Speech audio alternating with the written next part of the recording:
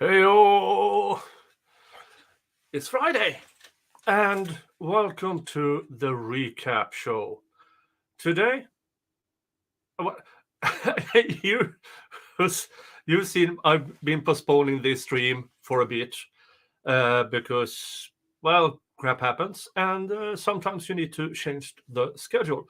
But I told on social media and on different streams, there's roughly 15 minutes of something interesting on Monday.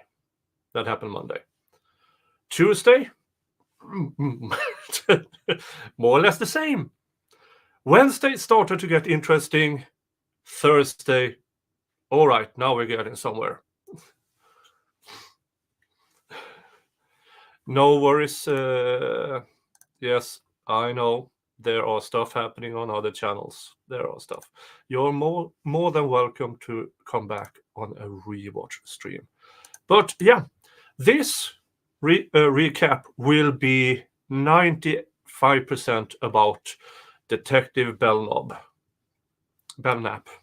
whatever, who took the stand as a fact witness, which is interesting because he was the first witness in this trial and he was entered as an expert witness. So somehow the court, the judge, decided it's okay to have the same person testifying as a gang expert and then as a fact witness, which is ridiculous, absolutely ridiculous. Why? Well, if you start off with having him as a if they start off as an expert witness, automatically towards other jury and other people, they will see his testimony as more believable. And here's the thing, there are 4 other gang experts that the prosecution wants to call throughout this trial. So they had other people to call, and he could just have been a fact witness. So in my opinion, ridiculous, absolutely ridiculous this was allowed. But here we are. So that's, and by the way, we find out this week why one of the original YSL members isn't even mentioned in any charge or in this trial. Okay, let's go.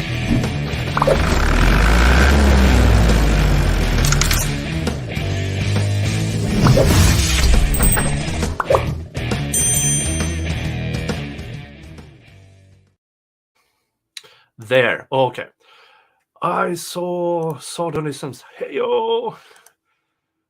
Fun size. Did I miss some of your stream of this trial? I've been streaming more or less all of it, either in recap or live. And then I've had about a dozen streams from May going forward. So yeah, I have a lot of streams about this cluster F. And hey, yo, Popeyes and Helen and everybody else who choose to join me here and over at Rumble and at Twitter or X. Yeah. So, all right. Let's start with Monday.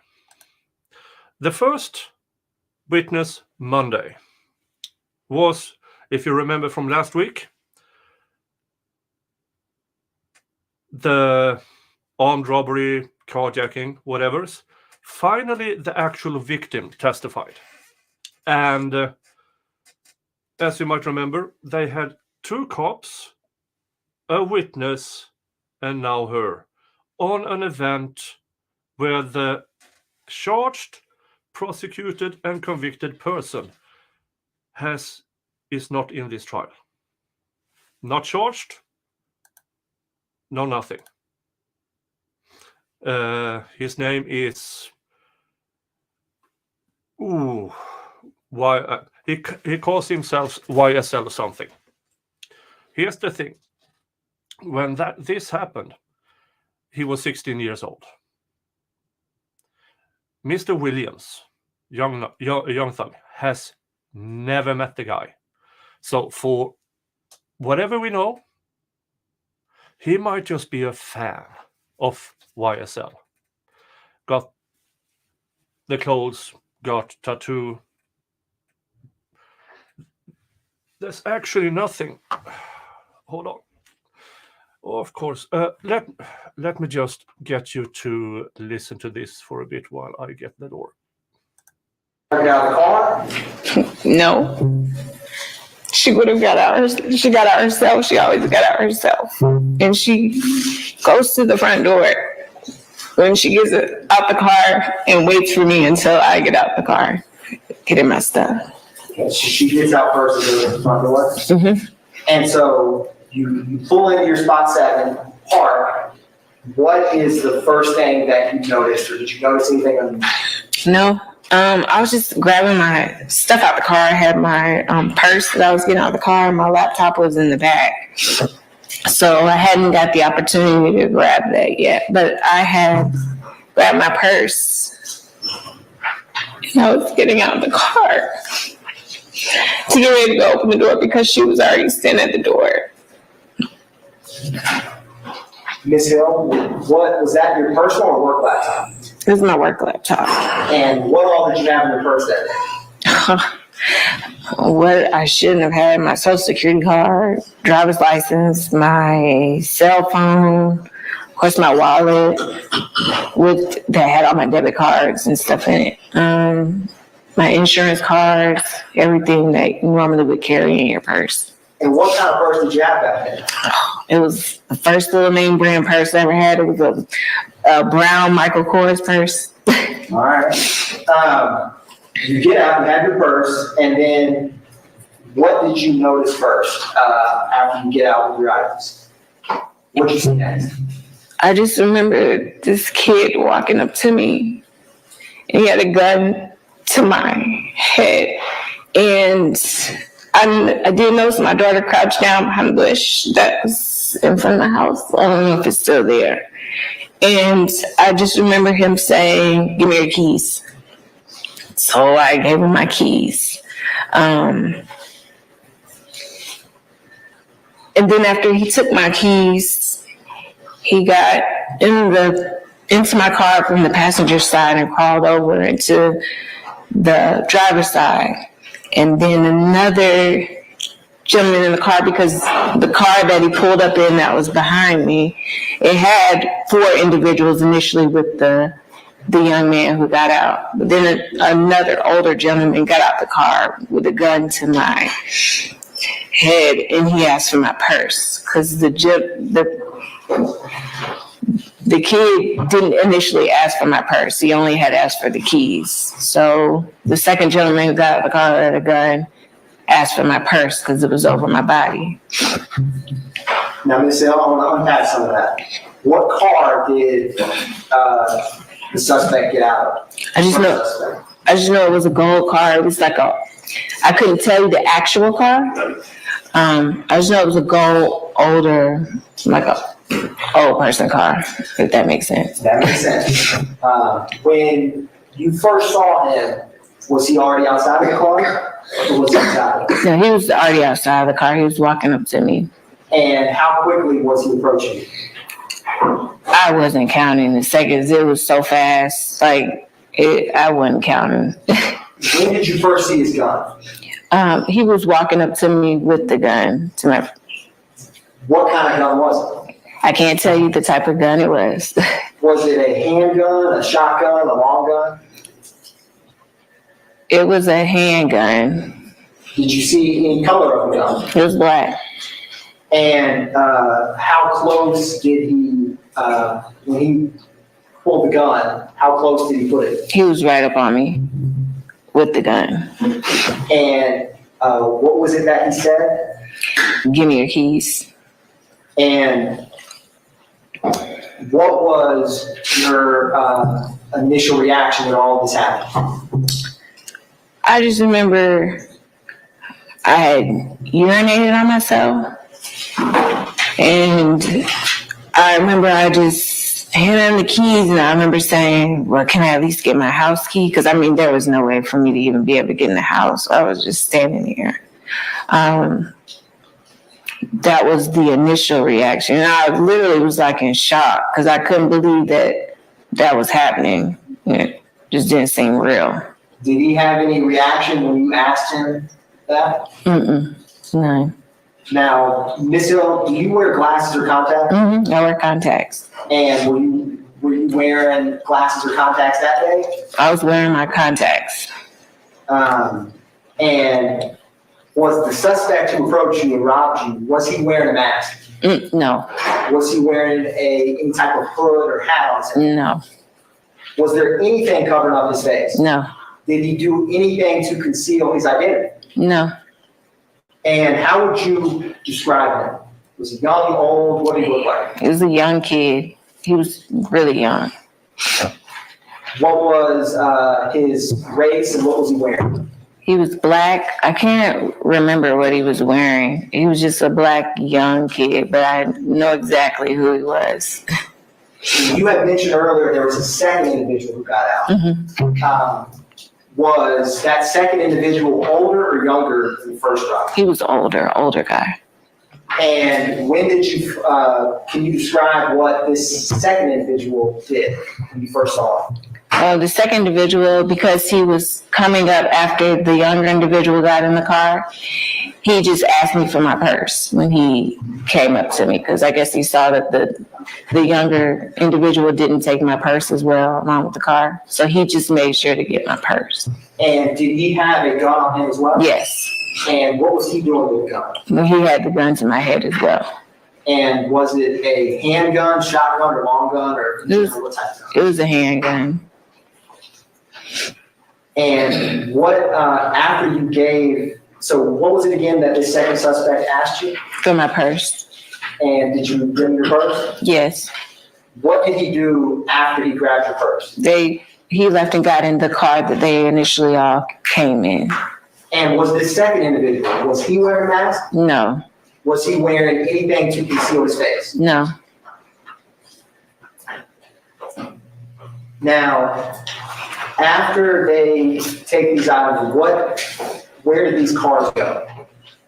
I'm going to publish, Your Honor, State's Exhibit 7, Victor. All right. So this may help. I'm going to publish a photograph.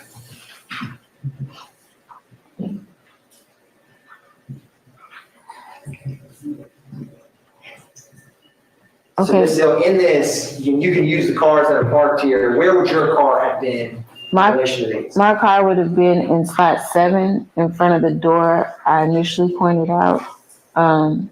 in the photo, and the cars were in this direction, so they were going this way. So they exited out to the left because you could curve around and go back out to the main road that way. That makes sense. So they were going from, you tell me, were they not going from blue Mercedes to white BMW to that gray car on the end? Yeah, they were going from the blue Mercedes to the BMW that's on the end, and they left out that way. I'm going to publish also, publishing what's already been admitted as 8 Victor. Or excuse me, 6 Victor.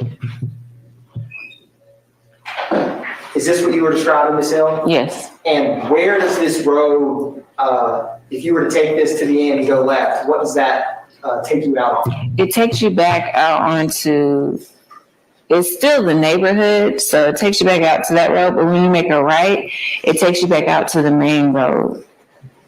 And did those two vehicles leave together? Yeah.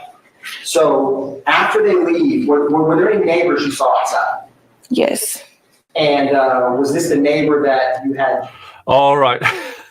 I'm back. Sorry. I had to answer the door, and it was my cousin, and I had to talk to him for a few minutes. Thank you so much for being here. Oh, yeah. Okay. So this is the,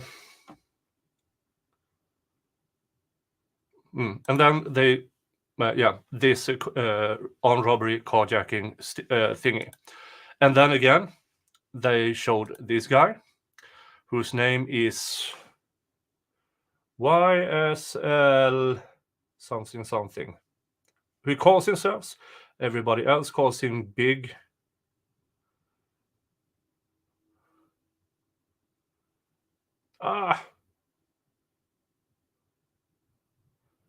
Big Breeze.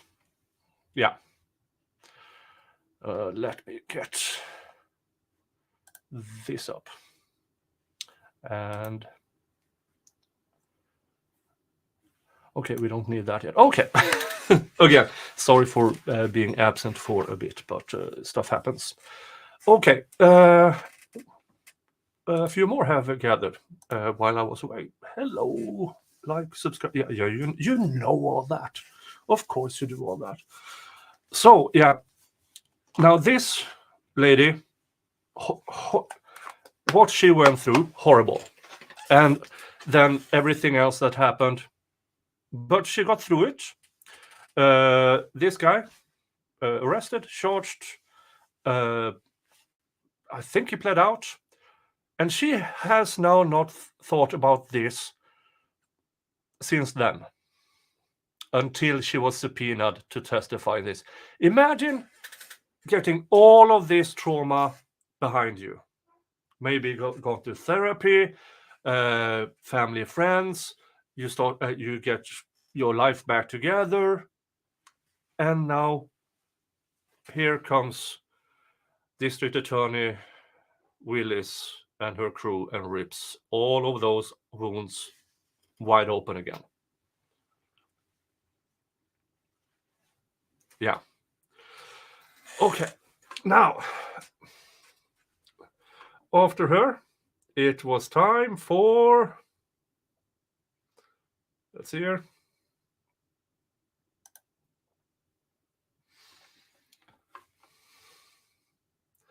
Detective Belknap again. Oh, that's a nice pause. What a nice pause. Yeah. So now starts Detective Belknap. Yeah. And of course, as the gang expert he is, he's going to have his face covered so nobody recognizes him. Doesn't matter that he's all over social media and is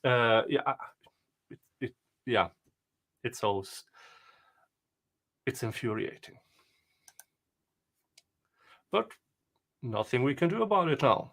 So yeah, let's listen a bit to Detective Belknap, and then we will go through what he testified to on Monday. All right, Ms. Westmoreland, what's on your mind? Thank you, Your Honor. Two brief things. One is that after our last witness, Ms. Hill, testified, while on break, it was brought to our attention, our meaning defense counsel, that the media was instructed by the state to not show the identity of the witness, to not show the witness while she was testifying. The state did not make that request, or should I say instruction. They did not tell defense counsel. Just last Friday, Your Honor, we brought to the court's attention. Oh yeah, that's the media thingy. And that stream I had yesterday about the state wanting to limit streaming of this trial. But they agreed to, and this kind of backfired on them, the state, because now they have to provide media and the defense a list of the witnesses they will call the next week. And as the defense said yesterday, they are used to getting it Sunday night before the trial. So all of a sudden, the prosecution has to give the defense some time. So that was a good call by the judge, and I don't think the prosecution expected that. So something good. Now, other than that, the media not show certain witnesses. Certain witnesses will only be addressed with their initials, and then by request of the police officers and others that they don't want to be filmed. And let's see here. Detective Belknap. Oh, come on. There. Yeah, we know who he is. He's the gang expert. Let's listen to a bit of his testimony from Monday. W and 59W. Jesus Christ. Sure. One whiskey through 18 whiskey and 59 now whiskey. I'm getting thirsty. Let's say, choose another thing for W3. I'm getting thirsty over here.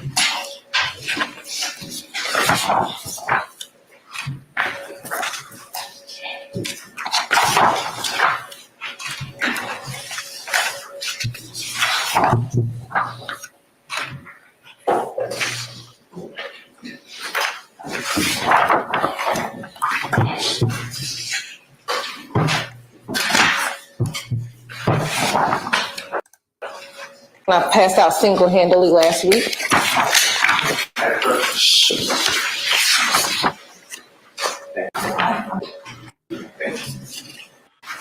Have you had an opportunity to look at those? I have. And do you recognize them? I do. How? These are what appear to be accurate representations of posts I've seen posted to Mr. Eppinger's Facebook account. Okay. Yeah, Mr. Eppinger, who is the guy who was convicted of the crime they have discussed now for a couple of days. So, and he is not in this trial. He is not even charged as co-conspirators, to my knowledge. But they claim he is associated with them because he has pictures of them with him. Because nowhere in the history of music industry, fans to artists have never done stupid things. I mean, ignore John Lennon was shot by one, ignore everything else, because fans, no, they have to be associates. So watch out if you are running a music label, because if fans are doing stupid things, they can try to charge you with their crimes under RICO. And based upon what you account, are there any additions or deletions from these particular posts? They are cropped, and so it looks in some instances that some of maybe the comments were cropped. But other than that, I don't see any apparent alterations. Okay. Your Honor, this time the state would like to turn State's Exhibit 1W through 18W and 59W into evidence. Any objection to states 1 whiskey through 18 whiskey and 59 whiskey? Other than already been posted, already been lodged, I should say? Okay, I'll admit them over objection and the continued objection will be noted, okay? You may be published as you see fit. Thank you, Your Honor. First, we want to start with 1W.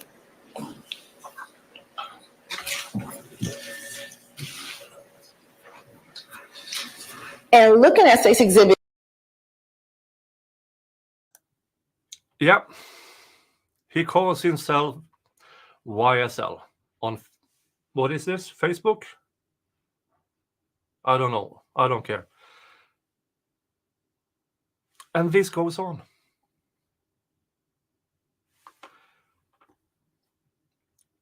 They show that picture.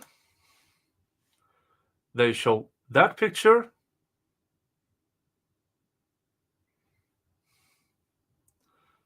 They show that picture. This picture, where he seems to have armed himself. Then this picture, which, yeah, is, this is not legal advice whatsoever. General advice: do not post pictures that can be used against you in a court of law. It's not a great idea. It really isn't. And I don't think I have to give legal advice for saying that. I really don't. Okay, now this picture, that picture,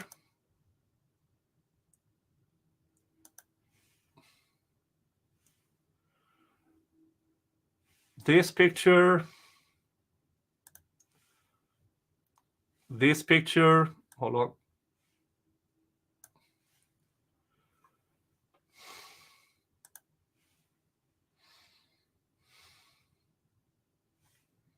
Come on. The world of doom. This one. You remember, this is merch.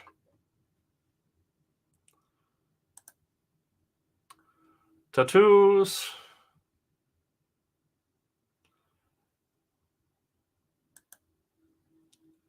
And then, if I remember correctly, around here, something vaguely interesting happens. What is that? Young Thug.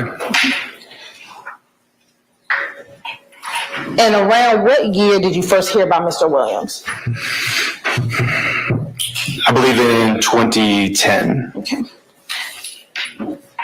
And during that time, were you aware of Mr. Williams was a member of or associated with Rock Crew? I was. Okay. Yeah. Here is the gang expert who already went in front of the jury as a gang expert, but now he's only a fact witness. So you tell me how the jury is supposed to associate this information. And yeah, here he says he was associated with Rock Crew. Yeah, I'm having work. Hold on.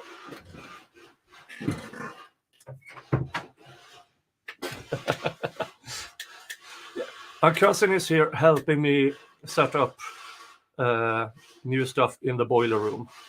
So, hence the background noise. I assure you, there are nobody trying to get out of my cellar. I promise. Again, this is who even under oath and with a plea deal said, no, these people, including Williams, could not be a member of Rock Crew. So, but he is he's a gang expert. He knows better. And what was your understanding if he was associated or a member of Rock Crew? I'm sorry, I didn't understand the question. What was your understanding if he was a member or associated with Rock Crew? My understanding was that he was a member of Rock Crew. What about the blood, sex, money murder? Was he a member of or associated with the blood, sex, money murder? Your Honor, I'm going to object. Basis. We're switching to the dual purpose of the witness. It's violating 702 at this point, and we saw, we discussed last. Okay, so, all right, I understand your objection. Is that it? That is. Okay, all right. Are you still within the purview of stage one? Yes, I'm still on stage one. Overruled, sir. Yeah, and I agree with the defense attorney. They are now using the gang expert / fact witness as both. Now he's testifying as an expert witness instead of a fact witness. And when they blur these lines, it's infuriating. It really is. But the judge overruled it. And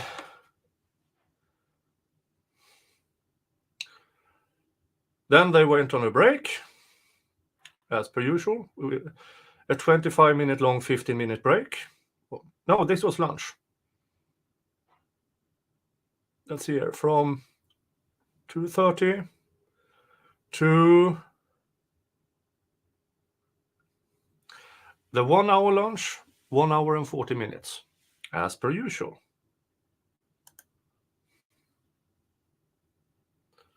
Let's see here.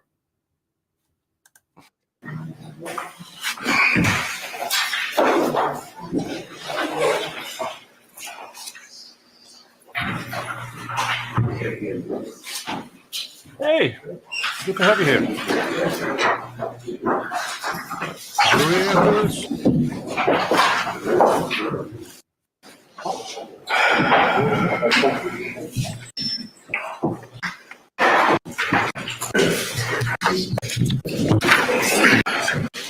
Now, before we left off, we had some technical difficulties with 52W. So now, before we finish with where we ended, we'll go and publish guess what's now going to happen now with 52W. Mr. Belnap's testimony. Take a wild guess. What they will present as evidence. Wild guess. Put it in the chat. Can we get entrance into the Zoom?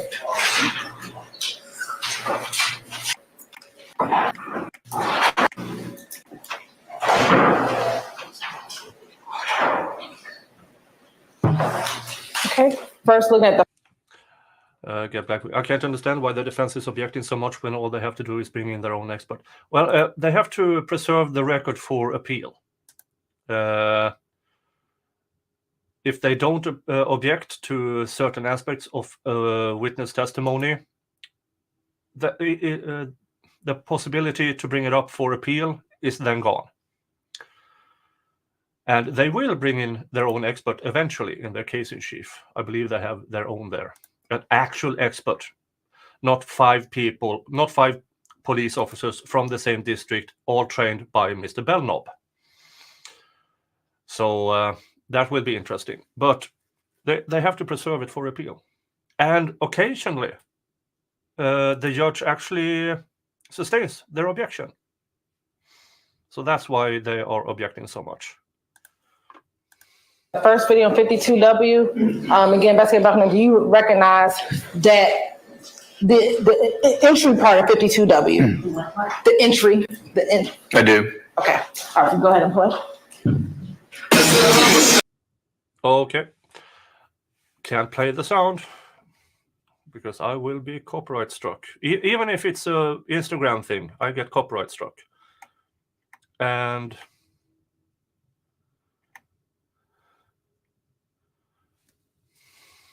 Chontavia Stevens. All right. And yeah, he's on the same video as, they're on the same. Okay. Because never in the history of any music industry and on the streets, you encounter people you never met before and decides to have a drink together. Never happens. This video, in my opinion, is equivalent to getting a new neighbor, you invite them over to drinks and discover, oh, you're very Italian.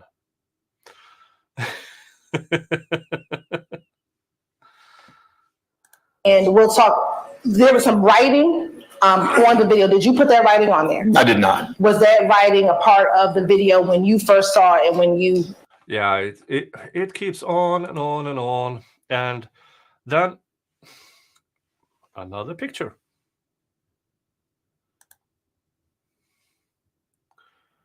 And then another picture. Oh, look at the hand signs. Boogly, boogly, boogly, boo. Scary, scary. He's wearing red. Red. Scary, scary. And then they go on a break. And then they are back.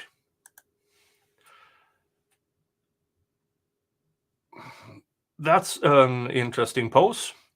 But more pictures. And more pictures. And more pictures. And more pictures. And a video. And more of the same video. And more of the same video. And a picture. So that was Monday. Yeah. That was the entirety of Monday, except a half an hour in the beginning where the victim of the carjacking or armed robbery was testifying on a crime that the person who committed it was charged and convicted. I think early 2017 or late 2016 he was convicted. That poor lady hasn't thought about that crime until since then. Or maybe she went through therapy. Maybe, well, she at least put everything behind her. And now here comes the prosecution. Hey, that old wound of yours, let's rip it right open. But, yeah, hold on. Let me pull up Tuesday. Dun, dun, dun.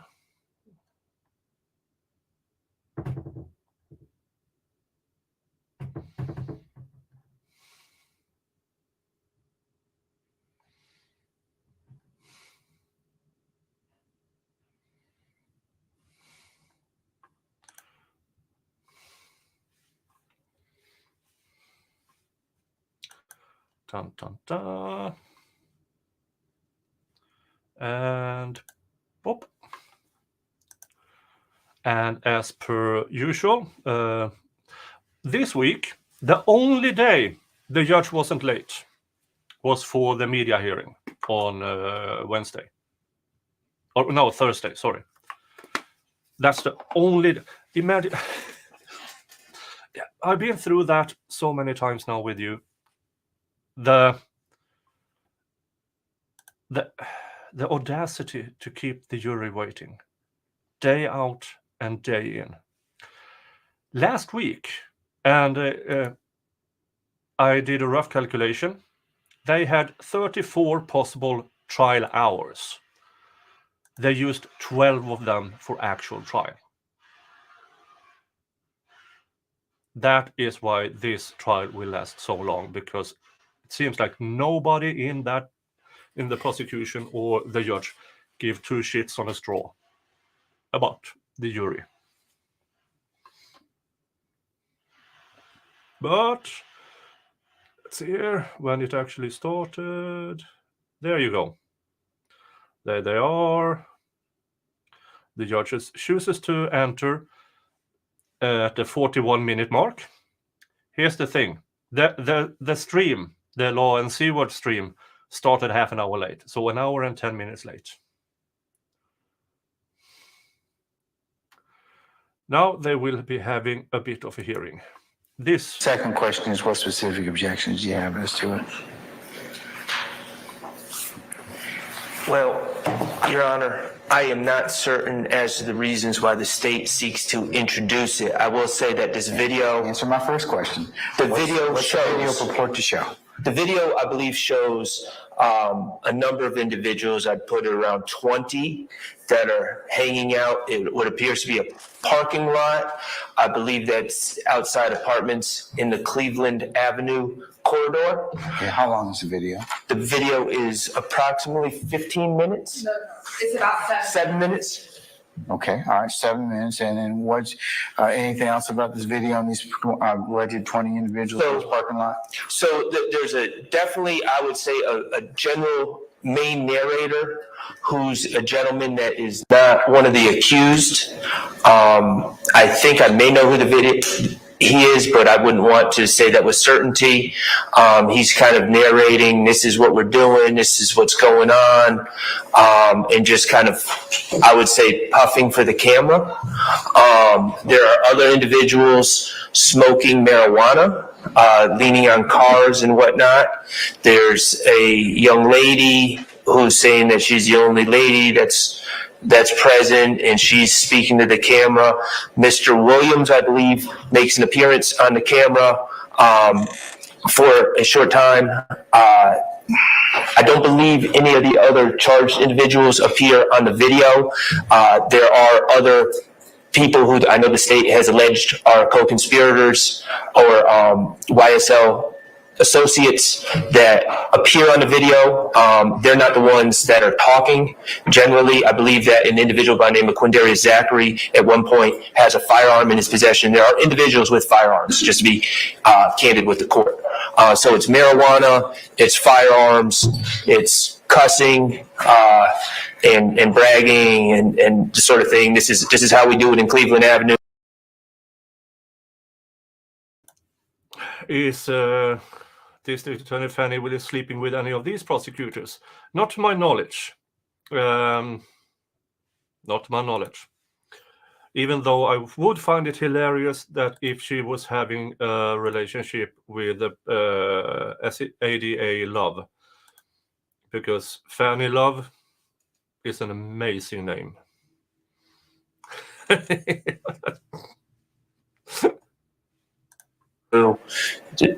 This is our neighborhood type thing. There are several reasons why I do not believe that this should be admissible, Your Honor. Okay, what are your reasons for the objection?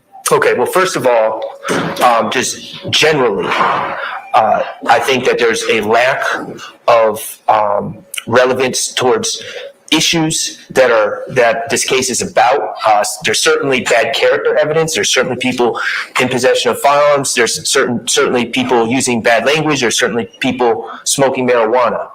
Those are all bad character that would be prohibited generally under 404A. Additionally, Your Honor, to the extent I believe in full candor, that there's what the state is going to allege some sort of gang signs, and also a brief mention about sex, money, murder, or SMM by Mr. Williams.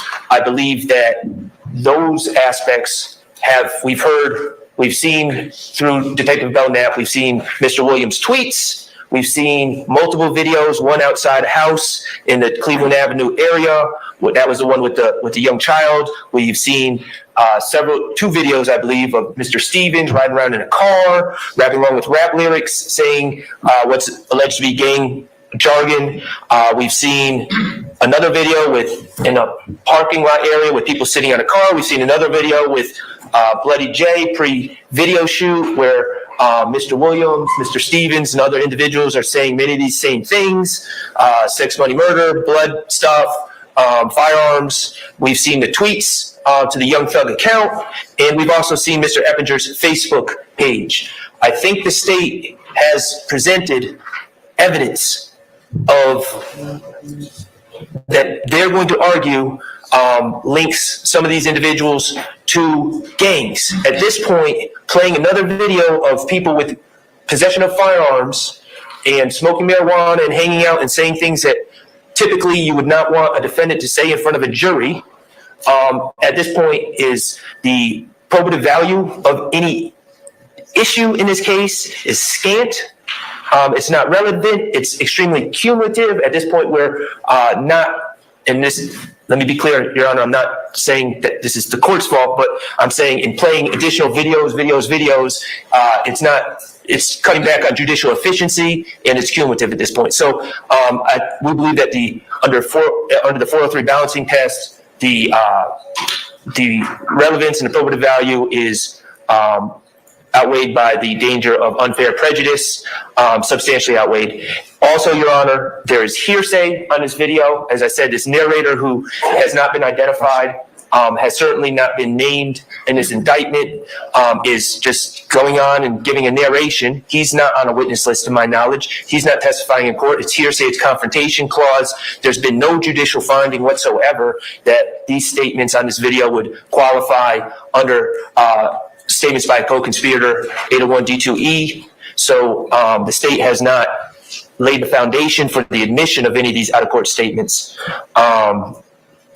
So, Your Honor, we just don't see the relevance, and we would ask that for those reasons, the state not be allowed to play the video. Should Your Honor feel that it's appropriate to play an additional video that shows the same sorts of things we've already seen through the other videos, we would ask that the state, that this video be redacted to limit the publishing the video to the salient points to actually issues in this case, as opposed to just playing a video of a bunch of young people in a parking lot smoking marijuana and cussing. Okay. All right. Thank you, sir. Madam, Ms. Hilton. Thank you, Your Honor. Your Honor, with this video, and if the court wants to see the video, we have it ready to be played. This is a 7-minute video that we received from Investigator Belknap, and the state intentionally did not put the video in during our initial direct examination of Investigator Belknap. However, we believe this video has become relevant given the cross-examination that has occurred at this point of Investigator Belknap. Specifically yesterday, Mr. Steele, in his line of questioning to Investigator Belknap regarding the tweets. All right. Thank you, Sarah, for your $5 super chat. Forget jury. How about people held without bond? Number one reason prosecution used to demand no bond was that Thug has put 24 million hits on people and can demand shootouts. I have no idea about the 24 mil. I have no idea about those. People held without bond, yes. A handful of people of the original indictment didn't have a bond hearing or a bail hearing for over a year because it wasn't enough defense attorneys available for them. A few of those who did get representation have pled out. Some were charges dropped. And some who pled out also are testifying in this. But I do believe of the 4, maybe 5 people who will testify through plea deals were incarcerated for between 8 months and a year and a half before they signed the plea deal. And my opinion is that was the tactic all along from the prosecution. Keep them inside and until they sign plea deals. About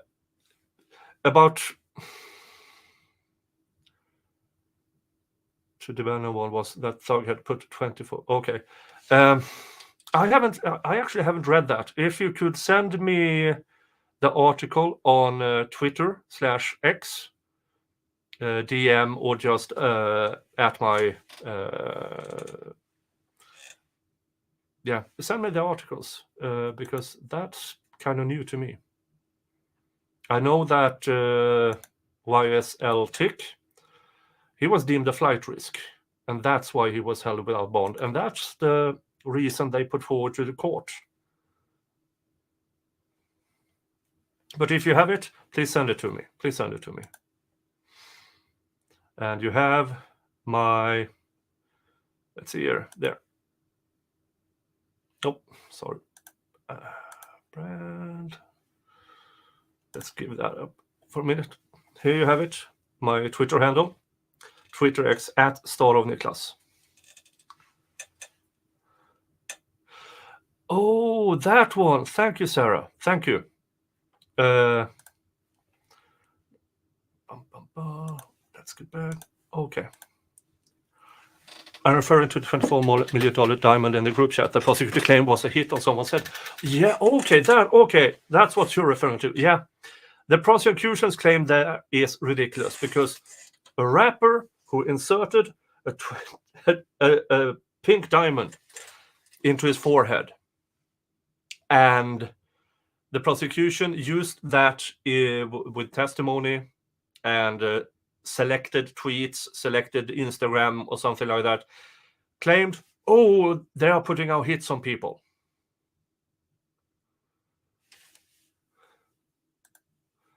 It was out of context, but in the no bond hearing, the prosecution claimed that Thug is putting a 24 million hit on Ninja's head. Thank you. Okay, now I get it. Thank you for clarifying, and thank you again for your super chat. Yeah. That's a cluster F in itself. And I believe that the defense, Mr. Steele, did a great cross-examination of that witness regarding that diamond, telling the jury how utterly ridiculous it was for the prosecution to cherry-pick certain tweets and Instagram. The thing is to make it sound like he was putting out a hit on people. Absolutely ridiculous. Absolutely ridiculous. I absolutely remember the group chats that were out of context. Absolutely. And I assume during the defense case in chief, they will hammer that in again.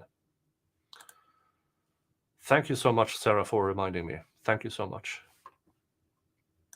As well as even State's Exhibit 55W, there was this inference again that Mr. Williams is only doing this for promotion, to promote his music career, to promote that he's not a real gangster, but that he is a studio gangster and is promoting this lifestyle, so it's not really accurate. This video, Your Honor, is not a music video, which is a little different from State's Exhibit 54W. This is a video, I believe from 2012, in which Mr. Williams, as well as Trontavious Stevens, as well as Walter Murphy, who are all co-conspirators in this case, in addition to some witnesses we believe will be coming up in momentarily, Quindarius Zachary, are all in this video. They are in an apartment complex in the Cleveland Avenue area. A number of individuals are wearing red or have red bandanas, and Mr. Williams specifically, I believe Mr. Murphy and Mr. Stevens all are throwing up sex, money, murder symbols. The symbol for Pistol Pete. Mr. Williams himself actually says that he is a member of SMM, which would, again, going down the line of questioning that happened yesterday, would refute, we believe, is evidence refuting this notion that Mr. Williams is a studio gangster. And the state's position is that Mr. Williams, along with other members of YSL, are real gangsters. They're actual gangsters. Nothing studio about them. And so we believe that this video is relevant to those to that particular portion. Mr. Shaw. Assuming it's relevant, okay, I take your threshold issues to relevancy. What about the issues of the narrator, it being hearsay, the 403 and potentially confrontation clause issues? Your Honor, because this is a party opponent admission, Your Honor. By whom? Mr. Williams. Okay, what about you got Mr. Williams, you got Mr. Stevens, you have Mr. Quindarius Zachary, and then you have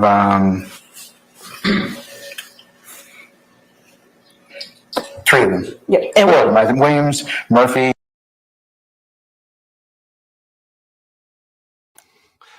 Get back to me. Still just get some relevant text in that puts things in better context. I know, and we will get there.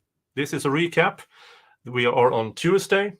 And I know the cross-examination starts on Wednesday, but I want to get through these first, and we will.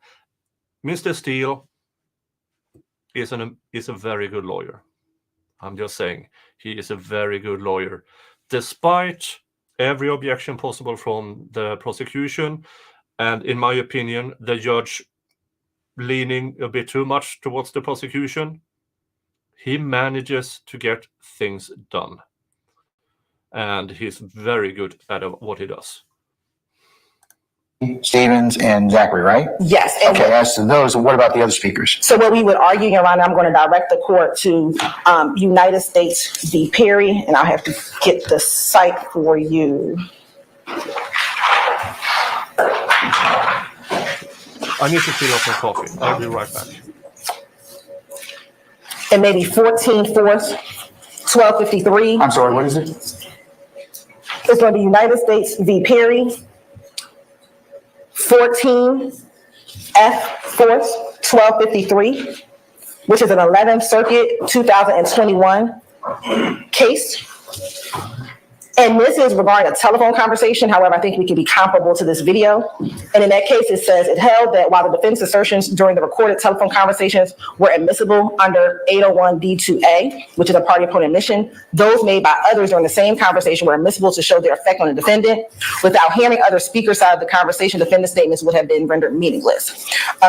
It also says the inclusion of a non-party statement was necessary for the jury to fully understand the defendant's statements, Your Honor. So we believe in looking at the entire video, it puts into context what Mr. Williams is doing in the video, what Mr. Murphy, what Mr. Stevens are all doing within the course of that video, Your Honor. So we believe that the entire video should be able to come in. I need to look at it.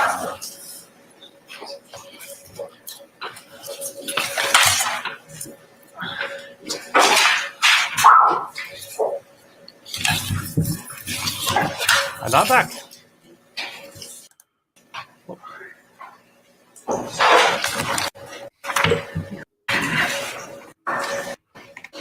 Yeah, she's looking for the actual statutes.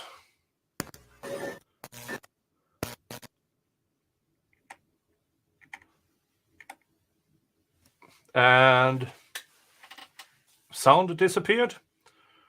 Yeah. The media was told that during breaks, sometimes we can hear what they say. So finally, whoever controls the media in that room turns the sound off. Well, there are numerous occasions throughout this trial when we can hear the prosecution whisper to each other, defense whispering to each other, and even the sidebars. We can hear the discussion in some manner. Now, I forgot this. Before this week, the number of sidebars were 69. Now we have to add Mondays, which brings us to 72. And Tuesday, we got an additional 4 sidebars, which brings us to sidebar counter 76. Yeah, it's as. But for those who wonder about for F's sake, that counter, yeah, that's long gone. That counter is long gone. There are too many to keep track of in this trial.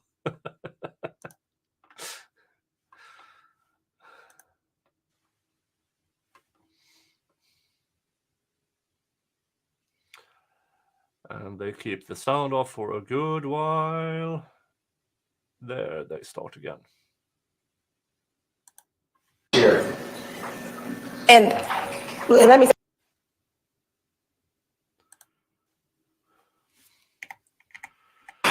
Perry were by the co-conspirators themselves, and share. And let me say, unknown speaker. Investigator Belknap may know who the speaker is. I'm sorry? Investigator Belknap may know who the speaker of the video. Do you know who it is? Does he know who it is? I can see in the video. He's seen the video. He's the one who provided it to us, and he provided the video to us. And I don't know if I said an unknown speaker. I just said the non-party speaker wasn't admissible.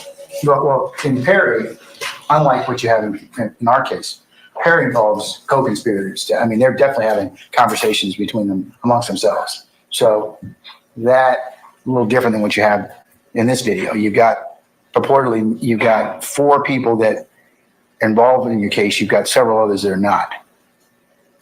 There are several others who are not, but there are several other, all of the individuals we believe were part of Rock Crew at the time. And as Rock Crew was the early iteration. Even you know they are. From the video, they claim that. This is a whole video where each of these members claim affiliation with Rock Crew, which is the earliest iteration of YSL back in 2012. And so we believe in the general conspiracy of the gang of Rock Crew that they would all be co-conspirators because each of them claims affiliation with Rock Crew, specifically in this video. Okay. And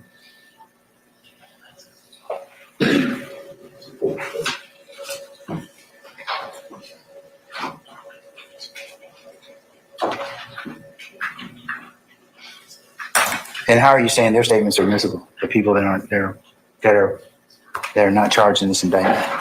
Because they would be co-conspirators of the larger general conspiracy of the criminal street gang of Rock Crew. And so that would come in under the co-conspirator exception to the hearsay rule. And I know that Mr. Sharp mentioned this is. Oh, I forgot to, if you look at the top of the chat, there is my Rumble stream, if you prefer that platform. You can also watch it on Twitter/X. And yeah, remember, thumbs up or down if you think I'm a complete ass, but I hope I'm not. Just reminding you all that interacting with the stream, as in chats and stuff, and thumbs up and stuff like that, promotes me towards YouTube's algorithm. Thank you. Confrontation clause. If it's conspiracy, it doesn't. Yeah, and none of this is confrontation because none of this is testimonial to police or law enforcement. Only if it was testimonial would it be. Sure, anything else?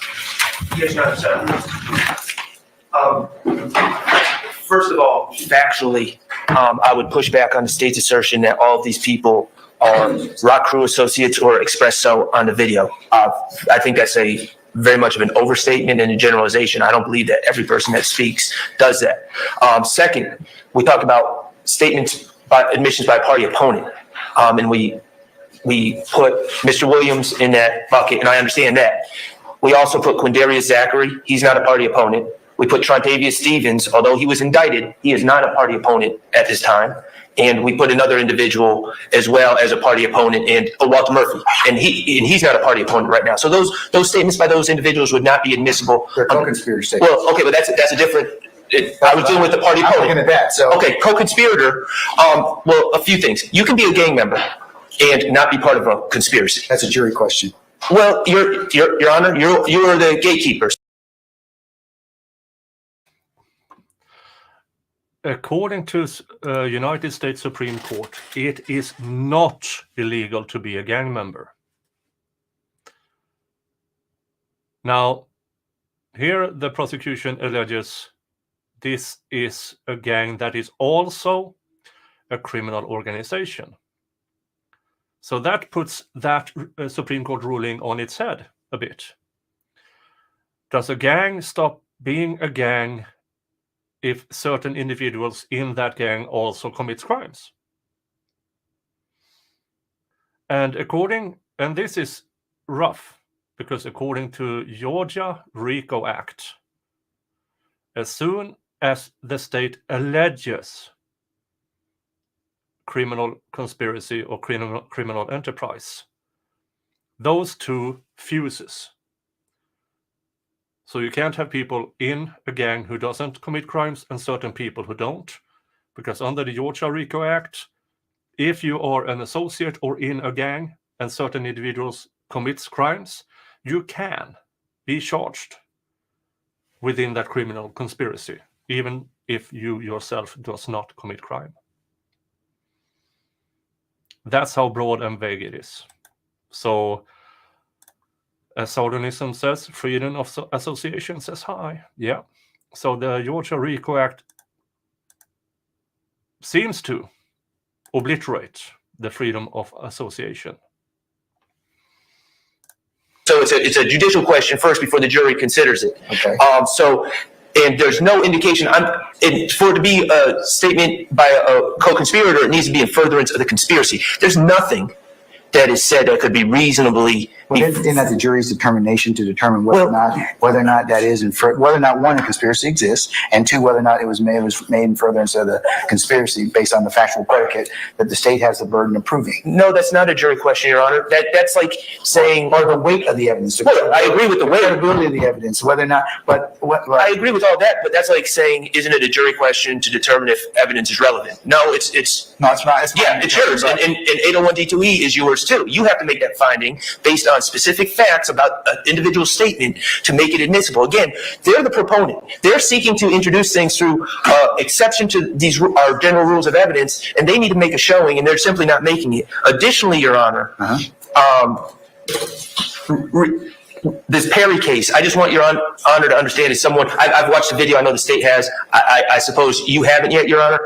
This is not a situation that's at all akin to two individuals talking on a phone, and you need to understand, you need to know what's being said on the other end of the phone call to understand what the party opponent is saying on their end. There's no need for context here. When the state is saying that someone.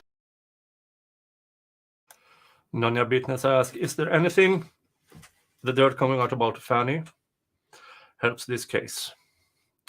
I don't think so, because she has removed herself from the prosecution's table.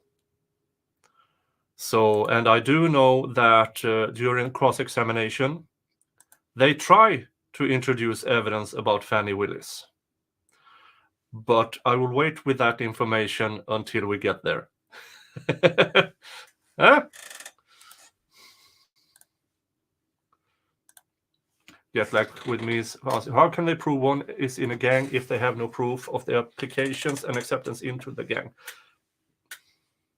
I don't know.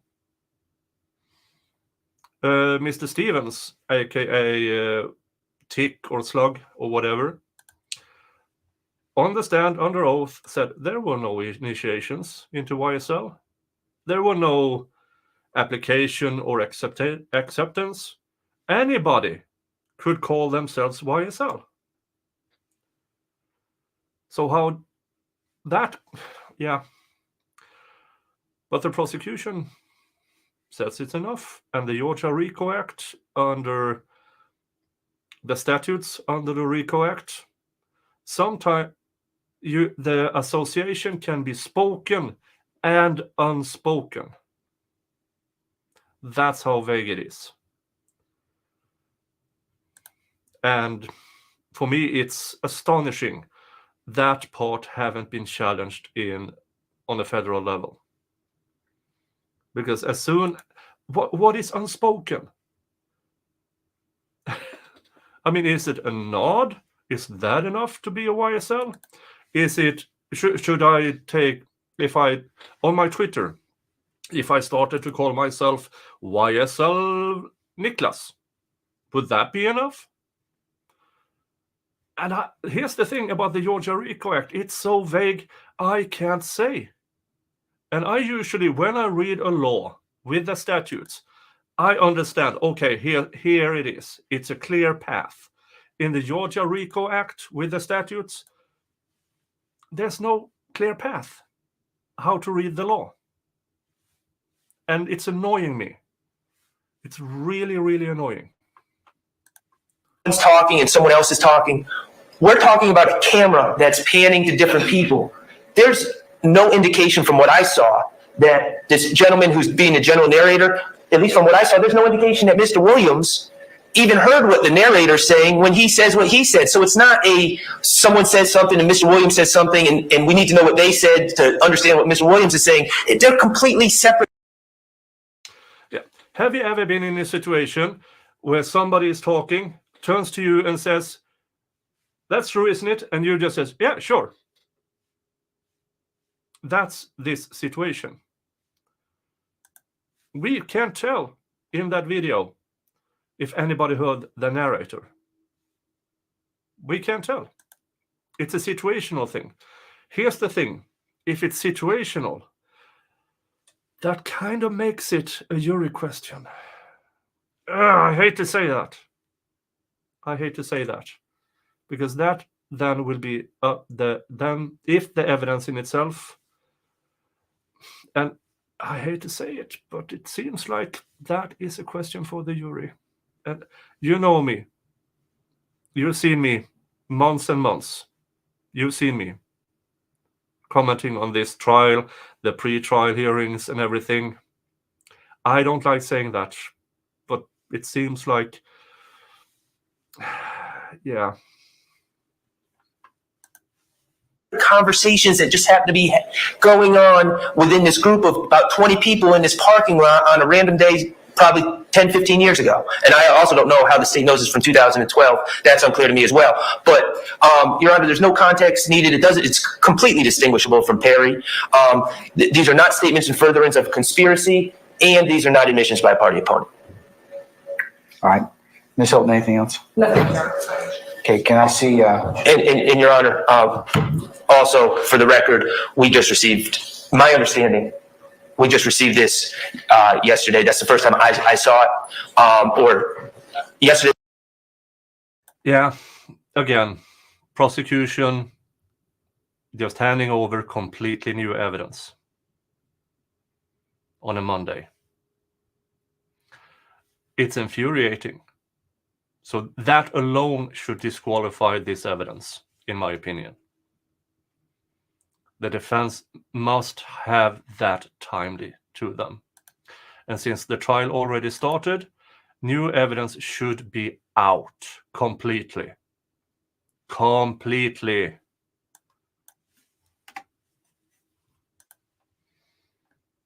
Remember, the prosecution claimed they were ready for trial November of 2022.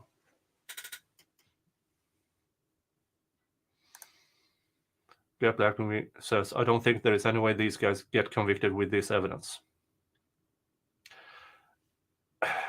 I've seen trials with less evidence and convictions. And I think that I heard Ian Runkle and Rob had that discussion that even in trials with zero evidence, there's still it's a coin toss, because you never know what the jury will read into what's being presented to them. My wish, my personal wish, is that when everything is done, somewhere 2035, the jury comes back after 45 minutes with not guilty verdicts, just to put a foot in the arse of this ridiculous prosecution. That's my wish. But for wasting a year of their life. This morning. So, okay, my colleagues are saying that we received it last week. And so that's also an issue, the late disclosure. all right. Madam, when was it disclosed? Yes, the Belknap Belknap disclosed it to us last Wednesday, and Why the flaming... we are not at 2 hours yet. Why? But he disclosed it last Wednesday. This is Tuesday, remember. Why would he disclose that old things, that supposed video, this late? I don't believe it. I simply don't. He might have had it for a good while and only presented it. This is pure speculation. Pure speculation on my part. That he is either been told or is doing it by himself to trickle throughout the trial new evidence. New evidence. So the defense doesn't have time to prepare for it. That's my speculation. I think I was in court when I received it, As soon as I saw it on Thursday morning, before I even viewed it, we sent it, and Mr. Atkins sent it on behalf of the state. So we were provided to, I think, probably around lunchtime on Wednesday the 31st. I didn't see it. We recorded it. Looking at the time of the email where Investigator Belknap sent it, it was probably around the 12:45 hour. I did not look at my email until that next morning. When I received it, we immediately uploaded it to Dropbox and just turned it over to defense counsel, which was last Thursday at about 9:45 in the morning. All right. Judge, Investigator Belknap's their expert witness. They've been preparing this case with Investigator Belknap. I don't think that just because the lawyers haven't received it by a certain date, that's an excuse to hand over evidence that they intend to introduce to the defense counsel at the last minute. I don't believe that is an argument that can stand. All right, thank you, sir. Can you tell our jurors to be at ease? Yeah, you might just have seen an idiot in the chat. He was removed immediately. Here's the thing. This is my place. Okay? If you go in and being a complete ass in the chat, you will be removed without warning.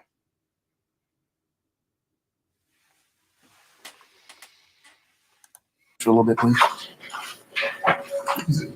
Just tell them to be at ease, continue to be at ease. We're still working. Do you have States whiskey, I should say 60 whiskey, queued up to the 7 minutes that you guys propose to show the jury? Yes, Your Honor. All right, can I see it? Yes.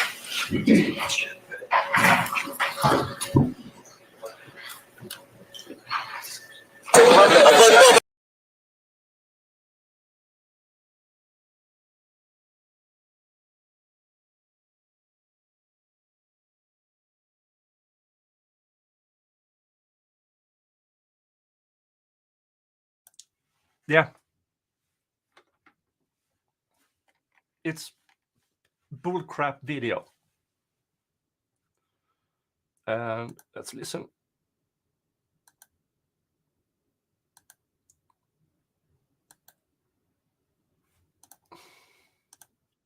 $704. All right. As you see from the video, it is not just everyone in this entire video is claiming to be a member of, a part of Sex Money Murder, Your Honor. Again, a part of this gang that Mr. Williams, based on a cross-examination, has tried to disassociate himself when going through the tweets yesterday as if he is not a part. And we believe the totality of this video is something the jurors can look at and determine whether or not they believe Mr. Williams or any of the other, Trontavia Stevens, is a part of SMM in the Rock crew, Your Honor. Okay. I'm just having a tough time, Your Honor, reconciling. The state does not think that tweets made before and after Mr. Williams tweets things out are needed to give context to his words. But they, at the same time, they're going to sit here and tell this honorable court that some random person giving a 3-minute speech about what he has going on and about buying shoes for his kid if his kid asks, and about his baby having a car but she can't even walk yet, is needed to give context to things that Mr. Williams supposedly did on that video. Those two things, in my mind, cannot be reconciled, and I think that the state's arguments are shifting as we go from issue to issue.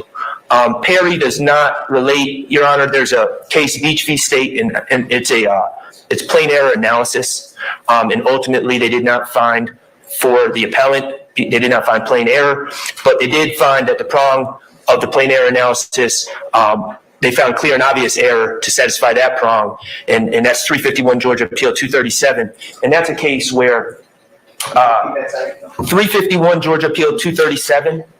And there's not, just to be clear with Your Honor, in the opinion, there's not a lot of analysis on the prong that I'm relying on it for, but they found clear and obvious error for just playing an entire tape, interview of the defendant into totality, and not redacting out irrelevant and prejudicial parts of the video. In that particular case, a prior incident was held inadmissible, but the statement made by the defendant in the tape referenced that prior act, and the court held that it was clear and obvious answer not to redact to eliminate reference to that prior act. It appears in that case the gentleman may have been representing himself and opened the door to his statement generally, but they said that references to the inadmissible act should be redacted. So the rule of completeness in just taking something that the defendant did and then just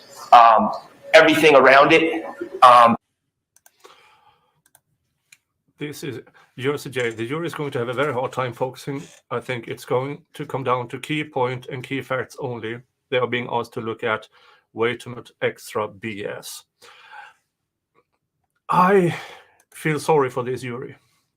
They are kept waiting and waiting, and then they come in, and then they get maybe half an hour of testimony or presenting of evidence. Then they are sent off on a 25 to 30 minute long 15-minute break. It's a waste of the jury's time. And I saw something about the cost. This trial, rough estimate, if it takes a year to conclude, this is a $10 million trial for the state. That money, and I've said this before and I will repeat it again, this court on average handles between 4 and 8 cases per day. Okay, so let's start low. 4 cases per day. If this trial takes 200 trial days to conclude, that is 800 cases that will never be brought to trial or severely delayed. Already, there are cases in a Fulton County docket that are reaching the statute of limitations.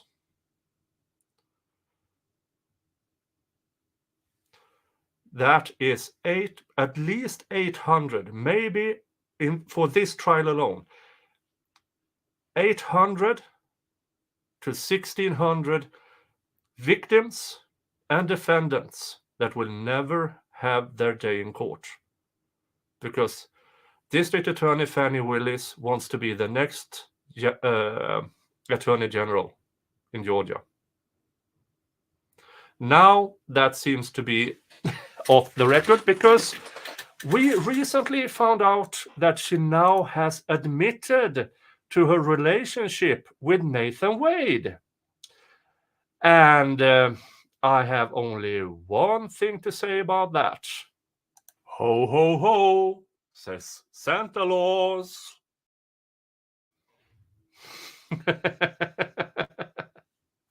Yeah. Miss Wade had a relationship with a married man, and she lied about it in church. I don't care. I generally don't care who you sleep with. I generally don't care. But if you lie in church about it, you shouldn't be near a courtroom, because that tells me when somebody asked you to take an oath with a hand on the Bible, you are prepared to lie about everything. Yes, AJ Tyler, I see it. We're getting there. We're getting there. Is automatically admissible. That is not the holding of Beach v. State.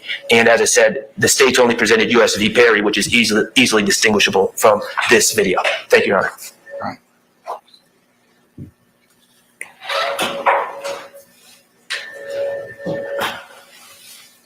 Now take one. Anyone else have any other argument in relation to 60W? Admit it or not? Yes, sir. Good afternoon, Your Honor. Good afternoon, everyone. You have 2 guesses, and the first one doesn't count. Your Honor, I would just also, as the court's aware, as the court requires, I would have interviewed people in that video. I got it last week. We've been on trial, so I'll join everything else. But I just want the court to highlight that as well. Thank you. Anyone else? Yeah, for you who don't know, the court's order regarding witnesses and evidence is that the defense needs to have time for interviews.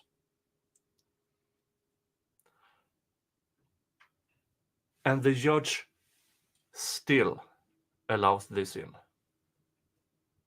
He still allows this in, even though he previously ordered the prosecution to give this in a timely manner so that they can conduct interviews. And now judge is going to violate his own order.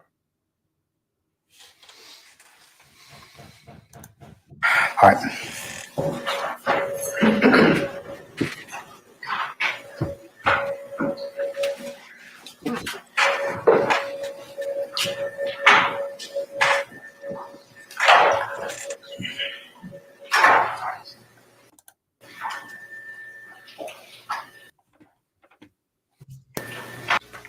Redact out the people that are smoking marijuana. Maybe stop and move it, but I mean, we can't remove them from the video. I mean, to me, Your Honor, that's not more prejudicial than probative. I mean, we have in this. It's relevant. The tape is relevant. You've got several participants, and I'm sure, and assuming you lay a particular foundation, and that Investigator Belnap is going to be able to do that. But the people that are smoking marijuana, I'm concerned about that. You can run this through YouTube. Has this thing where you can do it directly in YouTube, where you can add this blurry thing over what people do.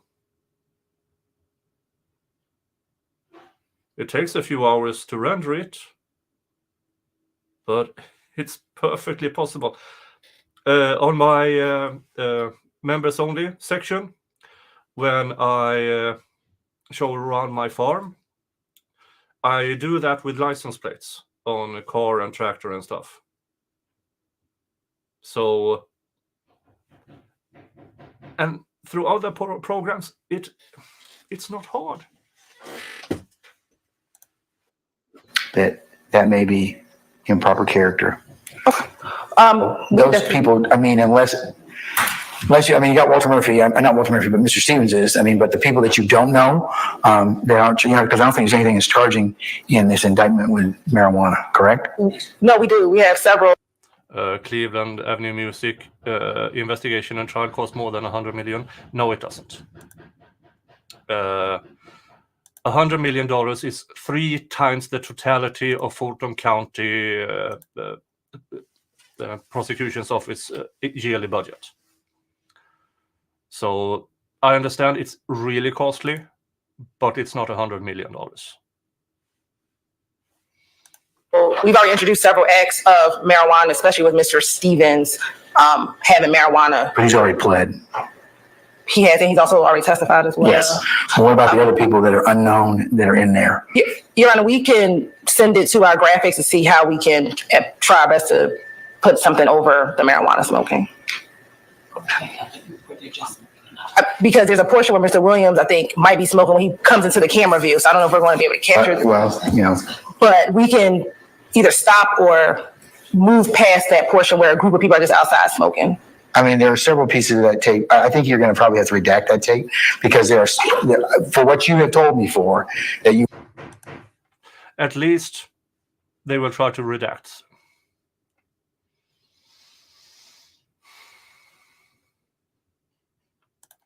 Yeah, I know, AJ. The gang expert seems to be only an expert about YSL. And he didn't even know Jeff moved out of state, but testified to watching him. Yeah, I know. We will get there. Wish it's relevant to show, there's been an issue about the promotion of his career, but that you've got 4 of your accused in there, Mr. Williams, Mr. Murphy, Mr. Stevens, and Mr. Zachary. There are definitely sex, money, murder symbols and references to Pistol Pete. And Mr. Williams himself says that he makes some references to sex, money, murder. Those are all relevant, clearly relevant. But the other things that are outside of that, outside the 4 that are in there, Unless the detective's going to identify everybody in there and show that that they're tied somehow to the gang or one of the other elements. What is he going to tell us? Or what's your understanding as to what he's going to testify to? I believe he knows who is the narrator of the tweet. I believe he can identify a number. I'm sorry, I said the tweet. I apologize. He knows. He can identify people in the video? He can identify people in the video. Can he identify their affiliation, or what's he going to be able to do for those people? So can I step outside and ask him? All right. Yeah, in one way or another, that video is coming in as evidence. Then it's a break.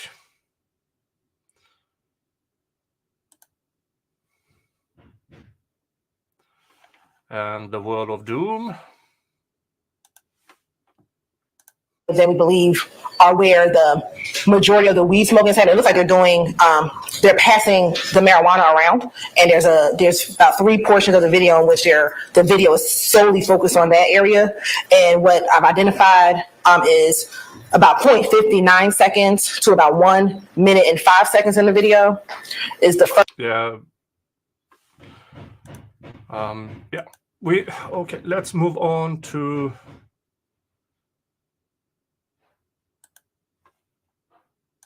Your Honor, while I do appreciate the court's ruling, I would just like to reiterate, from my perspective, this gentleman who, whether Investigator Belnap can identify who he is or not, whether he grew up in Cleveland Avenue or not, and I'm talking about the first individual who's talking about having a car for his daughter who can't walk and buying red bottom shoes and all the rest.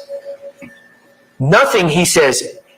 The state has not shown that he's a co-conspirator. The state has not shown that he's a member of RICO, but even if we accept all those things as true, nothing he says is in furtherance of a conspiracy. And I understand the state is alleging that my client, Mr. Stillwell, is involved in a conspiracy, and people who speak in furtherance of the conspiracy under the law, if that was proven, would be admissible. He is not speaking in furtherance of any conspiracy, and he certainly does not speak on behalf of my client, which is essentially what the co-conspirator statement is based on. All speak on behalf of each other. He's not speaking on behalf of Mr. Stillwell when he's talking about his family and buying, all these cars that he has, that his baby has a car, and buying red bottom shoes. He's not speaking on behalf of Mr. Stillwell, so I am. On behalf of Mr. Stillwell, and I'd imagine the other counsel here, I'm just failing to see how his narrative, which is not needed to provide context, falls under 801 D2E. And we would ask that if this is going to be admissible, we just chop out the first 2 minutes or so where he's just going on and on. I'll ask to say what their pleasure on that. Mr. Matthews, Senior. On that same issue with 403, in the court's concern, I just want to throw the record that in line with that, there was several references to going to get an ounce, going to get pounds of, and I believe that there's no connection or nexus with respect to the gentleman that my client who sees here in this court and the rest of the people that are part of this particular indictment that are seated at these various tables. So to that extent, Your Honor, I would ask the court to take that into consideration about the reference to pounds of marijuana and ounces going to get the pounds and things of that nature, sir. Thank you. All right. 2 things. Oh, I'm sorry, Mr. Harvey. Want another 105 limiting instruction? Yes. Okay, all right. Denied. Okay, but. All right, let's skip forward a bit. And off after the next break.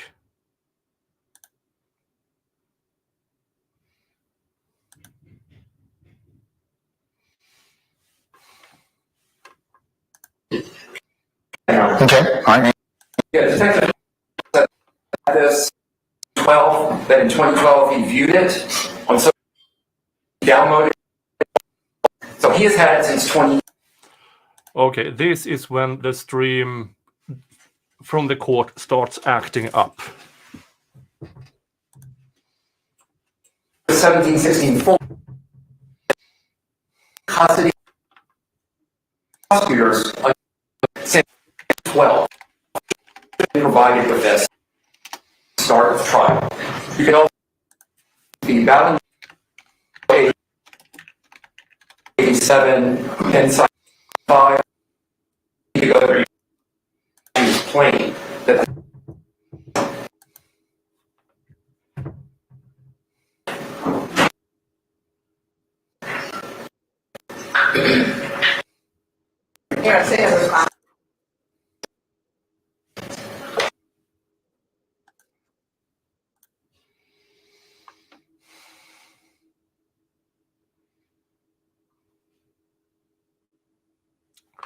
All right, let's see here if we can go, because yeah,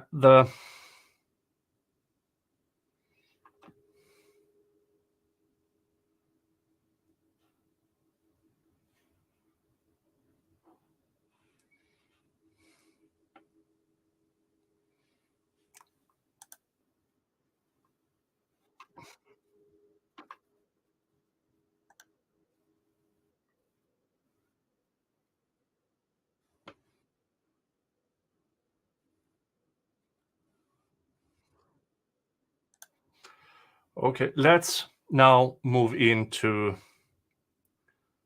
the beginning of cross-examination. Now things will get interesting. Now the sound here is horrible, but I will try to get it up for you. Phrasing. And I will choose to show from Atlanta, Fox Atlanta. You indicated, was it your testimony that it's a trap? I don't believe that was my testimony. Okay, so just to be clear to the jurors, you are not saying that the web is a trap house? Let's see here. 5 years old. I'll try to enhance it. Thank you, Your Honor. May it please the court. Investigator Belnap, how are you, sir? Well, and you? I'm well. Thank you. I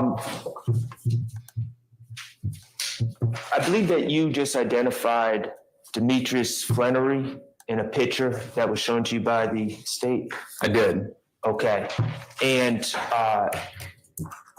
you spoke about the actions of his father, correct? I don't believe I spoke about the actions of his father. Okay. Okay, Demetrius Flannery, let's just talk about him, the individual in the picture. He was 5 years old when his father was incarcerated, is that correct? I believe so, yes. Okay. You are not. All right, what I'm going to do now is lower my microphone so you can raise your volume.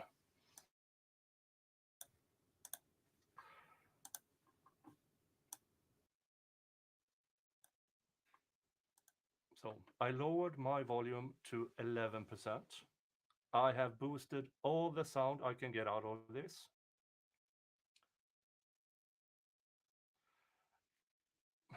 That's all I can do for now. Not sitting here claiming that the actor, Demetrius Flannery, is involved in illegal activity, are you?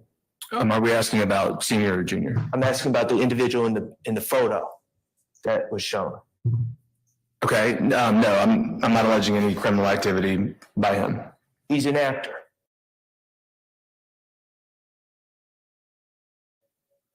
As far as I know, yes. He's appeared in a high school drama named Euphoria. Are you aware of that? I'm not. Starring Zendaya. Are you aware of that? Accidentally said you're not familiar with.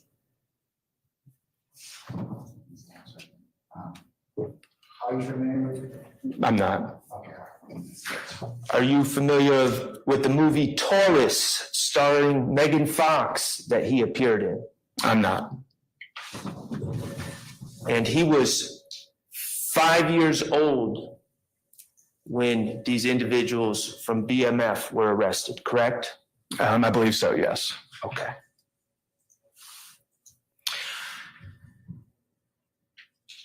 You testified about some social media posts by Christian Eppinger, correct? Yes. Or that appeared on Christian Eppinger's page, or a page purported to belong to Christian Eppinger. I did. Okay. And you said that he refers to himself as YSL Briss on the social media, correct?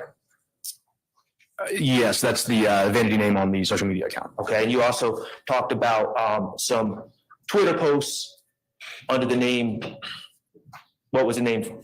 Thugga Thugga? No, sir. Young Thug?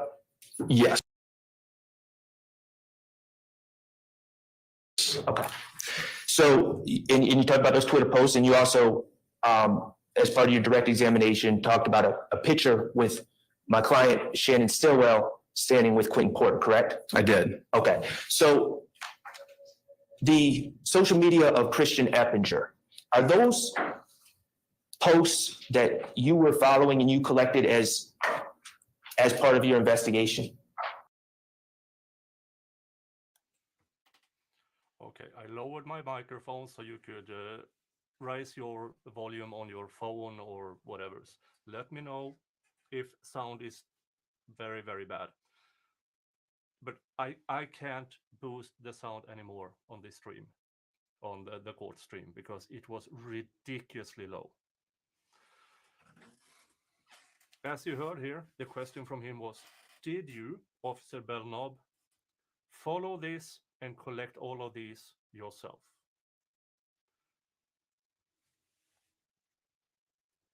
Okay, I'm too low. Okay, I'm too low now. Hold on, I will get it up to 26%. How's sound now? Waiting for chat to reply. Hey Sal, by the way. And Welsh lady is here. Okay.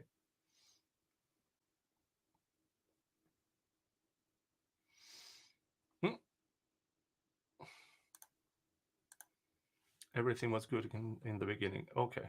Sound is good, much better. Okay. Here's the thing. In my end, this is extremely low. I have my headphones up to 80%. And I have boosted all the sounds with 2 apps. So, okay. So I'm just, because if I didn't do all these changes, every time I talk, I might scream your ears off. And I don't want to do that. But yeah, here is something really interesting about to happen when the expert, or in this case now he's a fact witness, when he have to tell everybody how he actually investigated this. Some of them are, yes. Did you pull those posts, or did someone else pull those posts for you? I believe I pulled some of those posts and some were pulled by other people. Who were the other people that pulled posts? I couldn't tell you specifically. Who gave you the posts? They were not given to me. They were part of this demonstrative for the jury. Okay, who sent you the posts? Did the district attorney's office send you these posts? I'm trying to make sure I'm accurate in answering your question. They created the demonstrative that was used in the jury. He's desperately trying to avoid telling the jury he did basically nothing. He received this demonstrative that he's been using for a couple of days and testified against that. He, in my opinion, did jack shit. He received it from the prosecution's office, and then he testified what the prosecution's office wanted him to testify about. His actual individual investigation, speculatively, my opinion, is non-existent. He's there with the cherry-picked evidence the prosecution wanted him to testify about. And now during cross-examination, I was not sent the individual posts. Okay, so the district attorney's office created your demonstrative that included those posts and then asked you to talk about them. in court? Well, I don't believe it's my demonstrative. Okay, they're demonstrative. It's a demonstrative that was used during my testimony. Okay, I think we get the idea. The alleged Jeffrey Williams social media posts on Twitter under the name Young Thug. Did you pull those posts? I did not. Who pulled those posts? I don't know who specifically pulled those posts. Who gave those posts to you? Again, the posts themselves were not given to me, but they were compiled into the demonstrative, and that was shown to me by the state. Okay, so the state, when did they show you this demonstrative? I honestly don't remember specifically when, sometime over the last couple of weeks. So over the last couple He was given the he was given this in the last couple of weeks. Remember, the last couple of weeks means during trial. When he sat up there on the day 1 or day 2 of this trial to testify about how he was a gang expert, he hadn't received his demonstrative that he was going to testify about. It, in my opinion, it's not his investigation at all. Their prosecution is only using his credentials in order to say what they want him to say, instead of an individual testimony about his own investigation he conducted. He's only there as a fucking parrot, saying what the prosecution wants him to say.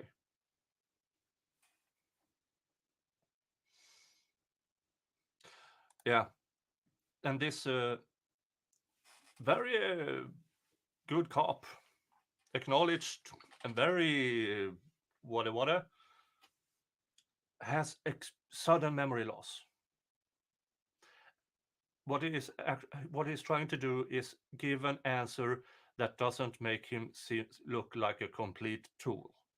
Here's the thing: he is a complete tool, in my opinion. weeks, you knew that you were going to come in and testify. I did. Okay, and the state prepared a demonstrative and showed it to you. That's correct. Okay, and your understanding, and you don't even know who pulled the post. I don't know who specifically pulled the post, no. Okay, and you notice that there's bolded words in those posts, correct? I did. Do those bolded words tell you that whomever pulled the post searched all the posts for specific words?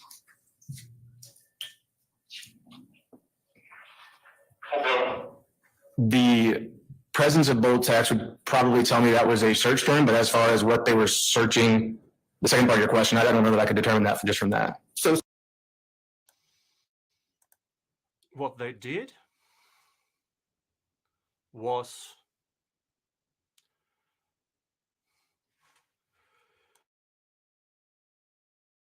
sorry, I had to sneeze. What whoever in the prosecution's office did was going into whatever Instagram and Twitter and did a word search to cherry pick. How this so-called expert / fact witness isn't thrown out is beyond me. For me, it is clear beyond a reasonable doubt that he is not there testifying from his own recollection, from his own investigation, nothing. He's there as a fucking parrot saying the words of the prosecution. someone in the district attorney's office just searched Twitter for keywords such as shoot and blood and slime, correct? Again, I don't know who actually performed that search. Okay, did you ever go back and examine Young Thug Twitter posts in total? Did you ever go back beyond what was given you by the state and search all his posts? Well, in terms of ever, we were monitoring, and I was monitoring his social media at the time when many of these posts were I didn't made. ask ever, in preparation of trial. Your Honor, he did not finish his It was non-responsive. The one that, In preparation of trial, did you go back and review all his posts in total? I did not review all of them, no. Okay. Who gave you the picture of Mr. Stillwell and Quentin Porter? That was part of the social media posts I reviewed from the state. Okay, so the state pulled that and then gave it to you in preparation of you testifying. Again, I don't know who pulled the picture, but the state was the one who provided it to me.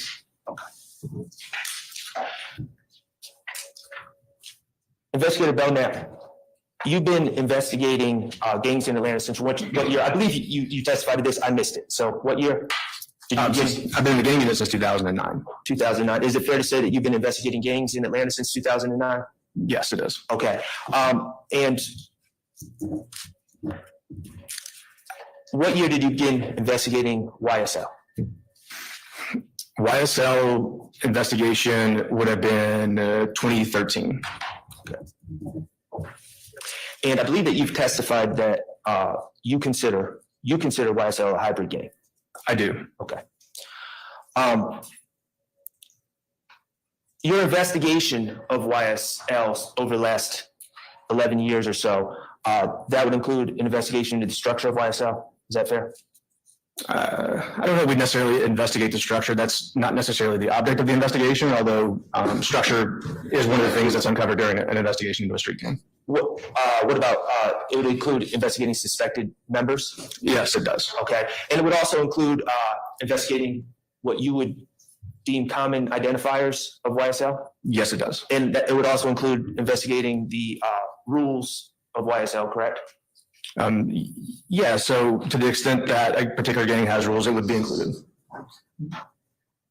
Could you repeat that answer again? To the extent that a gang has specific rules, yes, that may come out in an investigation. Okay. And now have you investigated traditional gangs before? Yes, sir. Okay. Traditional gangs, let's talk about that for a minute.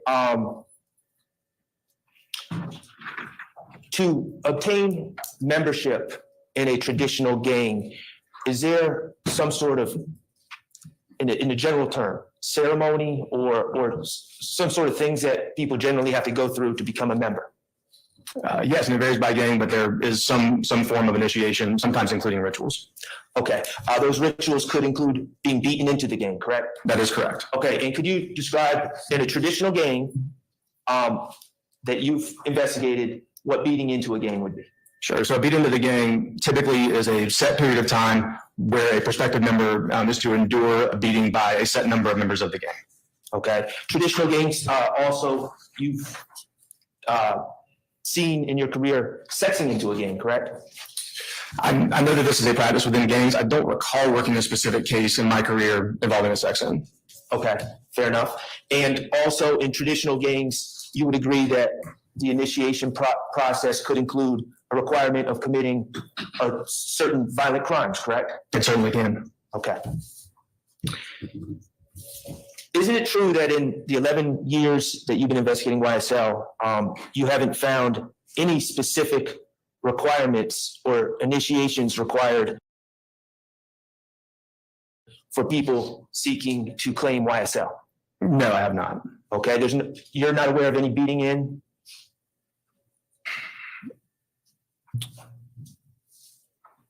I would want to refresh my memory before giving you a final answer on that. I believe we have had some situations in our schools where some students were beaten and said that the beat-in was to join YSL. Children? Yes. Okay. Juveniles, I would say.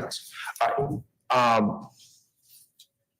Do you have any evidence that any individuals here today were involved in any beat-ins? I don't believe so, no. Okay.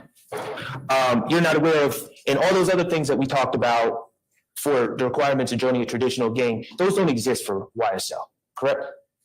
So no, we haven't seen the traditional gang methodologies that were asked here as far as joining YSL now. You're not aware of any, when someone wishes to join YSL, of any official vote of existing members or anything like that, correct? I'm not aware of one. You're not aware of any certain individual or person who's like a dean of admissions that decides who can join YSL or not? The cross-examinations in this trial is the only interesting thing.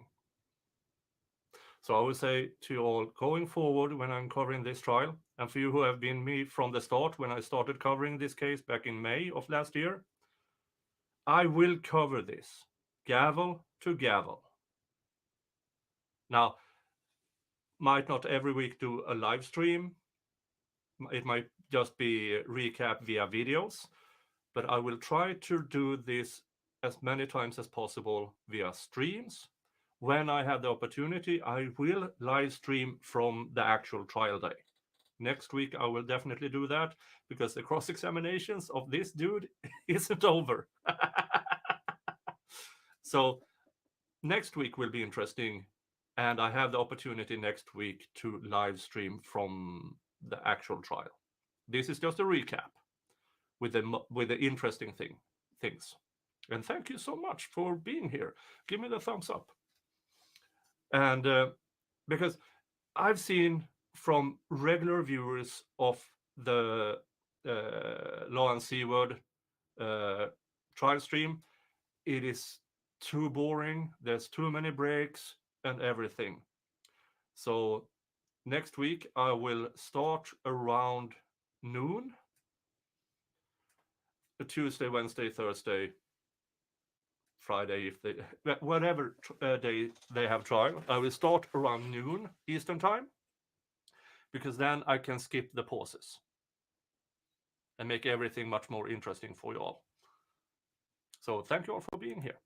And yeah, let's continue with again, the cross-examinations are excellent. Excellent. Oh, and while you're here, give me a subscription if you haven't yet. It really helps. Thank you. No, I'm not. Okay. No, someone that wants to claim YSL can unilaterally declare themselves a member. Isn't that true? I do not believe that's true. Okay. We'll talk about that. Okay, let's talk about rules, gang rules. You would agree that traditional gangs, one thing that you often find with traditional gangs, whether you're searching houses of gang members or cars of that, or different, or jail cells maybe, you can find a book of knowledge, correct? We often do, yes. And that's for traditional gangs. That is correct. Okay, and what is a book of knowledge? So a book of knowledge is a document created by the gang or its members that often gives a history of the gang. It gives rules for the gang, how members are conduct their behavior within the context of the gang. It often may have codes that the gang uses, their rules, their structure, things of that nature. A code of conduct? Oftentimes, yes. Okay, and who writes these books of knowledge in traditional gangs? They're created by the gang, and they're copied and distributed by the members. Okay. And you've seen books of knowledge before in Atlanta? I have. Okay. Could you give me an example of a gang that you've seen have a book of knowledge? Sex, money, murder as an example. Okay. All right. In your 11 years of investigating YSL, isn't it true that you've, to your recollection, never seen a book of knowledge for YSL? So I have seen several books of knowledge that came out of the Department of Juvenile Justice. Children? Juveniles, yes. Okay. In your investigations, when you're investigating people that you feel are members, you personally, have you seen books of knowledge? I have not seen books of knowledge. Okay. Have you seen, and the books of knowledge are what typically contains written rules for the quote unquote gang, correct? Yes, that's typically what they would contain. Traditional gangs require dues, correct? Oftentimes they do. Okay. In your investigation of YSL, have you found any sort of formal due structure for YSL? I have not. All right, and I wanted to talk to you about false flagging. Okay, and could you just explain what false flagging when an individual who is not a member of a group claims that they're a member of the group? Yes, that's correct. Okay, and that can happen through social media, correct? It could, yes. It could happen in person. It could. It could happen through someone who's not a member of a group wearing certain clothing that expresses to the world that they're a member, correct? I'm sorry, could you ask that again? Someone who's not a member of a group wearing certain clothing that sends a message to the world that they're a member, but they really aren't. That would be false flagging, correct? It could be. Or flashing signs or gang signs. Yeah, as Gigi says, this is the freaking gang expert. Yeah, not only that, he is the one who taught the other gang experts that will testify later in this trial. So if he is this useless, imagine the people he taught. That indicate that they're a member of a group that they're not really a member of, correct? It could be, yes. Okay, and with traditional gangs, there are consequences for false flagging. Wasn't that your testimony yesterday? That's correct. Okay, and examples of those consequences would be what? Typically, it's going to be an act of violence. It could be a beating. It could also be ultimately death. And just to be clear, we're talking about for traditional gangs. We are. Okay. Okay.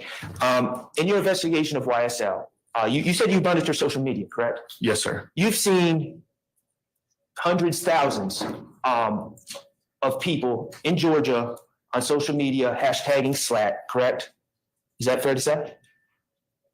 I don't know if I've seen thousands. Hundreds? I don't even know if I've seen hundreds of different people hashtagging SLAT. Okay. What about hashtag ESPN? I don't know that I've seen hundreds. Okay. You've seen people in the community hashtagging that, correct? I'm not sure what you mean by in the community. Do you feel that every person that's ever hashtagged SLAT or hashtag slime is necessarily a YSL member? I don't know that I've seen every post that's hashtag SLAT or slime. I would certainly say that the ones that I can recall, there surely are incidents where someone's hashtagged it that may not be a member of the gang, but I haven't seen a lot of instances. Let's make it simple. You're aware of athletes wiping their nose, correct? I am. On national TV during football games. Sure. NBA games. I always thought that wiping your nose like this, as in smelling your finger, meant that you're missing your wife. Apparently, it's a gang sign.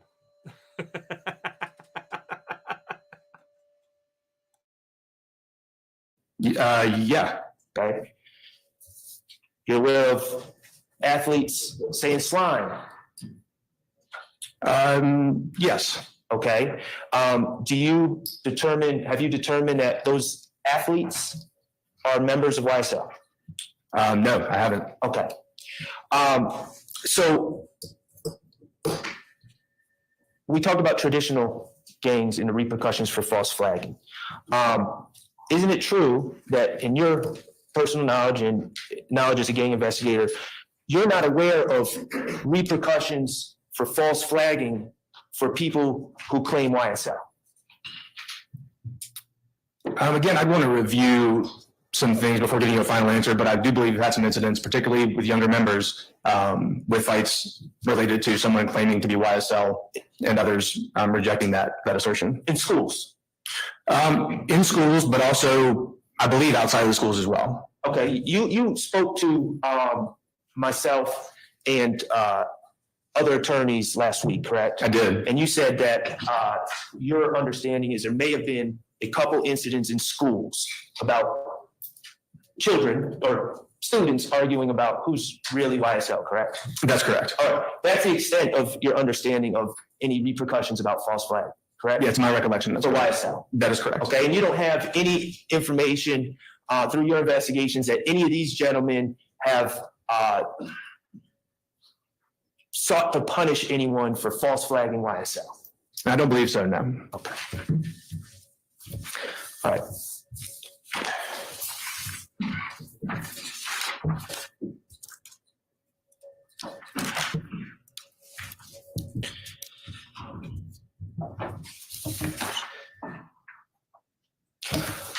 Your Honor, may I approach the witness? Thank you. I was individual depicted in DS4. I do. Is that person Micah Anderson? It is. Okay. May I publish the picture to the jury, Your Honor? Your Honor, at this point, I would ask to admit DS4 into evidence. Any objection to DS4? No conversation. DS4 is admitted. Thank you, Your Honor.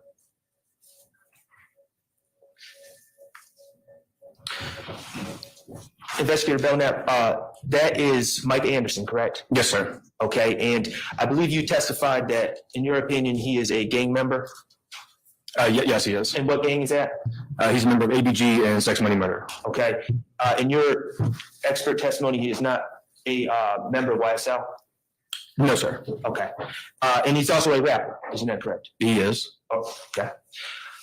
And this picture is taken from the video that was shown yesterday behind the scenes of his rap video, correct? That's correct. All right. Now, the state, you're aware that at least back in 2015, he had a significant other, I am. okay? And who was his significant other's name? Arshelian Bennett. Okay, Arshelian Bennett, okay. And the state asked you for an alias of Micah Anderson yesterday. And what was the alias you gave?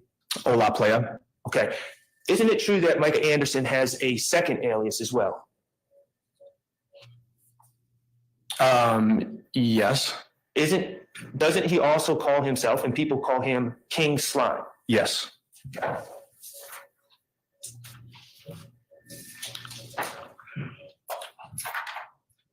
Your Honor, may I approach? Yes, sir. Investigator Belnap, I just handed you what's marked DS5. Amazing. Do you recognize the young lady that's in the middle of that photo? I do. Okay, and who is that young lady? So I've seen this picture before, so I know that that young lady is Arshelian Bennett. Okay, you're aware of the existence of this photo? I am. Okay, Your Honor, at this time, I would ask to admit DS5 into evidence. No objection, Your Honor. May I publish? Okay, and the lady in the middle, is that Arshelian Bennett? I believe it is, yes. Okay, and the shirt that she is wearing, could you read what it says? It says Free King Slime Ola Playa. Okay, and are those pictures of Ola Playa, also known as Micah Anderson, also known as King Slime, on the back of her shirt, if you can tell? I can, and they are. Okay, thank you. This goes directly to the prosecution's allegations that slime life originated from YSL. But here you have King Slime, who predates YSL.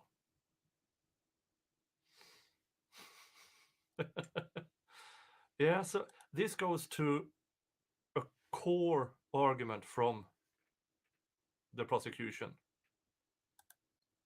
Because if YSL only copied in the slime, yeah. Now,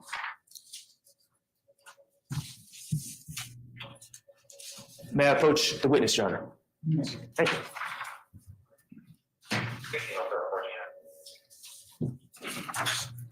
Investigator Belnap, I just handed you which has been marked DS6. Do you recognize the gentleman in that photo? I do. Okay, and who are those gentlemen? I believe that's Marcel Mayfield and Fernando Crenshaw. Okay, and is that a still from the video that was played yesterday in court by the state? Yes, it is. Okay, I want to ask you, in which individual, in Your Honor, I move to admit DS6 into evidence. Any objection? No, for mistake, Your Honor. DS6 is admitted, then publish as you see fit. And Investigator Belnap, which individual is Mr. Fernando Crenshaw? He would be the person on the right. Okay, is that the person wearing the beads without a shirt on? That's correct. Okay. Do you know Fernando Crenshaw to go by a nickname? I do. What is that nickname? YSL Mondo. Mondo. Do you? Here we go. YSL Mondo. This is important. This you need to listen to. If you haven't followed, this you need to listen to. Believe that Mr. Crenshaw, Mondo, is a YSL member? I do. Okay. In your investigation, did it reveal that, and to your knowledge, he was a founder of YSL? He does claim to be a founder of YSL. Is Mr. Crenshaw still alive? He is. Does he live in the Atlanta area? He does. Okay. And this founder of YSL who lives in the Atlanta area, is he charged on this indictment? He is not. Was that your decision? I did not draft the indictment. Was it, to your knowledge, the district attorney's office under Fonnie Willis who drafted this indictment? Objection, Your Honor, relevance. Was it the district attorney's office that drafted this indictment? To the extent that I can testify about the district attorney's office's business, I believe it was. I beg the court's indulgence just for a moment. Yes, sir. Yeah. If you read the chat, you already know this. But if you're not and you're watching this on replay, oh, bombshell. But will this bombshell be admitted and told to the jury?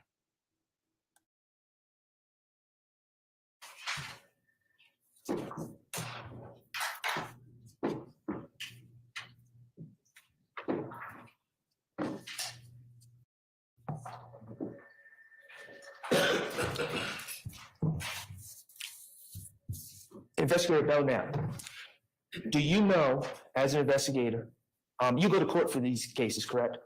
I'm sorry? Do you go to court for the cases that you investigate, correct? Oftentimes, yes. Okay. Do you know whether Mondo has ever been represented by Fonnie Willis? Objection, relevance. I stand objection. YSL Mondo, who claims he is the founder of YSL, is not indicted, is not mentioned in the indictment, never charged, not anything. He was represented by Fannie Willis when she was a simple lawyer.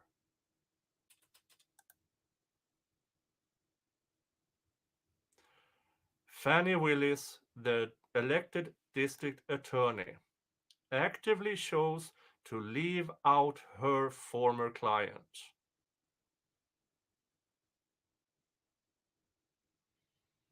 That goes to bias, because she has knowledge about him that she cannot reveal under attorney-client privilege. And that's why she left him out. What should have been done is her removing herself completely from everything regarding the YSL. Everything. Because if she had any, I know GD, I will find it. If she had any knowledge that came through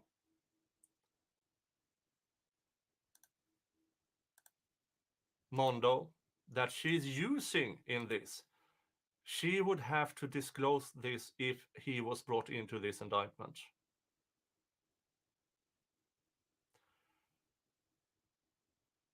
If this was a true and accurate indictment and charge, he would have been included. He should have been included, but he is not, because District Attorney Fannie Willis knows that if she added him in here, she might have been forced, or Mondo could have been forced to testify, or she could have been put on the defense witness list regarding her knowledge. Because if she, through Mondo, have added in things here in the indictment, then she would have been in breach of attorney-client privilege. And in my opinion, she did. She definitely did. That's an opinion and a speculation from my part. That many things in this trial, in this charge, in this indictment, comes from her knowledge via her client. In my opinion, speculatively, she has broken attorney-client privilege.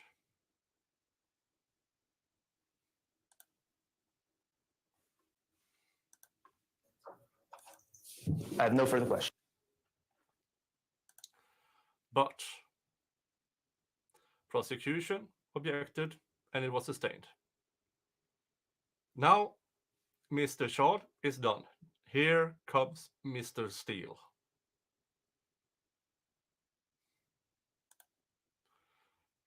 Culprist. Oh, wait a minute. I have to answer Coco's question. Here's the use. Nick, can you explain how they can use this to get the case dismissed? Like, what can they get in to bring enough reason to get a motion to bias in? They can always try to get a motion in. I don't expect this judge to grant it. That will then become an appellate issue if they are convicted. I assume they will file this motion because now she's mentioned. There is testimony in this trial on the record that YSL Mondo is supposedly a founding member. Now they can file this motion. They couldn't before because his name wasn't mentioned yet, but they brought it in. But everything tells me that this judge will sustain any state objection, prosecution objection of mentioning Fannie Willis at all. But they can file a motion and then they can bring that in as an appellate issue. I suspect that is already been drafted, but they needed this mentioned on the record first before they could do it. Good question. Thank you so much. Now, where was it? Culturistic. How is her case not better if she had someone on the inside of YSL she had a personal relationship with? Here's the thing. She can't reveal anything she knows about YSL through Mondo, because that would be a breach of attorney-client privilege. That's why, in my opinion, she chose to leave him out completely, even though that undermines the entire charge. But I assume this will be a written motion in the near future.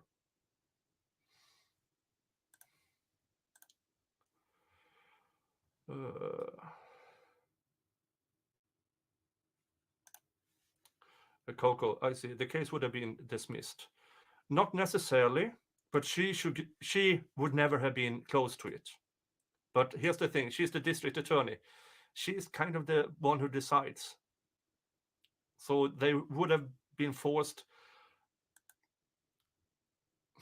well, almost as she has done. She was in all the pre-trial, everything up until trial. Now she's gone from it, and now there's a prosecution team doing it.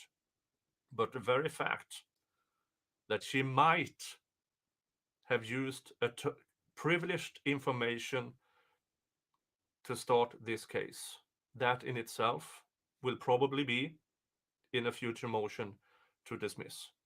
I assume it will be filed in the near future, if they can get it in. But it's already in the record, and it's an appellate issue, and you can always file a motion, and you can get it denied. Then it's an appellate issue. You can appeal that decision to a higher court, the appellate court, or the Georgia Supreme Court, or even higher. I assume that's the route they will go with this. Christina English said it was released that she had relations with Donovan Thomas. I have to.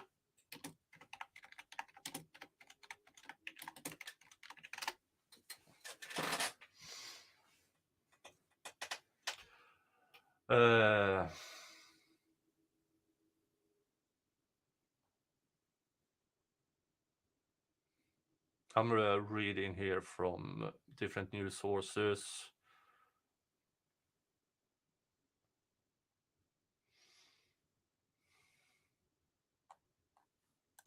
Let's see here. I only see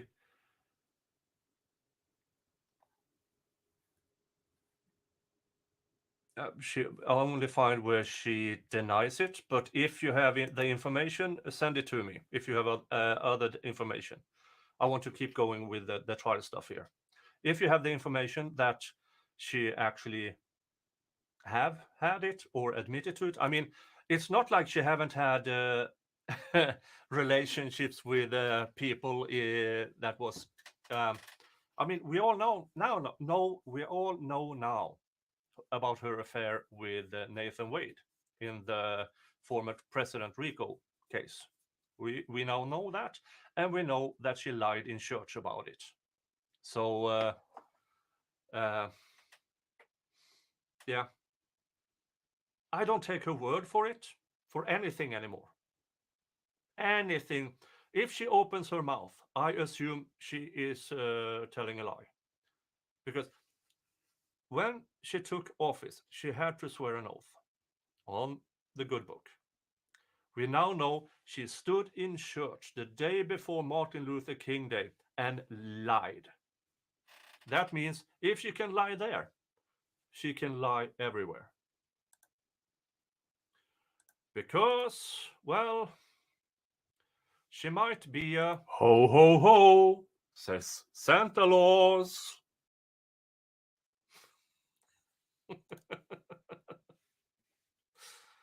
Oh.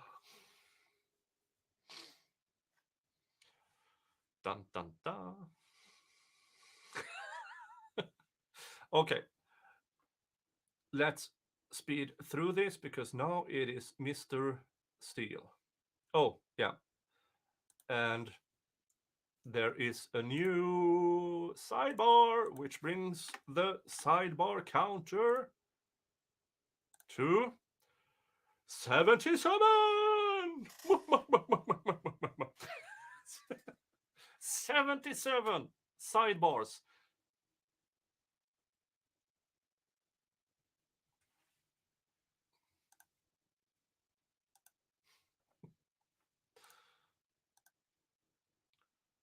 And then it's a pause. And it's a pause. It's a long ass pause.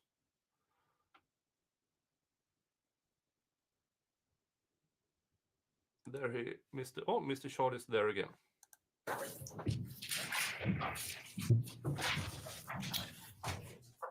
Investigator Belknap. Good afternoon. Good afternoon. I just wanted to talk to you about a couple more things. The web, that came up in your direct testimony. It did. Let's speed up to Mr. Steele here instead. Mr. Short is excellent. Mr. Steele is a world-class lawyer. And I said it in the beginning of this stream. Even throughout all the hurdles the prosecution and the judge puts in front of him, somehow he navigates.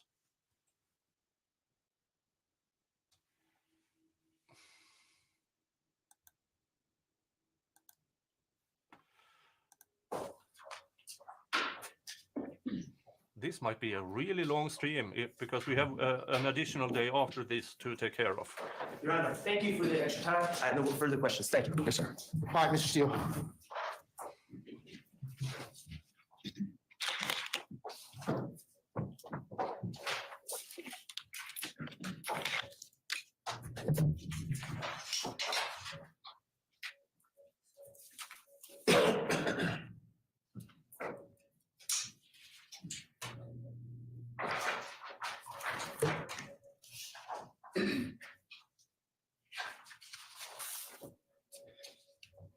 Thank you, sir. You ready again? Thank you. When you just said, unfortunately, to the question the Honorable Mr. Shard asked you, I just want to make sure that I'm tracking you, okay? You said specifically that a human being showing a crip walk or a C or a gang component, identifier, that's what you use. You said that that's unfortunate that that's being shown at the Super Bowl. Is that fair to say? And if I misunderstood you, just correct me. That's an inaccurate reflection of my testimony. Okay, what did you say? It's an accurate question, a reflection of the question, actually, that I was asked. Explain what you said, and I think your word was unfortunately. I did say unfortunately, and what I found through my experience, what a century of research has shown, what the community at large recognizes is that criminal street gangs are bad. They're bad for society. They're bad for their victims. They're bad for the communities that are plagued by them. I would have objected as non-responsive, but I trust Mr. Steele to just soak this in and then do a bitch slap. They're even bad for the members themselves. At some point in many gang members' lives, they realize that. Many of them step away from that life. Others aren't given that opportunity. So to the extent that the largest musical stage in the world provided an opportunity to present gang identifiers in a way that could be seen as positive, I see the net negative for society as a whole. But there is absolutely nothing illegal about me going on the Super Bowl halftime show and doing this with my hand, like a C is what I'm trying to do. Is that true? There's nothing illegal about that. And there's nothing illegal about me going on the halftime show at the Super Bowl next weekend, or this weekend, I guess, and doing something like that, like a B, right? There's nothing illegal in that act. And the fact that you find it. So over at Rumble, Slider Pie says that Fanny gets around.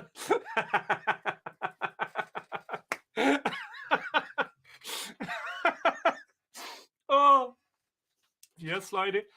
Oh, I know in the United States that Fanny is slang for the behind. In Europe, it's slang for the front. Just so you know why it's so amazingly funny. Sorry, I just had to pause for that one. And I'm not criticizing you at all. But the fact that you find it, my word, is repugnant. That's the difference between America and, like, let's say, Russia, right? No, sir, it isn't. And I also didn't say that it was repugnant. That was my word. It was, but you're misrepresenting my testimony, and I do not believe that that's the difference between America and Russia. Well, let's break that down.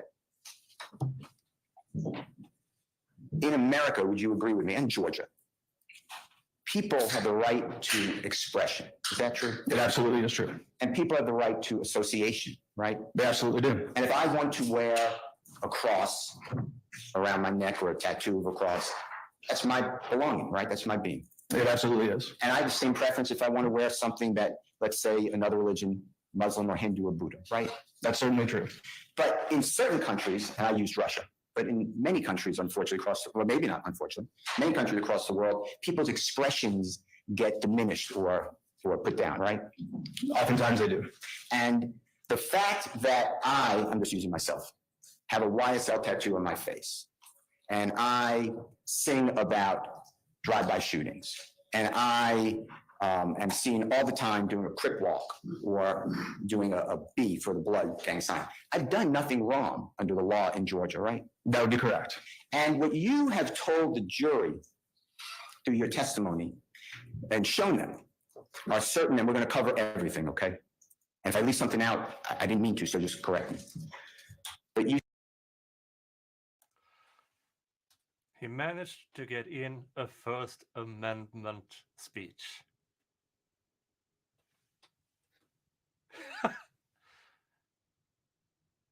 Me personally, I would never have thought about it. Now, I know I'm not American, but we do have our own foundational laws regarding freedom of expression, freedom of religion, and freedom of stuff and everything. I would never have thought about bringing that up in this situation. And I'm good at what I do. I do labor law. I've done it for over 30 years. I'm really good at what I do. He is a world-class lawyer. This is a master class in cross-examination. Whatever he's getting paid, he's earned every penny of it. Shown certain Facebook accounts of Mr. Eppinger, right? That's correct. You've shown Twitter accounts of Mr. Jeffrey Williams, right? That is correct. You have shown videos involving Mr. Trontavious Stevens, right? Yes. You've shown music videos with what I would call trailers, but if that's the wrong word, just correct me, but parts beforehand and then you get to the music. Is that fair to say? Yeah, it's fair. Okay. Now, I'd like to go through a couple things. First of all, I just would like to briefly talk about Mr. Christian Eppinger's Facebook with you, okay? Yes, sir. And if you need to bring up anything else, please just do so. All right? Yes, sir. Tell the ladies and gentlemen of the jury on Mr. Eppinger's Facebook or social media how many photographs he has that he has posted or someone posted with Jeffrey Williams. I don't recall seeing any posted pictures of him with Jeffrey Williams. And the reason I'm saying that he posted and I changed it, we really don't know, unless you're there, I guess, or unless somebody videoed it or admitted it and it was believable. We really don't know who's doing the posting. Is that fair to say on social media? No, I don't think that's fair to say. Okay, well, if you had access to my social media account and you wanted to get on and post something, could you do that if you know how it works? Yes, if I had access to your account, I absolutely could. Okay, and to your knowledge, do you know that other persons have access to Jeffrey Williams? We're going to break it down, but Twitter account. I don't know who all has access to Mr. Williams' Twitter account. Well, did you read his tweet whereby he says that my management does my tweets with me? Objection, Your Honor. Basis. Hearsay, self-quotation. I sustain the objection. This is not hearsay, it goes to the posting by other persons. I'm going to sustain the objection still. You can rephrase it, Mr. Steele. You Okay. can direct it. Do you have any evidence that Mr. Williams' management did not control his Twitter account? I would say yes. Okay. We're going to talk about a couple of posts if the judge lets me, okay? Okay. All right. Mr. Steele, Now- please don't do that. Now, let me ask you this. Going back to And once in a while, he lets the judge know that the judge really doesn't leave him with much leeway. So that was a snark. And the judge reacted to it. Because here's the thing, what's happened throughout this trial is that the judge is very fast in yelling or, for instance, last week or the week before, well, whenever it was, in front of the jury, he called the defense not professional. You don't ever do that in front of a jury, no matter what. You send out the jury, then you make the speech.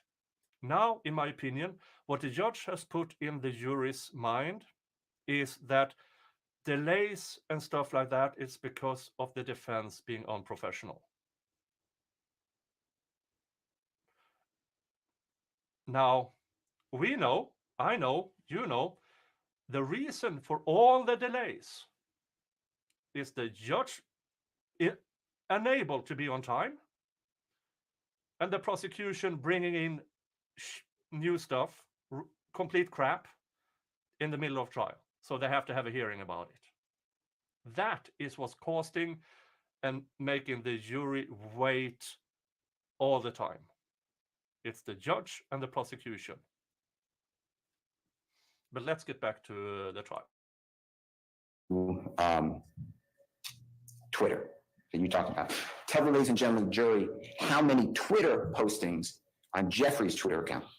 Move from Mr. Eppinger's Facebook to Jeffrey's Twitter account, okay? You with me? I am. How many times is Mr. Eppinger in any way mentioned?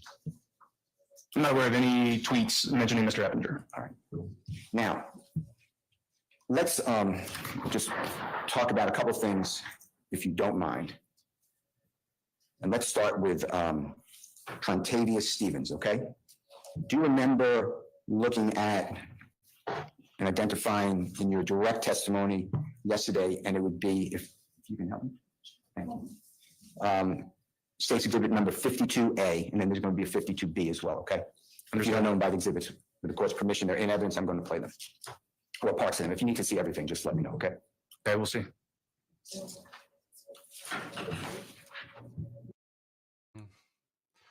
I see we are at 200 viewers. I only have 74 likes. I would really, really hope that we could get over 100 thumbs up on this stream. I would really, really enjoy that.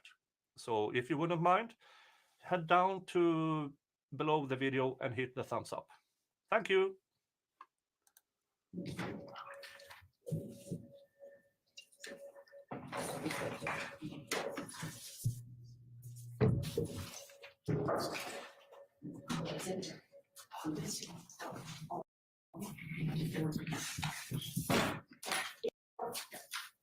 Is the two videos of Mr.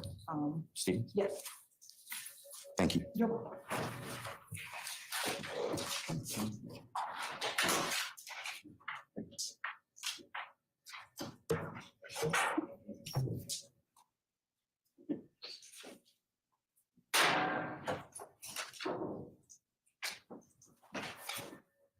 While they're doing that, and thank you very much, while the prosecutor is helping us out, can I ask you just I will speed this up to 1.5. If it's too fast for you, just say it, and I will move down to 1.25 again. But I want to get as much done as possible with this day and the day after, so I can get everything in. I thought I would do all of this recap in under 2 hours, but the cross-examination is too good. That's why next week I will stream this live, not recap, because this is amazing. a couple questions? You may. Do you have an understanding of the music industry that where you tutored under someone? No, I was not tutored under anyone on the music industry. Do you have any analysis? Did you ever work with or consult with an expert, let's say, on African American culture? I have not. Do you have any, in preparation, let's say, for this case and your investigation, have you ever met with and consulted with and tutored with somebody who focuses on hip hop? Do you understand what I mean by hip hop? I do. Okay, go ahead. I haven't met with a consultant or a tutor. I couldn't hear you. I have not met with a consultant or a tutor. Okay. And then hip hop has really 3 components, I believe. Would you agree with that? Coincidentally, the defense has an expert in gang regarding to hip hop. Now that's a couple of months away during the defense case in chief that one will testify. But just hearing him getting this so-called gang expert to testify, he knows fuck all on African American culture. He knows fuck all on hip hop culture. And he doesn't even bother to educate himself. That's my interpretation. I don't know what component you're talking about. Okay. Rap music, one component of hip hop. Do you know that to be true? Maybe. Graffiti. You know that to be true? You don't know, that's fine. I have no idea what you're talking about. Okay. All right. Are you aware that hip hop is approximately half a century old? Yes. Okay. And do you know that it comes from before we were even a country? It comes from slavery, the music. Are you aware of that? I've heard some people draw that connection, yes. And it is part of telling the story of people who were beaten down or put down in America. You realize that? I think there's a lot to that question more than just the simple question that you've asked. Well, answer it however you need to answer. The genre of music as a whole covers a large breadth of experiences and voices, and I've certainly heard people draw connections between today's modern hip hop and older forms that have come from previous times and even previous centuries. You're talking about slavery? Certainly in that time period, yes. I believe that the Honorable District Attorney is up. I'm just doing this for your memory and the jury's memory, okay? My opinion about this trial can be summarized in a few words. You can't unfuck a clusterfuck. And this trial, in its entirety, is a clusterfuck. Coincidentally, you can have this mug yourself. It's in my merch store. I think one of my mods can post the link. Otherwise, it's in the description below the stream.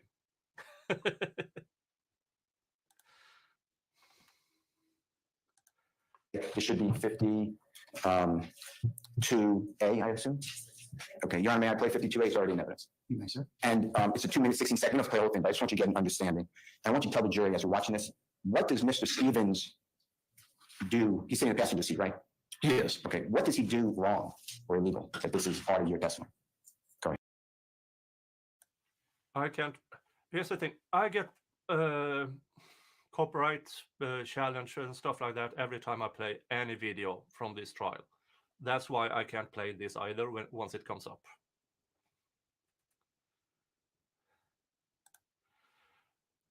Oh, you can. I recently got an address, an American PO box you can send to instead of, because sending stuff to Sweden is crazy expensive. That's why I got a PO box. I will post it in the description below, but I also think it is posted in the community section on YouTube. But here's the thing, and I tell this every time: don't send stuff that could have better use somewhere else. If you've been with me for a while, you know I support the Zachariah Anderson Defense Fund. And I would prefer, if you have the money to spare, send a few bucks to that one. Now, I appreciate every super chat, every gifted membership, every through Get Me Coffee and everything, because those things are what makes this channel afloat. But if you have extra to spare, I would prefer you send it off to the Zachariah Anderson Defense Fund.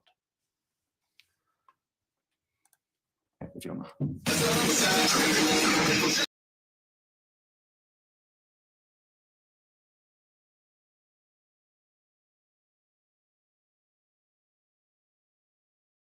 Yeah, I had to skip the video. By the way, next Friday, I will be checking the Zachariah Anderson first interview, and I will also have a fundraiser next Friday. But I will post the PO box. Yeah, Gigi can provide the address to my American PO box. I think she has it. I don't believe this video contains any specific illegal act. Now, the fact that he used the word blat, that's okay. You take it offensively, do you? I'm sorry? Do you take that word offensively? I do not. You don't? Do I take offense to the word blat? Is that what you're asking? Yeah, B-L-A-T-T, blood, love, all the time. And what was your question? I'm sorry. Do you take offense to that? I'm not offended by it, no. Okay. And then he uses the N-word. I assume you heard that. I did. Okay. And that is offensive, well, but people can talk, right? People can speak. Right? It's America. I'm sorry, I don't understand what your question is. It's America. He can say that. There's nothing wrong with that. Nothing wrong with I'm so sorry. You can learn voice. In that video, if you wanted to use it, you can use it, right? He can, yes. All right. So the reason that you put that in is because of his word blat. I didn't say you put it in, but the reason you talked about it was because he used hashtag blat and the word blat, right? That's what you testified on direct. Yes, that's part of what the video does show, yes. And Rolex. That is correct. Again, a word, right? Yes, several words, as well as his association with the other person who's in the vehicle. And association, again, people can choose to associate who they want to, so long as they're not committing a crime that furthers the interest of the gang, right? Well, people can associate with who they want to, even if they are committing crime. The freedom of association extends to everyone. Well, if you and I associate together to commit a crime, that's an illegal act, right? The commission of the crime would be certainly an illegal act. But just associating with the person sitting next to him, he can do that, right? Yes, he certainly can. All right, now let's go to 52B, as in Barry Bravo, if you don't mind. Thank you.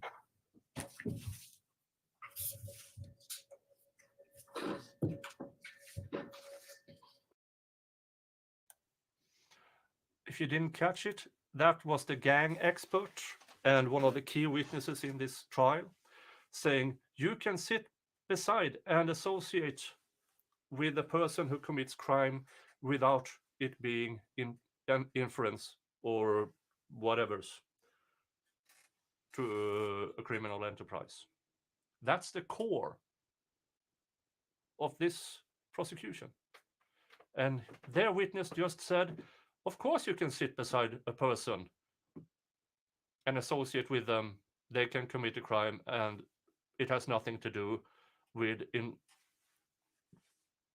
promoting a criminal enterprise. That will be brought up in closing arguments and later on, I assume, because the prosecution has made it clear they will use Mr. Belknap as a witness throughout this trial. They will alternate between having him as an expert and a fact witness. And we just got joined by Mr. Jingles. If you ever wondered what's that thing here, well, that's him. And I AI'd him in a Viking helmet and a suit.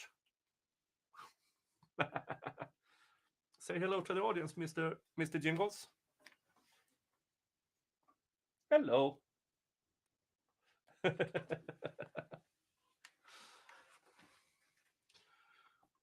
I'm actually going to, just so you know,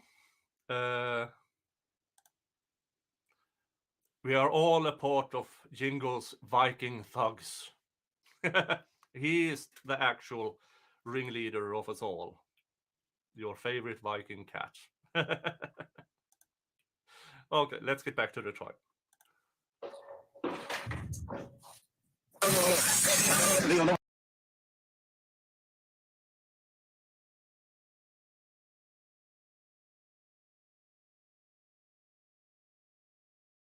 And you told the jurors on direct examination that homie is a gang term? I did not say that, actually. Okay, what did you define homie as? I said the word is often used within gangs, but is used outside of gang culture as well. Homie, black, Rolex, and then tattoo. Is that fair to say that I summarized what we just watched? Yes, all of those things were in the video. And then also the RO5 instead of the C on the bottom. And we bullying instead of cooling. You see that? Yes, sir. Okay. Anything about that is illegal? Yeah, here's the thing. If I monetize my streams, you get ads. And I will actually show you.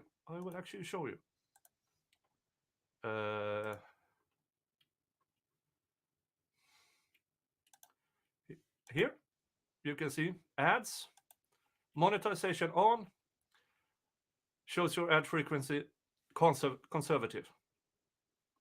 So I don't like it. I would prefer if I could remove all ads. I simply can't if I want to have it monetized.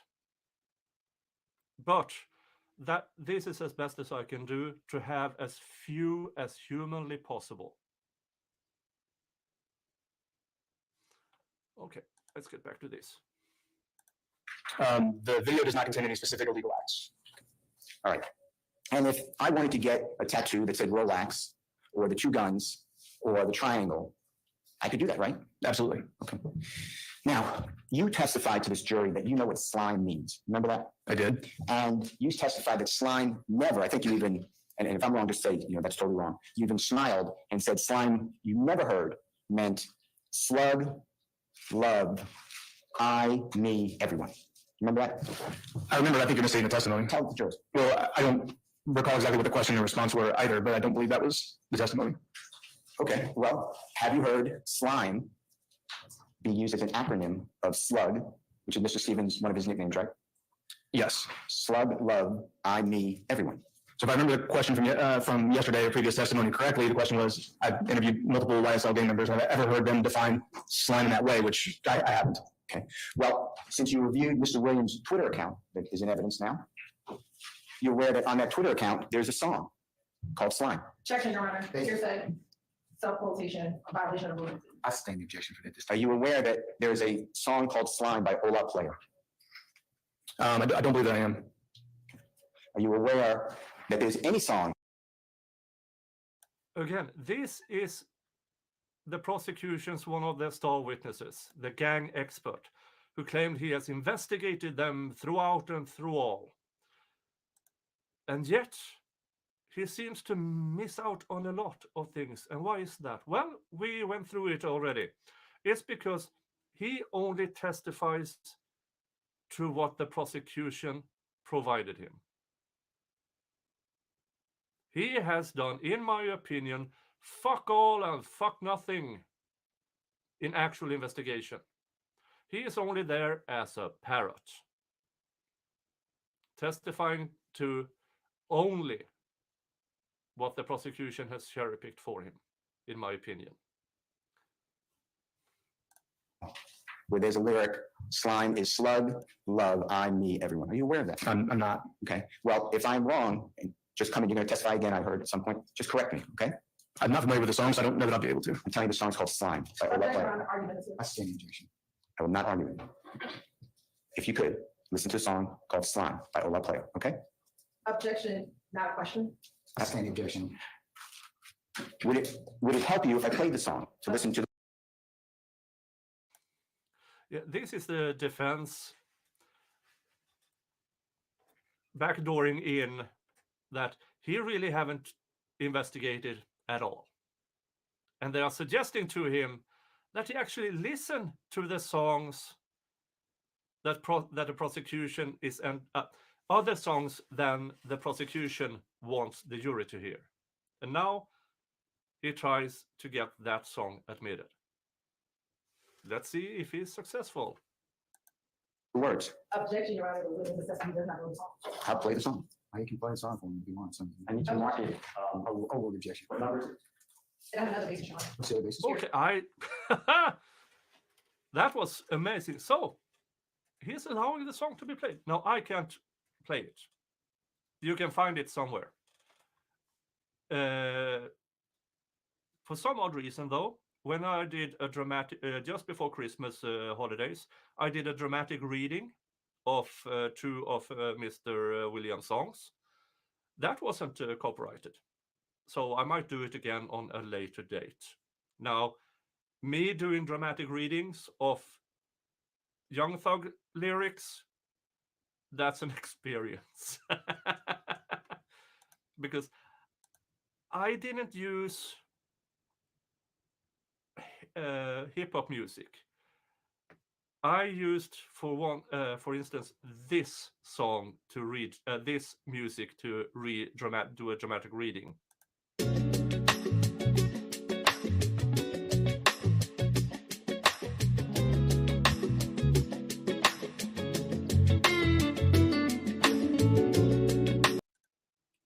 Yeah. And here's the thing. I'm the whitest guy on the planet. I'm Swedish, Scandinavian. My lineage goes way back. I am as white as they come. So me reading Young Thug lyrics, that's an experience.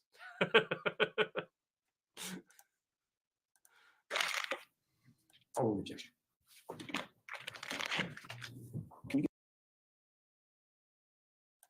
I have to skip past that song. Oh, look. Another sidebar. Which brings us to sidebar counter number 78.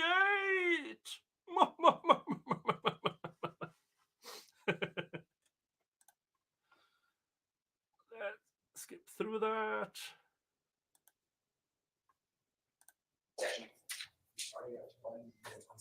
Your Honor, it's 1 minute and 20 seconds.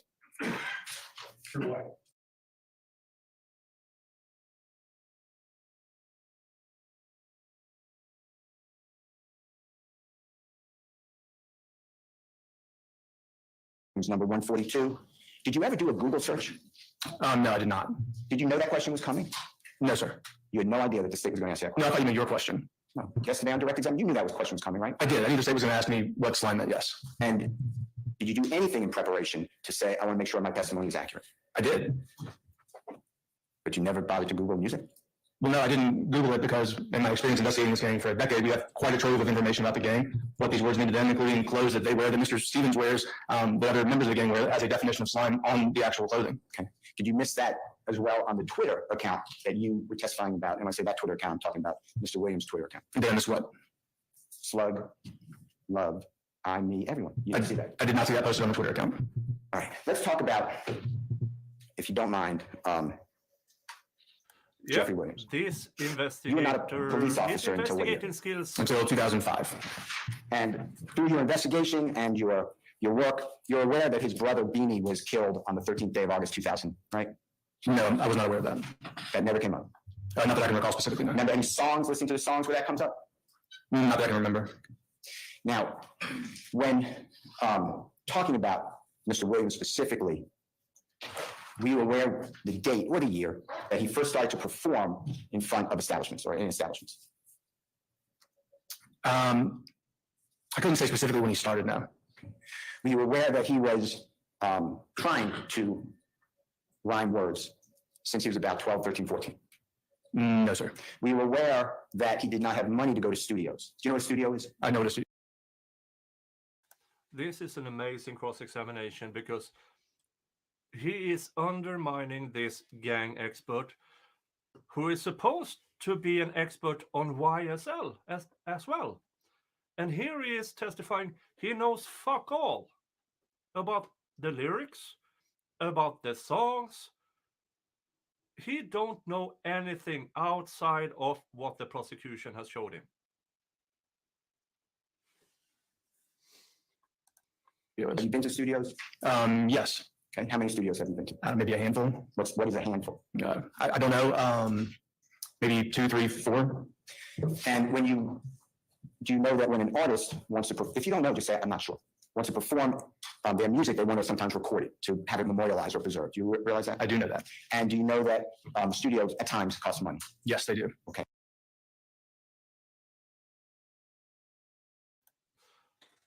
Yeah, here's the thing, Robert. Yeah, Robert says, of course, he's there to testify for the prosecution. He's a prosecution witness. Here's the thing. He's there to testify about his investigation. During cross-examination, it has been revealed that his own investigation is virtually non-existent. He only testified to what the prosecution gave him to testify about. And if you watched this trial with me before, I've pointed this out several times. So please don't be so fast in judging. Judging me, at least. Now, you can if you want to, but at least take more than 30 seconds to do it. Because Mr. Belnap is both an expert witness and he's there as a fact witness. As a fact witness, you need to testify from your own investigation and your own recollection. During cross-examination, it has been revealed that he almost exclusively have testified about things he was provided by the prosecution.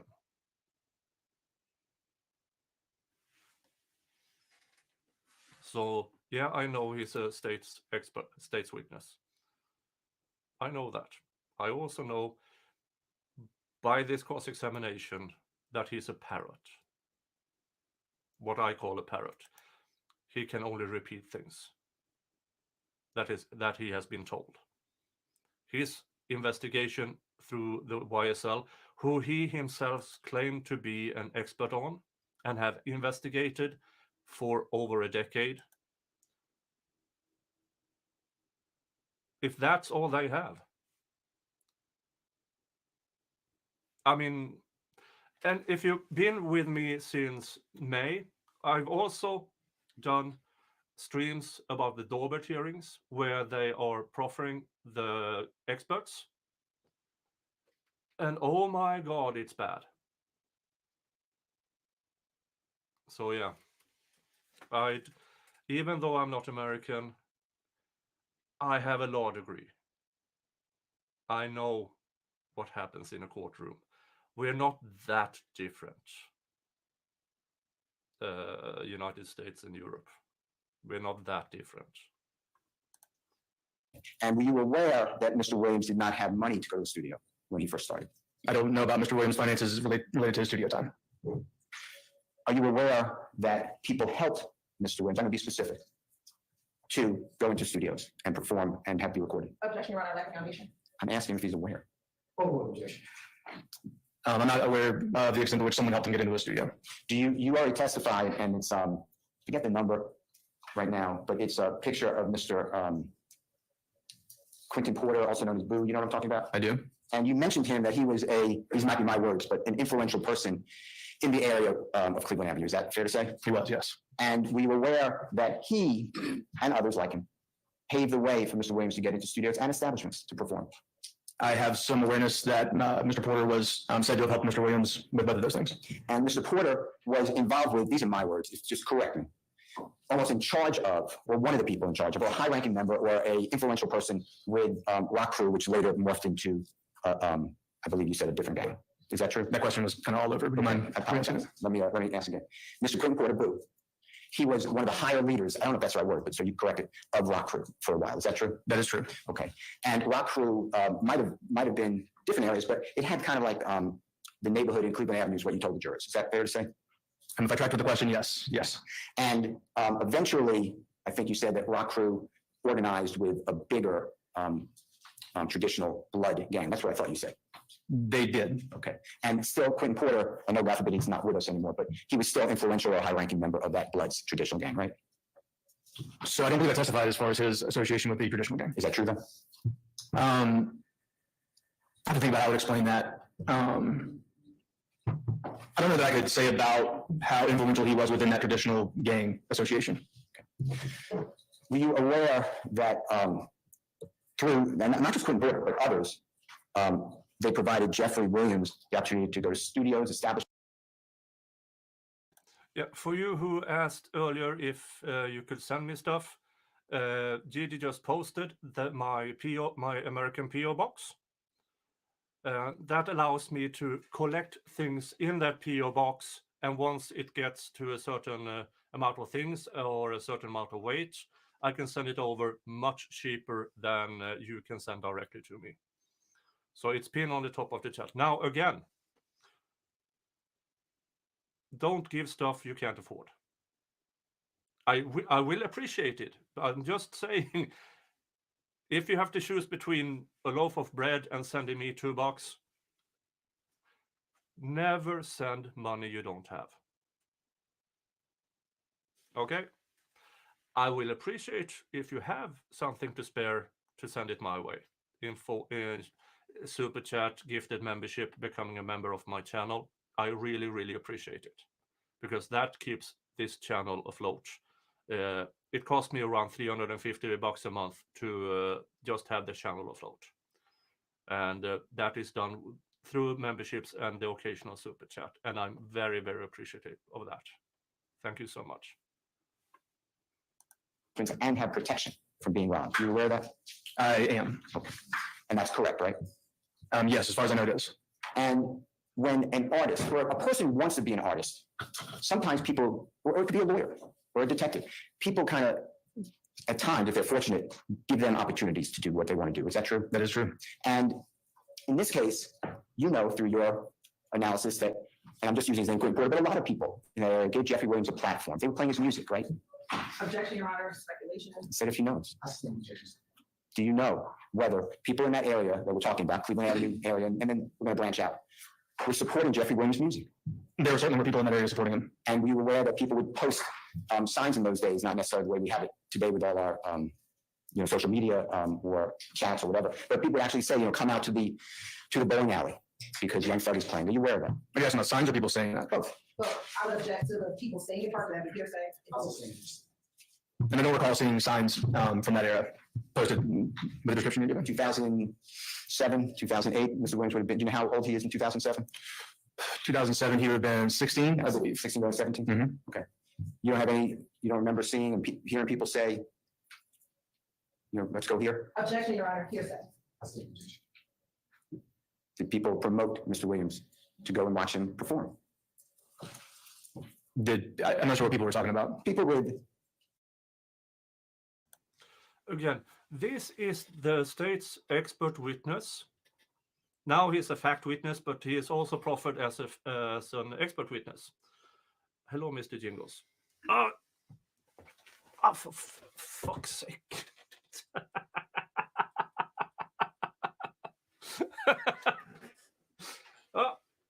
Graceful as a fucking fridge. Where was I? Yeah, this is the state's witness who himself said he has investigated this gang for over a decade, and he can't say if he's ever seen people promoting Mr. Williams as an artist.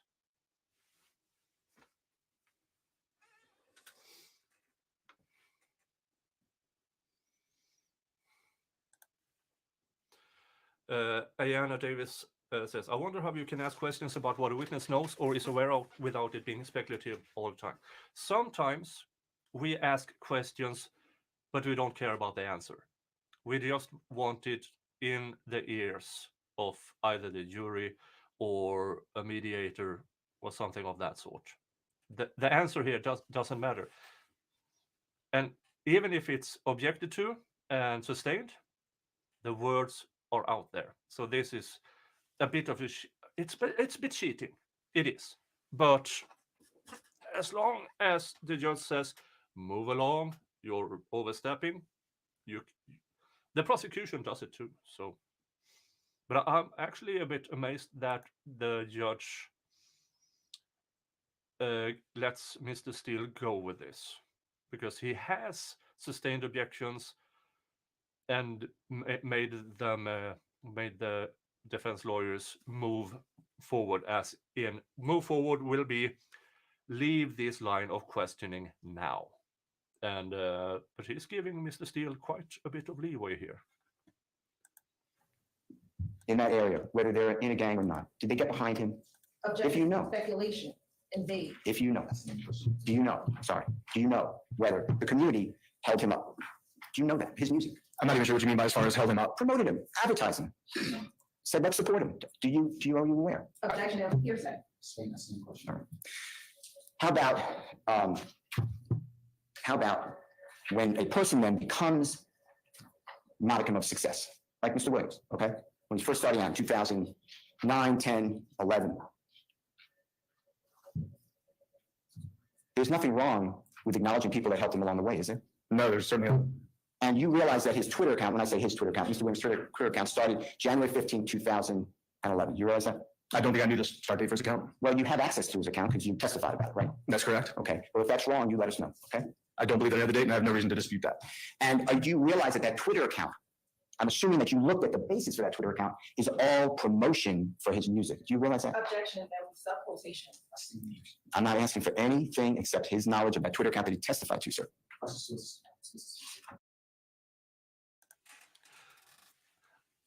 I understand the objection. It's obvious it will be sustained. I don't think it should have been, because this is a person who claims, again, he's been investigating YSL and Mr. Williams for over a decade. He should know this, shouldn't he? But apparently he doesn't, but he's still an expert. Ooh. Tell the jurors what that Twitter account targets, since you are familiar with it.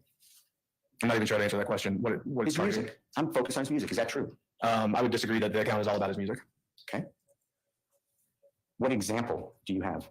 What examples? I think quite a few of the tweets that we reviewed during my testimony had nothing to do with his music. All right. And we're going to talk about those. I told you that earlier, I promise.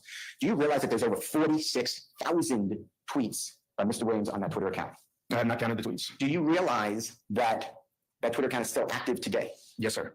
And it's called X now, right? That it is. That's correct. And do you realize that the tweets that you pulled out were one line by, I think you stated earlier, by a word search? Is that your understanding? I don't think that was exactly my testimony. It does appear, based on there being a bold letter in the tweet, that it was done through a word search. I wasn't there for that process, nor am I testifying about what that process was. Well, you knew you were going to testify about those tweets, right? I did. So I presume that you looked around for the context of those tweets before you got on the stand and raised your right hand, right? I wouldn't say I looked around for that context. As I said previously, we were monitoring his Twitter account even during this time period and watching tweets come in, including some, or maybe even all of these. Okay. This is skillful, because now he got the expert, or in this case, fact witness, to acknowledge he didn't check around for context.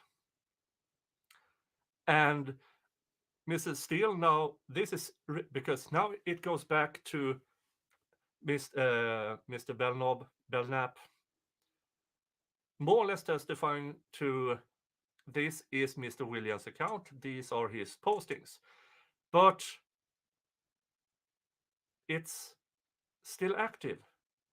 Mr. Williams doesn't have Mr. Williams in jail. He doesn't control his Twitter account, somebody else does. Supposedly his record label. That goes to the foundation of who did the actual postings throughout all the years.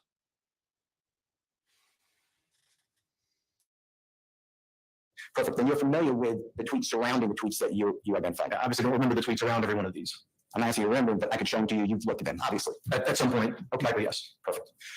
Okay, let's talk about some of these tweets, if you don't mind. And I think we have it, but if I need your help, can I ask you for this? But I think we may have it. Your Honor, with the court's permission, I believe it's already in evidence. I'm going to show you State's Exhibit number 31, if Mr. Kokomo can assist, Your Honor.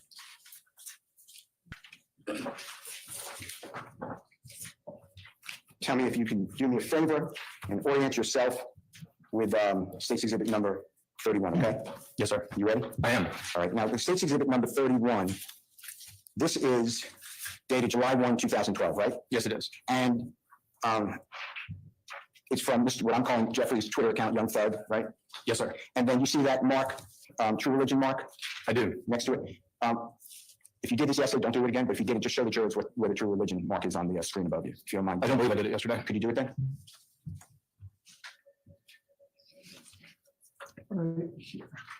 Okay, and it's looks like almost, and I know it's not exactly like a horseshoe.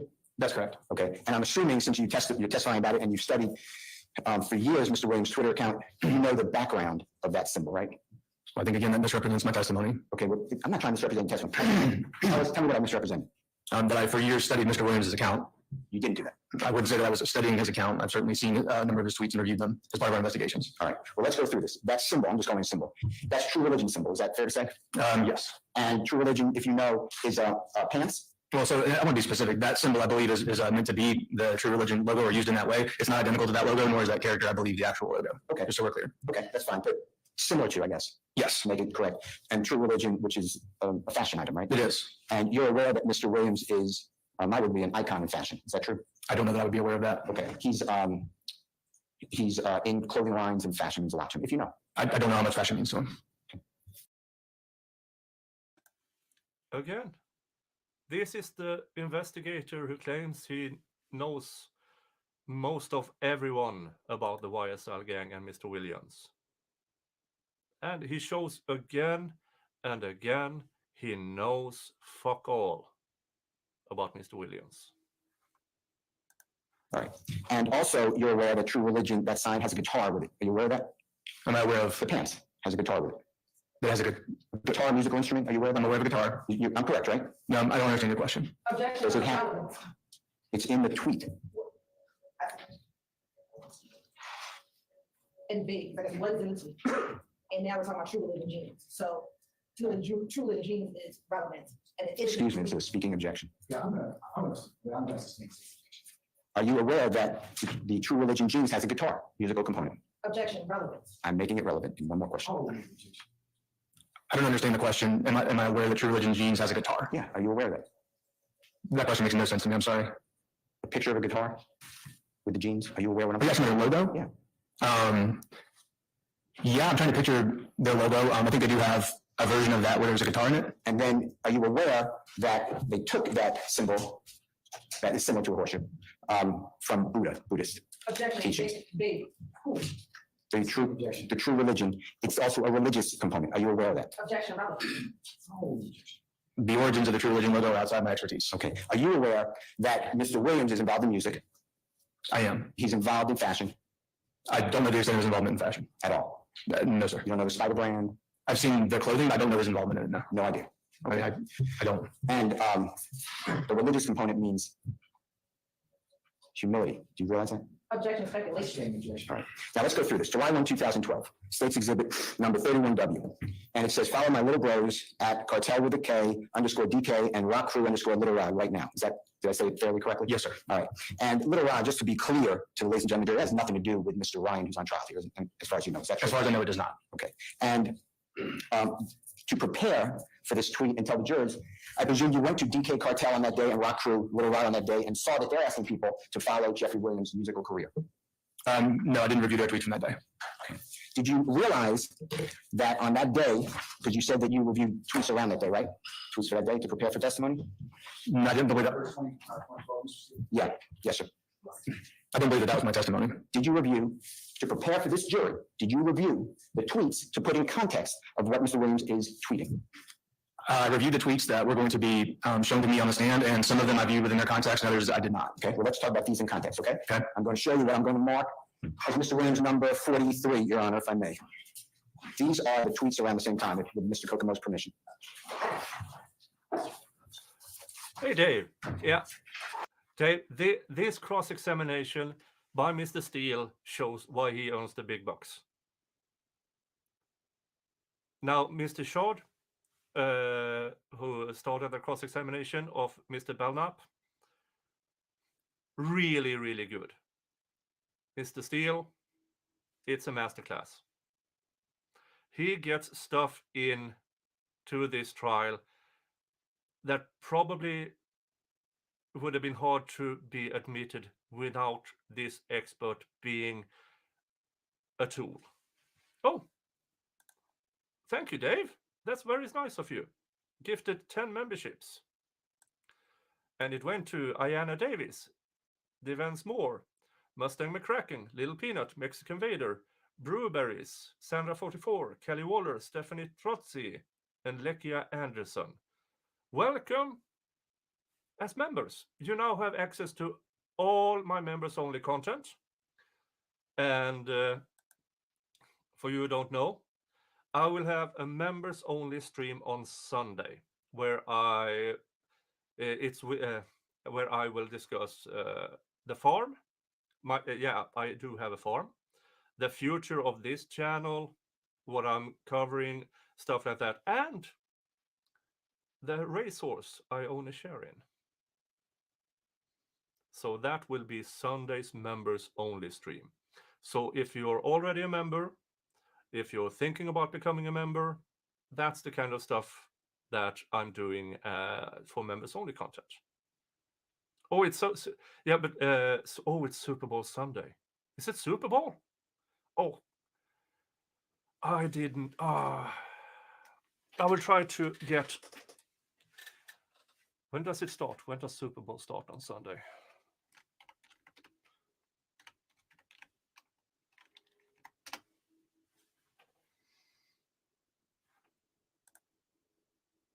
Oh no, this is earlier in the day than Super Bowl. So yeah, this is earlier in the day.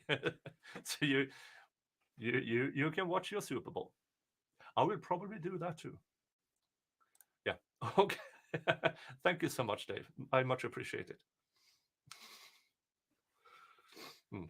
Oh yeah, and please give the thumbs up. We are over 200 people here. That's more than I usually have. I hope I earn your subscription today and a thumbs up. It's free to do that and it promotes my channel. Thank you so much. Let's get back to the trial.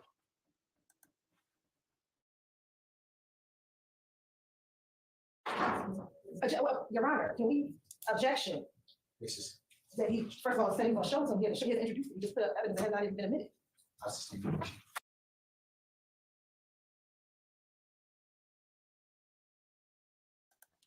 Yeah, he kind of got caught the prosecution off guard there. He managed to get all that in and that he wants to show it to this witness. Sometimes, and I said this before, sometimes you say these questions in form of testimony just to get things in, regardless of the answer.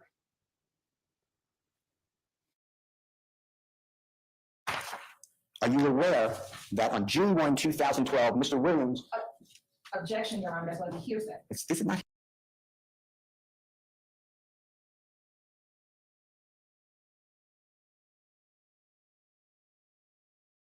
Okay, we're over 3 hours in, and sometimes I get the wall of doom in the middle of it.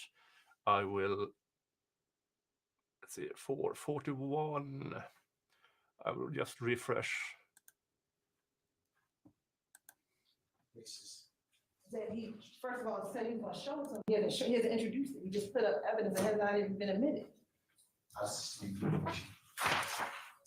Are you aware that on June 1, 2012, Mr. Williams... Objection, Your Honor, that's going to be hearsay. This is not hearsay. Are you, I'm sorry.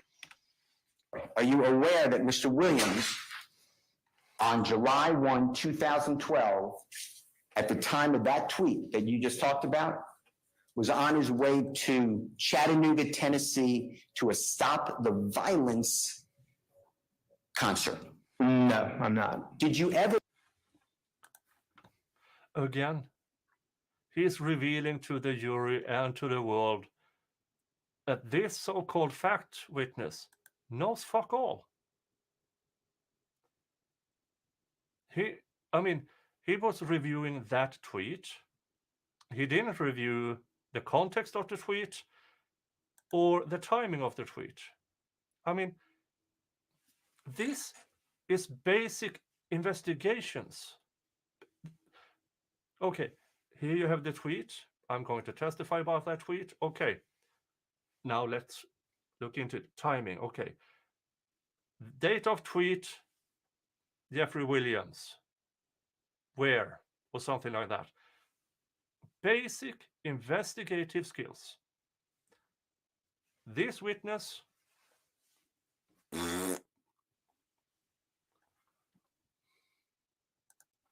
bother to look at the tweets that surrounded that tweet to prepare for your.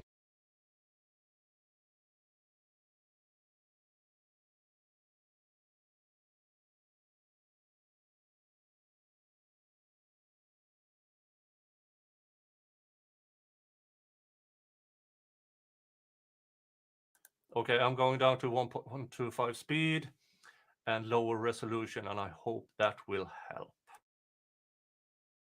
Your testimony today. I wouldn't put it in that context, but no, I did not review the tweets around this. I'm going to show you those tweets. Did the state show you the tweets that I gave them? I don't know what tweet you gave them.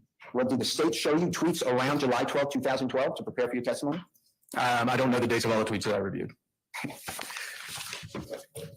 Did they tell you that I gave them tweets? No, sir, I don't believe so. All right, well,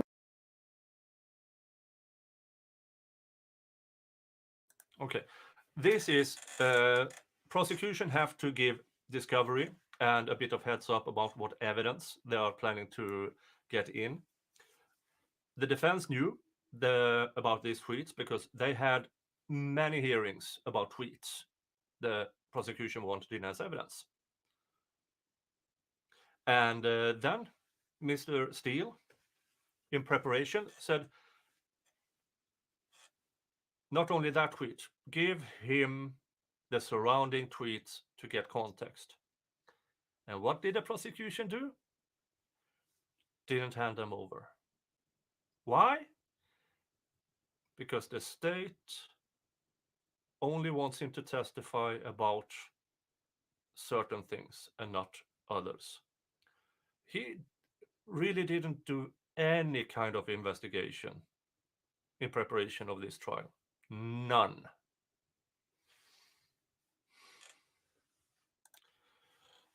Culpristic. It's not the witness' fault either. The state is trying to get evidence from him that he's frankly not the right witness for. Might be so, but he is proffered by the prosecution as an expert, as a gang expert. They are using him both as an expert witness and as a fact witness. That is to bolster his knowledge surrounding what he's supposed to be an expert about. And Mr. Steele is revealing his lack of actual knowledge.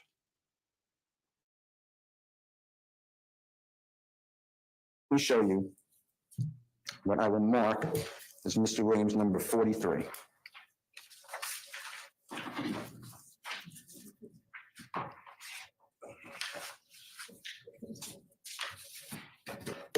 Actually, Your Honor, I need 1 second. I have to get a wrote on my copy. Can I be right back?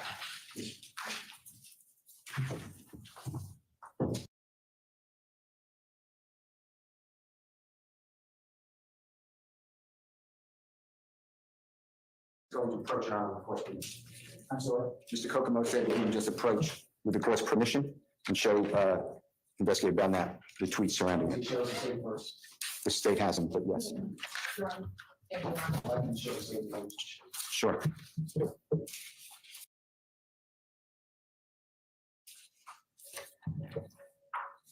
You have to show the prosecution.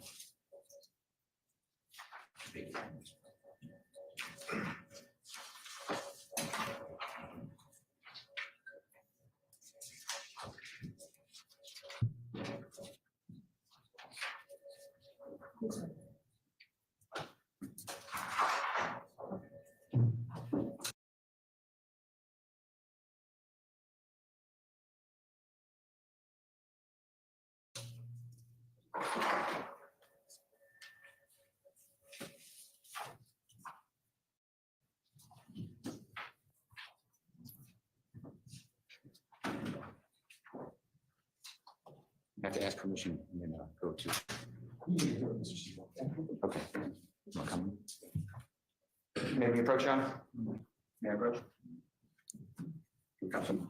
Sure. I just asked Mr. Kokomo to come to his computer. Do me a favor, take a look at that to yourself. And then if you need help, there's a 2-page document. He's going to show you the second thing. First page.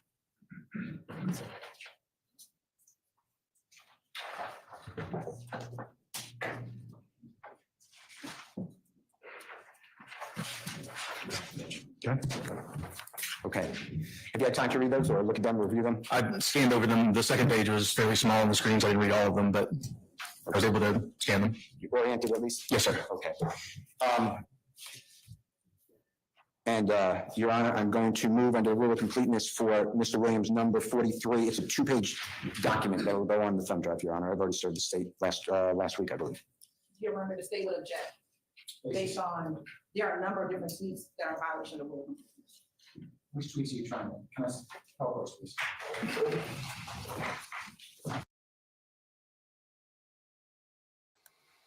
And we go to sidebar counter. That just went up to 79.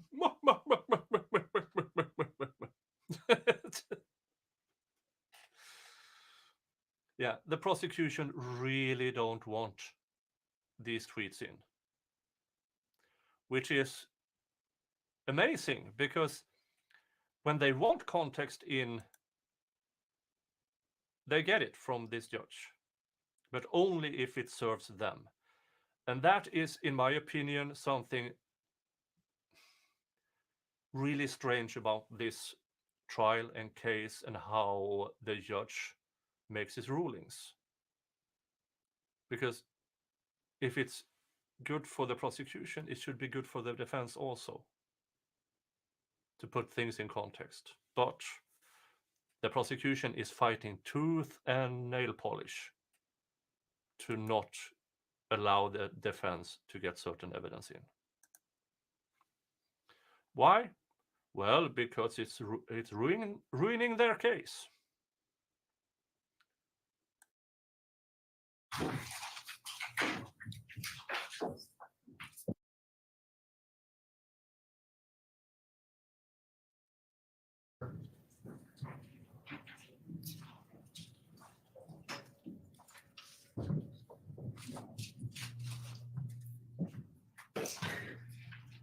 And they're off on a break.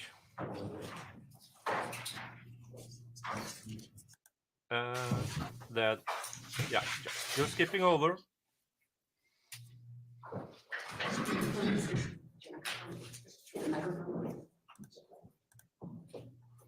Do you need me to repeat? Okay, can you see that? I can. From where you're sitting? Yes, All sir. right. Now, you know how tweets work? You go left side, bottom up, and then right side, bottom up. Are you familiar with that? Typically, tweets are in kind of one single stream format. So depending on how these are laid out. These are bottom up. Okay. Okay, let's start on the left-hand side. You see that photograph? I do. Now, you mentioned that photograph on direct examination yesterday. Do you recall that? I do. And that is Mr. Walter Murphy, right? Yes, it is. And he's also known as DK, right? Yes, he is. And you've explained what DK stands for. Robert Odehorst. I'm And, not sure we are watching the He's same making file here. with his right hand, you see that you explained yesterday, he's making. Now, I welcome people who disagree with me. In the chat, in the comment section, constructive criticism. I'm giving you my opinion on what's going on in the trial. Now, Mr. Haas is perfectly allowed to have a different opinion. And I just don't agree with it. But thank you for providing us with it. Making a Bloods gang sign? I did. All right, and then in the left hand, well, do you notice he's in a car? Yes, Or a vehicle, I shouldn't say a car. Is that true? he is. And it appears that he is in the back, maybe past driver's side. And if that's wrong, just say that's wrong. It does look, that's correct. All right. And then, and Mr. Kokomo blows it up a little bit.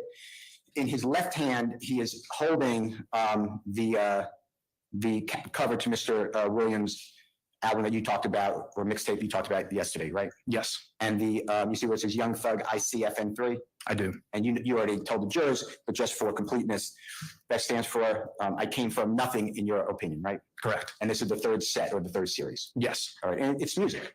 Yes, it is. All right, and then if Mr. Kokomo would do me a favor, we read that tweet, and that's the one that the state put in, also a different state's number, but my blood brother at cartel_DK pound I, and then a 5 instead of a C, FN3 on the way dough. You see that? Yes, All right, and you talked about that yesterday, correct?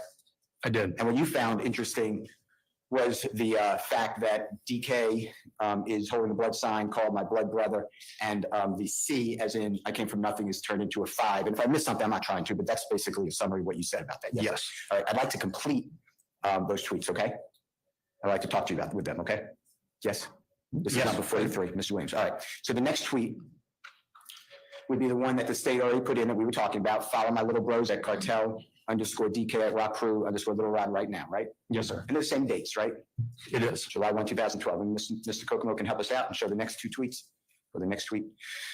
And that one is also the same date, July 1, 2012. It's also Mr. Williams' handle, and it says in Tennessee, or TN, with my bros at cartel_DK at rock crew_little rod, hashtag we working, right? Yes. Okay. And did you know when you testified yesterday to the bottom two tweets that these were tweeted on the way to Tennessee, Chattanooga, to perform in the Stop the Violence? Objection on speculation. I asked him if he knew. Oh, objection. I did not. Okay. Now, I'm going to go, I believe, to the right-hand side of that same Mr. Williams number 43. We start at the bottom. And again, same date.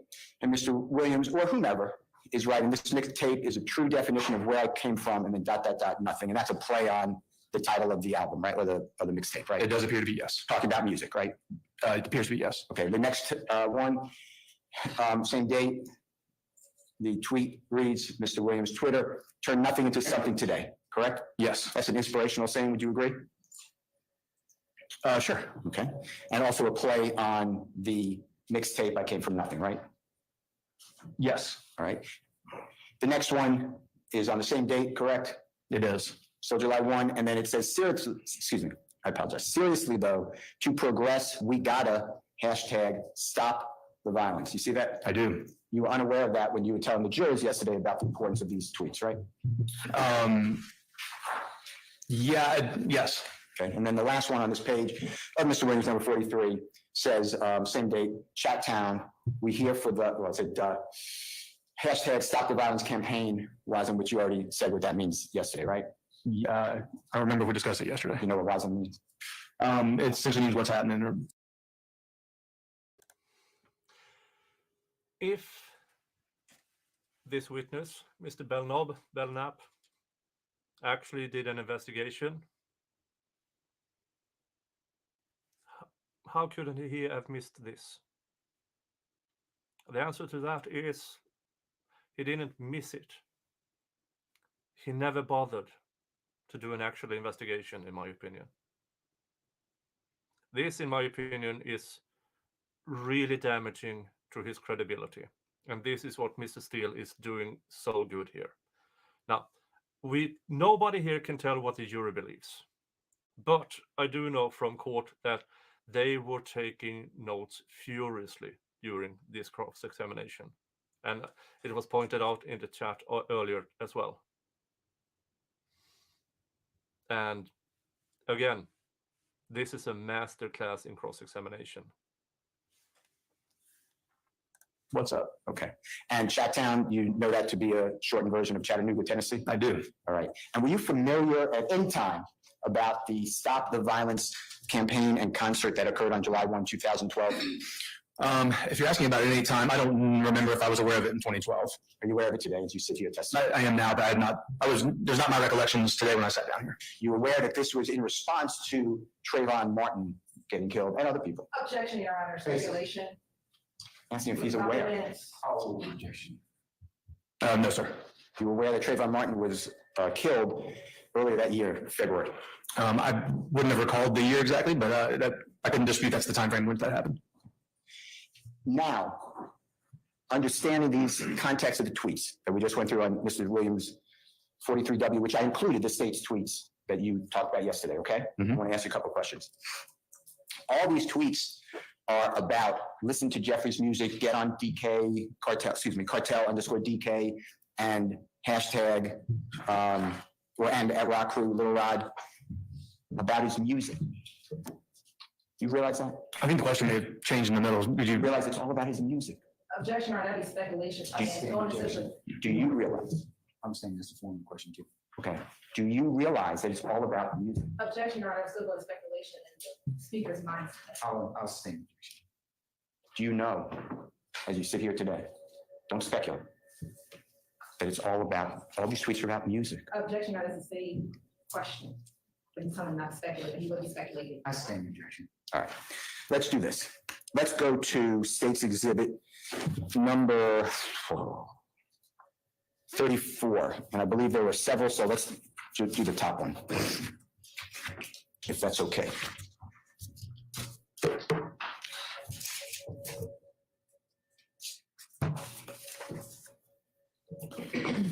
I'm sorry, can you help me with this? What'd you say? The top one, if you can. You put them all on the top one as well. Wheel of Doom seems to have disappeared, so I'm going up to 1.5 again. Okay, do you see 34W? I popped that. I do. Okay, and do you remember that, discussing that tweet? I do. And do you remember explaining to the jury that this was, according to the tweet, January 31, 2013, and reading it to them, I'm in love with SMM, we having a baby. Remember that? I do. Your Honor, I would object. That's not basically 34W. You said 43W. I said 34W, the top one. That's basically 34W multiple. Right, I just did the top one. You say 34W. She's objecting to something that maybe he misstated, but it's still the state's exhibit 34W, which is admitted into evidence. And she's objecting to it. Why? Because she knows what's coming next. She knows exactly what tweets surround this one. And she does not want those in. And let's see if we found out. Yeah, the top one. I'm taking them individually. Okay, so you said a portion of 34W. Correct, the top, the most highest tweet. Yes. Do you remember this tweet? I do. Okay.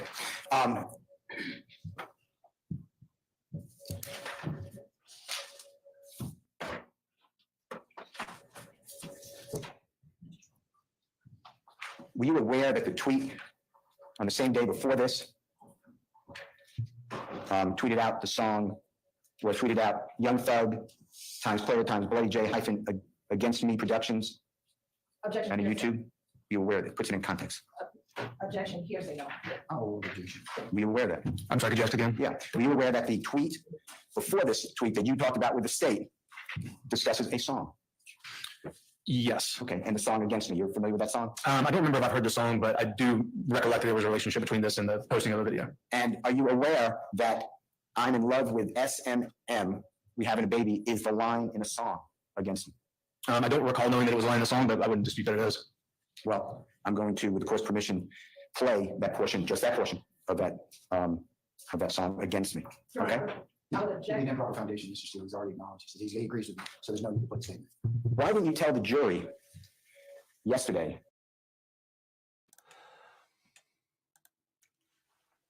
This is throughout the trial, Mr. Steele has tried to get to play songs to get things into context under the rule of completion.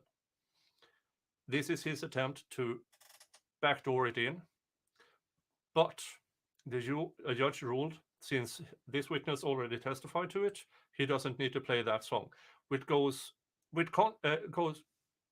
to when the state wanted to, yeah, when Miss Love, Prosecutor Love,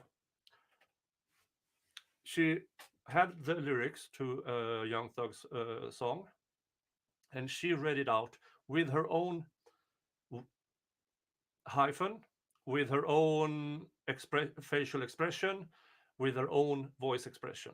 Mr. Steele asked, we need to play the video so they hear the video with Mr. Williams. But that wasn't allowed. But the prosecution could get extra things in. But that tweet is, in context, a quotation from a song. And also objection to the question because only one person says it's in context. I'm gonna sustain the state's objection, okay? You knew yesterday, you just testified that this was a lyric in a song, right? Yes, I do recall that it was related to a song, yes. And you knew yesterday that the tweet before this plays or go onto YouTube for that song, right? I didn't recall yesterday where in order these tweets were. But now you know. I do. Okay, so that is simply, stage 34W is simply a song lyric. No, sir. Okay. Do you know, if you know, from whatever, just living, do you ever know that people on social media put on quotes from movies? You aware of that ever happening? Sure. Books, Absolutely. inspirational phrases, Definitely. songs. Yes. Let's go to 36W. I'll be right back. Need We'll show you. something to drink. That tweet, if it refreshes your memory, just to get oriented, when Mr. Kokomo is prepared to do that, if that's okay with the court.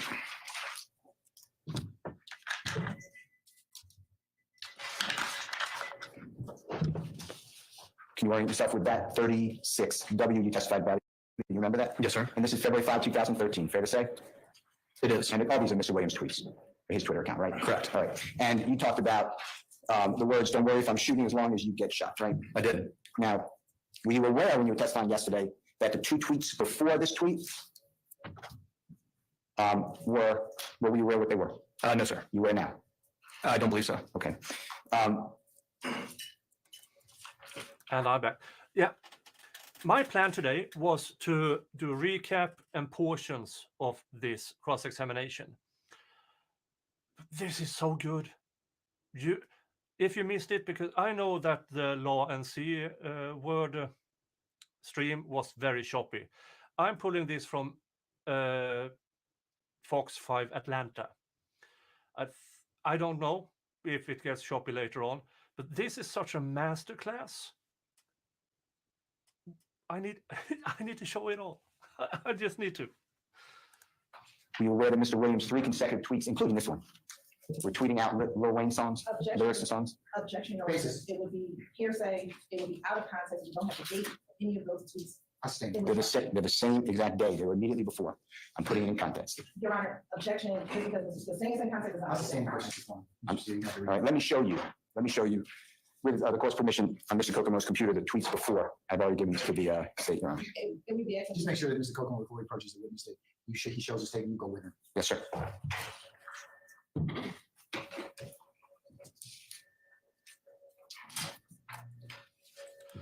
Again, the state really don't want this put in context because it shows it's quote from a song. And if this investigator bothered to actually check around the tweets he was provided, he would have known this. But he didn't. I have. Okay. And do you recognize those are the tweets on the same day that the tweet in 36W? I do. And Your Honor, I move for the admission of Mr. Williams, and it's number 44.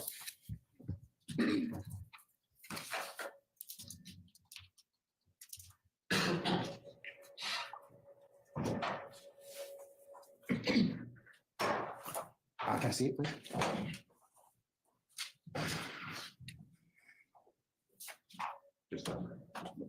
Just hand it to Mr. Kermit Smith.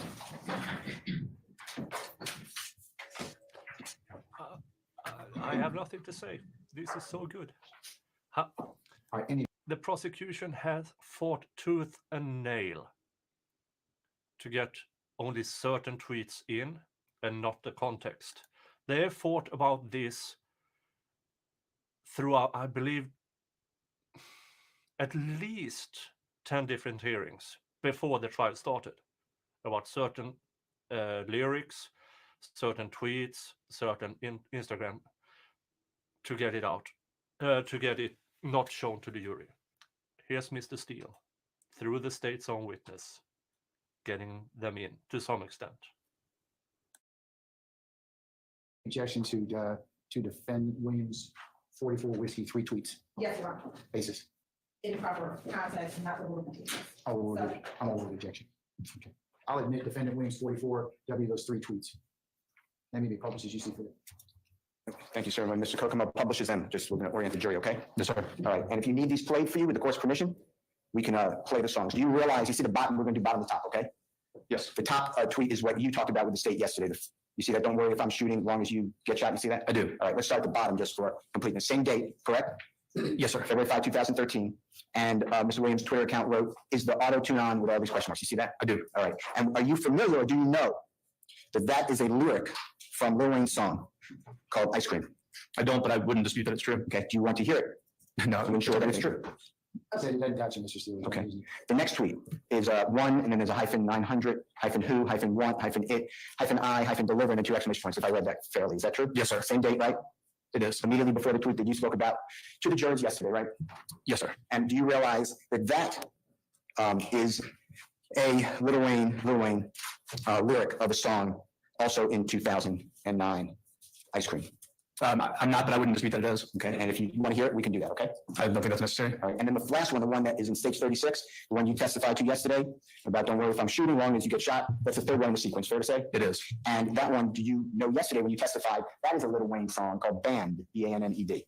No, sir. You didn't know that when you testified? No, sir. No one told you? No, sir. The state didn't share with you these lyrics that I gave them? They did not. Okay. Bit of snark. The state didn't show you the lyrics he provided them with, because the defense have known they wanted these specific tweets in as one tweet without context. Mr. Steele provided the state with the lyrics to show you need to put it in context, and they didn't. They didn't. This is the prosecution. In my opinion, it's getting towards misconduct. They put this investigator on the stand without the complete picture. This is not good by the prosecution, because they almost have to impeach their own witness, their own expert witness, their own fact witness during redirect, if this goes on like this.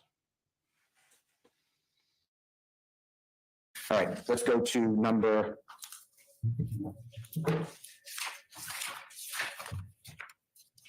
There's nothing wrong with illegal with tweeting out words of a song, is there? No, there's not.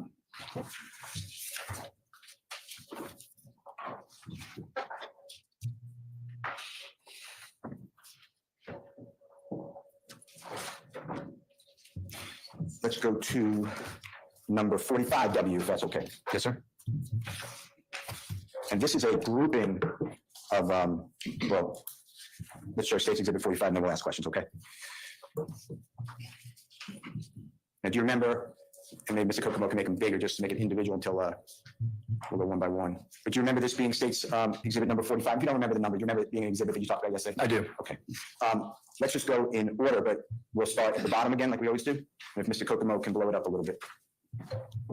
You see the very bottom tweet, and it says, again, Young Thug in the True Religion, and then Young Thug, September 14, 2011. You see that? I do. All right. And then it has the writing, I like the YouTube video, and then gives the jump site, and then Young Thug Rock Crew, Curtains featuring the real crew, right? Yes. And you're familiar, are you not, that Curtains is a song? I am. Okay. You didn't tell that to jurors yesterday, did you? Yeah. For you who don't know, the prosecution wanted in their original motion to the court, they wanted cameras gone. Audio only, at best, because alleged threats to certain witnesses. And I assume it is because they are showing the world the absolute crap show they are showing this jury and this court. It's getting revealed to the world that this has less to do with getting criminals behind bars, because if that was the focus, why are they choosing a RICO trial before a court docket? There are roughly 20,000 indicted in the Fulton County court docket that could have been handled. And for you who are joining me the last half hour, every trial day in this trial, between 4 and 8 other cases could have been handled. If this trial goes for 200 trial days, that is 800 cases that won't get to court. That's 800 victims, 800 defendants who will not have their day in court, because District Attorney Fannie Willis chooses RICO trials. And why does she do that? In my opinion, she is going to run for Attorney General of Georgia. And she will not get there on a platform of car theft, home invasions, and stuff like that. She will get there on RICO trials. That's why we are seeing this trial. Wasn't asked about that. Okay, that's fine. You would have told them if you were asked, right? Yes. And when it says FT featuring, you know that to mean that that person, the real crew or people, they're actually performing on that. Yes, I do. And featuring means that you're not really the main artist on it, but you have a portion of that work. Is that fair to say? It is. All right. The one above it, if we can read that. Now, just to be fair, the state's exhibit 45W, they're not all on the same day. These are not sequential, right? They do not appear to be sequential. So this one is now approximately 11 days earlier, and it's September 3rd, 2011. You see that? I do. Okay, and this one reads, I favorited a YouTube video, and again, it gives the YouTube site, Young Thug, Rock Crew, -education. You see that? Yes. And you knew yesterday when you were testifying about this, that education is a song, right? Yes. Okay, and you didn't tell it to jury, I'm assuming because you weren't asked, right? Certainly, yes. But you would have told them, right? If I was asked, of course. Nothing wrong with showing people, hey, there's a song that I want you to listen to, is there? No, sir. Okay. The next one, I'm actually going to skip only because I'm going to come back to it if that's okay with you. Sure. All right, but then I promise we'll cover it all, but go to the top, second to the top one. And you see that one is also on September 3rd. You see that? Yes. All right. And again, it says, I like that YouTube video, and it gives the video site at Young Thug Rock Crew, No Thinking, right? Yes. Okay. And you knew yesterday when you were testifying that No Thinking is a song, right? I'm sorry, what was the question? I apologize. You knew yesterday when you were testifying that No Thinking is a song. Yes. Okay. And I'm assuming it's the same answer, but I want to assume you didn't tell that to the jury. Not that you were hiding it, you just weren't asked. That's correct. Okay. Nothing wrong with tweeting a song, right? There's not. And tweeting the YouTube site to listen to the song, is there? No, there isn't. Okay. And then the top of that page of 30, that's wrong, 43W, states 43W. That one is on a different day, September 6, 2011, right? Yes. And it says, we pulling curtains on them, and then in parentheses, Rock Crew, know that I'm worthy, end quote, and then at YouTube, right? Yes. And that again is a song, right? The YouTube link, yes. Okay. And that's what curtains is. Yes. Okay. Nothing again illegal about that. There is not. All right, let's go to the center of State's Exhibit 45. I want to talk to you about that. Okay. Remember you, and this is a different date, right? It's right before New Year's on 2011, December 29th? Yes, sir. Okay. And it actually says photo on, I would say but the avenue with the Rock Crew and C was changed to K, exclamation point, shout out to, and then it gives John Rowe Visions. You see that? Yes. And you knew yesterday, when you remember talking about this? I do. All right. You knew yesterday that John Rowe Visions is a person who was the videographer or photographer, both. I didn't know that, but that was my belief. Okay. And again, no one asked you about that. So yesterday, right? No yes. Okay. And this is a shout out. Tell jurors what S/O means, and explain what it means, not just my word shout out. Okay, so as you said, S/O typically means shout out, which means to voice someone's name or mention someone in social media to expose them or kind of put them out there as a way to promote or support them. And then you showed a picture, and just for completeness, inside of the, I'll call it a rectangle, it just says Young Thug World, the blog, Tumblr, right? Yes, it does. And then underneath it, Young Thug World, the blog. That's right. And then the same thing that's written in the caption on the avenue with the rock crew, 3 exclamation points, shout out to the same person, right? Yes, sir. Okay. And then there's a photograph, correct? There is. And you talked about that yesterday. Yes, sir. That was stage 45WA, I believe. Can we show that photograph?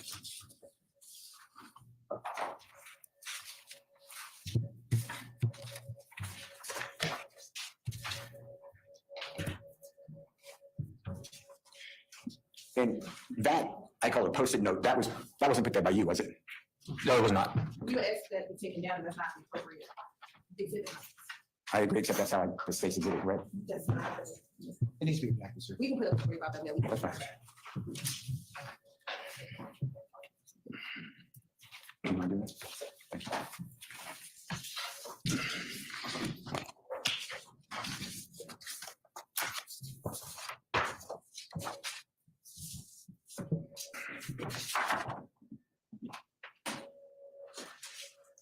Okay, there it is.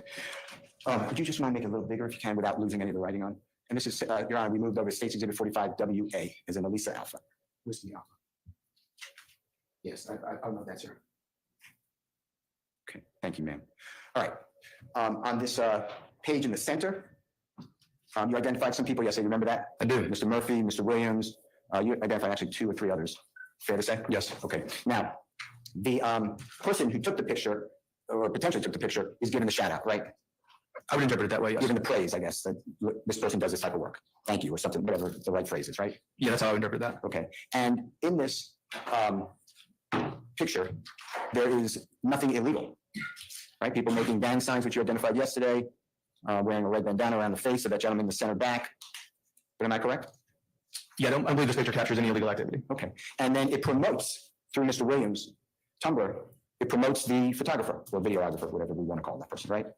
Yeah, in terms of a shout out, it does. Because what happens on social media is if I give you a shout out on social media, people may start to follow you. Is that fair to say? It is. And the more followers you have, the more interest in what you're doing, people are exposed to, right? Certainly. And the more, if you're in a business, let's say you were marketing yourself for like entertainment, the more followers you have, the more interest they may have in like your clothing line or your music. Is that fair to say? It is fair to say. So this is kind of like self-promotion and sharing with other people, right? Objection, speculation. I'm not asking anyone to speculate. I'm stating objections to the moment. This could be all done, if you know, from an iPhone, right? Sure. You don't need to have some corporation behind you doing HR and advertising in magazines or newspapers, right? This could be just a picture and you're on the internet. Yeah, yes. All right, now, on the right-hand side of States Exhibit 45W, if you can pull it over a little bit, if you're able. You're familiar with that, I assume, correct? I am. Oh, I saw a good comment here. RICO charges normal handled in federal court, not state court. Believe me, they had first crack. Not necessarily, because as I understand it, this Georgia have their own RICO Act, which is broader and more vague than the federal RICO Act. Under the federal RICO Act, I'm not so sure they could have brought these charges. But the Georgia RICO Act is different because it's so broad and so vague. As I said earlier, in the statutes, it's expressed that the, not verbatim, that in a criminal enterprise, the corporation or assimilation or whatever can be both spoken and unspoken. It is that vague. And that is the worrisome about this trial, because of the Georgia RICO Act being so vague. The jury instruction might include wordings that makes the jury handcuffed, more or less, in towards a conviction. That is what I'm worried about. My wish is that after 9 months, a year of this trial, the jury will be so fed up with the prosecution and the absolute garbage they have presented, that they will come back in 45 minutes with a not guilty verdict, and the prosecution can't do anything about that.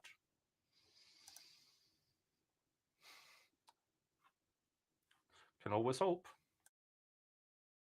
And that is, and we're going to hear it maybe later today, but we heard a little bit yesterday. Remember you talked about the song Danny Glover? I did. And you're familiar with that song by Jeffrey Williams, right? Yes. And that came out in approximately 2012, 2013, 2014. I know the date, but somewhere in there. Yes, it did. And that song was extremely popular. Is that your knowledge? I do believe it was very popular. It went around the world, actually. Meaning it was played all over the world. If you don't know. I didn't understand what the question was. That song was so popular, it had hits all over the world. I don't know what its global reach was, but it was a very popular song. Okay. And the name of the song was what it says there, Young Thug, Danny Glover, right? Yes. And then underneath that, that is all promotional. Would that be fair to say? It is. And we'll go line by line, but you see where it has kind of almost centered, but Young Thug World 1017, you see that? I do. And you know what the 1017 is, right? I do. Tell the jurors. Is that a record label? And you know whose record label? Yes. Tell the jurors. Gucci Mane? And you know where 1017 comes from, right? I don't recall. That's fine. That's fine. And tell the jurors who someone may not know, someone may know who Gucci Mane is. He's a rapper and producer. Okay. And in this year, approximately, what would it be, 2012, he was very, very well known. Is that fair to say? Sure. Okay. And the way I got 2012, by the way, you know how I did that? How you did what? About 2012 or maybe 2013. See where it says posted 11 years ago? Oh, yes. Okay. And then depending upon when that was captured, it might have been, 12 years ago now, et cetera, right? Okay. Okay. The next line is booking and features email. You see that? Yes. And that's for Mr. Williams if somebody wants him to perform, right? Yes. And it gives the email address and the Gmail address as well as phone number, right? It does. And it gives beats at youngthugbeats@gmail.com. You see that? People do. want to get beats so that he may take them, use them. Yes. And it says Team YSL. You see that? I do. And then Team Brick Squad. You see that? I do. And YSL by this time is what Mr. Williams is using as his record label, right? So not knowing exactly when this was published, I believe it was probably already incorporated by then. Okay. Incorporated or not, though, he was singing about YSL and using YSL. He was. Record label. Okay. Now, I'm assuming, I don't want to assume, you went through that entire Tumblr account to educate yourself for your testimony for the jurors. Am I correct? No, sir. This is the only post from this Tumblr account that I've reviewed.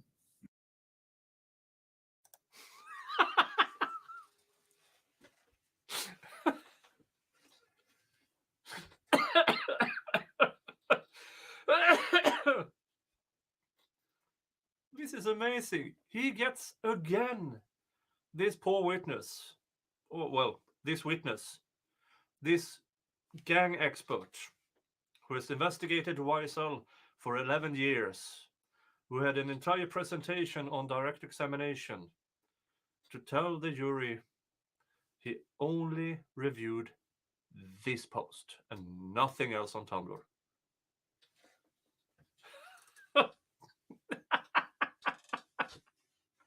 Oh, this is amazing. You didn't look at all of Mr. Williams' Tumblr account? No, sir. How do you know to review this one picture? Well, when the state asked me to review these particular tweets, this is one that was linked within one of the tweets I was asked to review, and I was asked to review this post from that link. You weren't curious to know what else is on that Tumblr account? I was not, no. Well, since you come back, I'm inviting you to look at it if you want to. But every one of those posts has to do with music. Do you realize that? Objection, hearsay. It's not hearsay. Testifying. Do you know, as you sit here, what all the other Tumblr posts deal with? Objection. Basis. It would be speculation. He said he has not. A standing objection. You do me a favor. If you come back, I'll call you if you need. I want you to review all that Tumblr, okay? Sure. Okay. And then you tell the jurors. Everything. What happened here is Mr. Steele advertising to the prosecution he will call this witness during his case in chief. He is not done by a long shot. And here's the thing. Between now and then, as a fact witness, he can't really educate himself more. But he is being invited to by Mr. Steele to review more as a defense witness. This must terrify the absolute living crap out of the prosecution.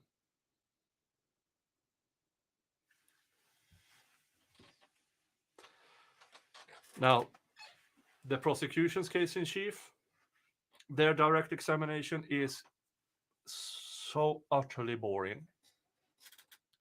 So, but the cross examinations are amazing.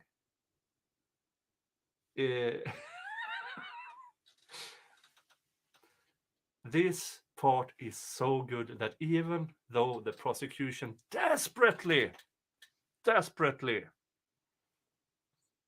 wants stuff out, Mr. Steele just advertised to them he will make him a defense witness. Maybe as a gang expert. He can do that. Or as a fact witness. He can do that too. This is amazing. Again, this is a masterclass in cross-examination. He's getting stuff in that they have been fighting for over 4 months. He is now getting in as evidence through this witness, and he's nowhere near done. Analysis on that Tumblr account, okay? Sure, and tell them if it has anything other than music-oriented promotion, okay? Well, I would say even this photo has more than just music promotion. That's great. Okay, let's go to number. I think it's 50. Give me 1 second. Let's go to 50. I'm sorry, that's State's Exhibit 50. And there's a whole series of tweets on that one page, so on that one exhibit. So we'll go slow if that's okay. All right, we are showing now what's been marked and admitted as State's Exhibit 50W. I'd like to go through these with you if you don't mind. Yes, sir. Okay, starting at the bottom. It's September 10th, 2012, correct? Yes, it is. And just, no one's trying to confuse anybody, but these dates are all kind of mixed up. Is that fair to say? It is. On this exhibit, okay. We'll identify the date that we're looking at, okay? So this is the very bottom one, September 12th, 2012, and you see the bottom, it's in quotes, and it says, at Matei125, at Young Thug World Blood, what up, bro? You see that? I do. And I believe you made it clear, but just to make sure, the quotes was what Mr. Williams or whomever is responded to. Is that fair to say? Yes. Okay, so what was written was what's up, bro? By Mr. Williams in response, yes. And I'm just being fair to everybody. I'm not saying it wasn't Mr. Williams, but it may not have been him if somebody else had his account. But whomever, the tweet went out on that account, what's up, bro? Fair to say? Yes. And that's a fair way to say it. Right? Yes, it is. Okay. That's the, and I think you covered this with the Honorable Mr. Shard, but the fact that some of them are, and you can look at the screen, some words are bolded, that's just a search that was done by somebody, right? That would be what I would believe happened, but again, I wasn't the one who told these, so I don't want to testify to what actually happened. If it's not, if I'm wrong, just when you come back, just tell me I'm wrong. If I know, I will. Okay. I'll show you the second one, or the second from bottom. You see that one? It's February 4, 2013. I do. And this tweet is, I have 2 mixtapes dropping by July with 2 exclamation points, True Blood, and I'm just going to use the words. If I'm wrong, just tell me. I came from nothing for. First True Blood, then I came from nothing for 2 exclamation points. You see that? Yes, I do. And you know that I came from nothing, now we're up to 4. Remember 3 was earlier, going to Chattanooga, Tennessee for Stop the Violence? I do. Okay. And this is now another mixtape. Yeah. There was a series of them, right? Yes. Okay. And you know that True Blood was also a mixtape? Yes. And you realize that was never released? I don't know whether it was or not. Okay, but you know it was a mixtape? Yes. Okay. So that tweet deals again with music, right? It does. Okay. Not only with music, but it does deal with music. Okay. And you said, I'm not trying to cut you off, but you said it doesn't only deal with music. So can you explain what you mean? Well, in each of these tweets that we've looked at so far, including this one, and I'm assuming others that we're going to review, certainly they involve music, but they also involve Mr. Williams' gang affiliation, which he's chosen to incorporate into the music, into his posts, and into the posts of his associates as well. Let me ask you a couple things about that. First of all, associates, what did you say, gang associates? Is that right? I don't know if I said gang associates or just his associates. Okay. I promise you we're going to come back to State's Exhibit number 50W, but can we follow up with some of your answers just now, if you don't mind? Of course. All right. When you say associating with associates, if I was helped out in my community by others in the community, whomever, and I didn't cut ties with them as I started to gain popularity and traction and have some modicum of success, what's wrong with that? In and of itself, there's nothing wrong with that. And if let's say I wasn't, let's say I was an entertainer, I was a sports person or a book writer or a movie critic or a gangster rapper, okay? And I wanted to shout out to my associates that helped me along the way. What is wrong with that? There's certainly nothing illegal about that. And if my associates, and I'm not saying they were, but if they were doing things that were against the law, but I still maintained relationships and shout outs, what is wrong with that? Well, to be clear, Mr. Chair, I don't believe that was my testimony, that there was something wrong with that specifically. That simple action alone is not illegal or something criminal. Okay. So when you just said these two tweets, and I'm not picking on you, just want to ask you, these two tweets have more than just music. It has, and I thought you said gang association, but you said association. There's nothing wrong with that, is there? There's nothing illegal about that, no. Okay, let's go back to State's Exhibit number 50W, if you don't mind. Yes, sir. But we're now going to go when Mr. Kokomo can do it on the third tweet from the bottom, if that's okay. Now it's I'm just. Yeah, one thing that's totally besides the point, but the court person who handles bringing stuff up on the monitor, his name is Mr. Kokomo. If you're older, middle-aged, Kokomo is funny because it's part of a song.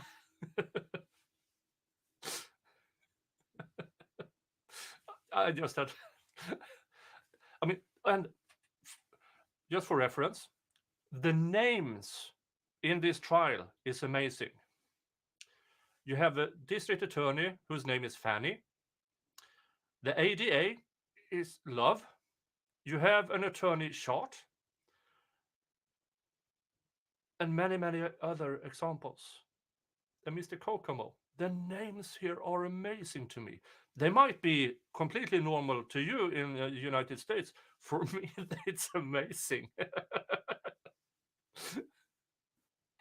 Yeah, I just wanted to pause for a bit just to tell you that. I think that's just to show, and I know you didn't do this, but this is now May 15, 2012, correct? It is. All right. And that's when we're focused on, it says, when my blood bro be at on Cleveland. You see that? Yes. And you were interested in the Cleveland instead of Cleveland and blood bro, I think. Fair to say? It is. When I say you, I mean your testimony. Of course, I know you didn't pull the tweets, but that's what you talked about. Right. Now, have you ever personally tried to invent yourself as an entertainer, somebody that the people want to absorb your thinking and your conduct and follow you? Have you ever done something like that? I'm not sure I understand the question. That's fine. Have you ever been in a position where you wanted people to listen to you? That you have a voice and you wanted people to hear that voice? I think as much as anybody does. Have you ever gotten on a social media account to put out your personal thoughts and try to get people to follow you? I have not. Okay. You know people do that. Oh, certainly.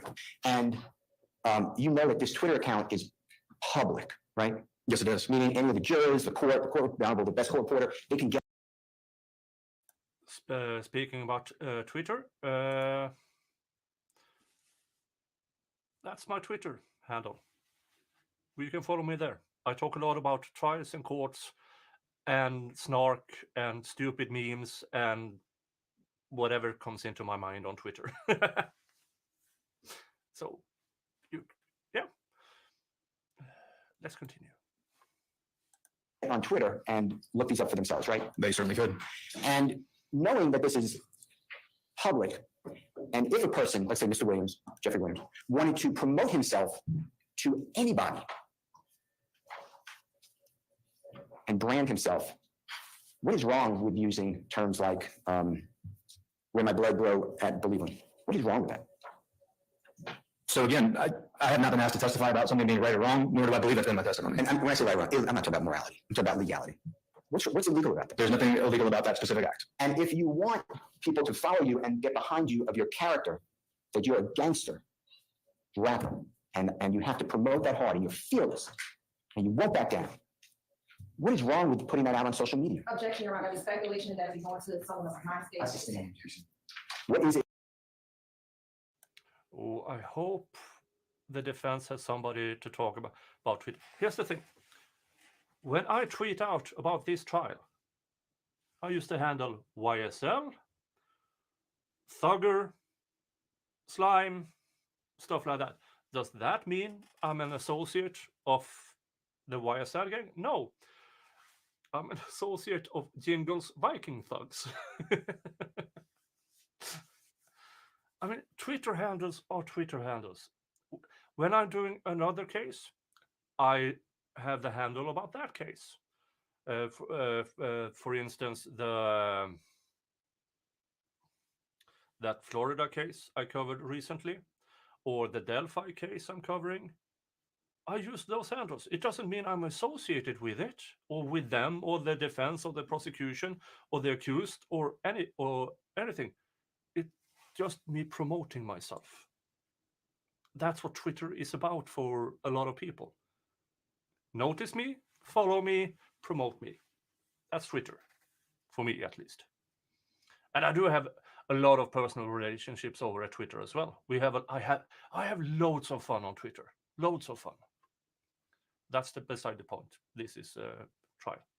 Illegal about trying a gangster rapper. You know what that expression means? I do. You know what gangster rap is? I do.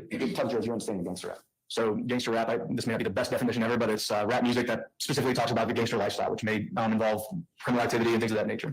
And if a person sings about that, you know that they also may, you don't have to, put out videos about that, right? Certainly, yes. And they may want to portray themselves as that gangster, right? They may. And they may want to put out music videos with guns in it, right?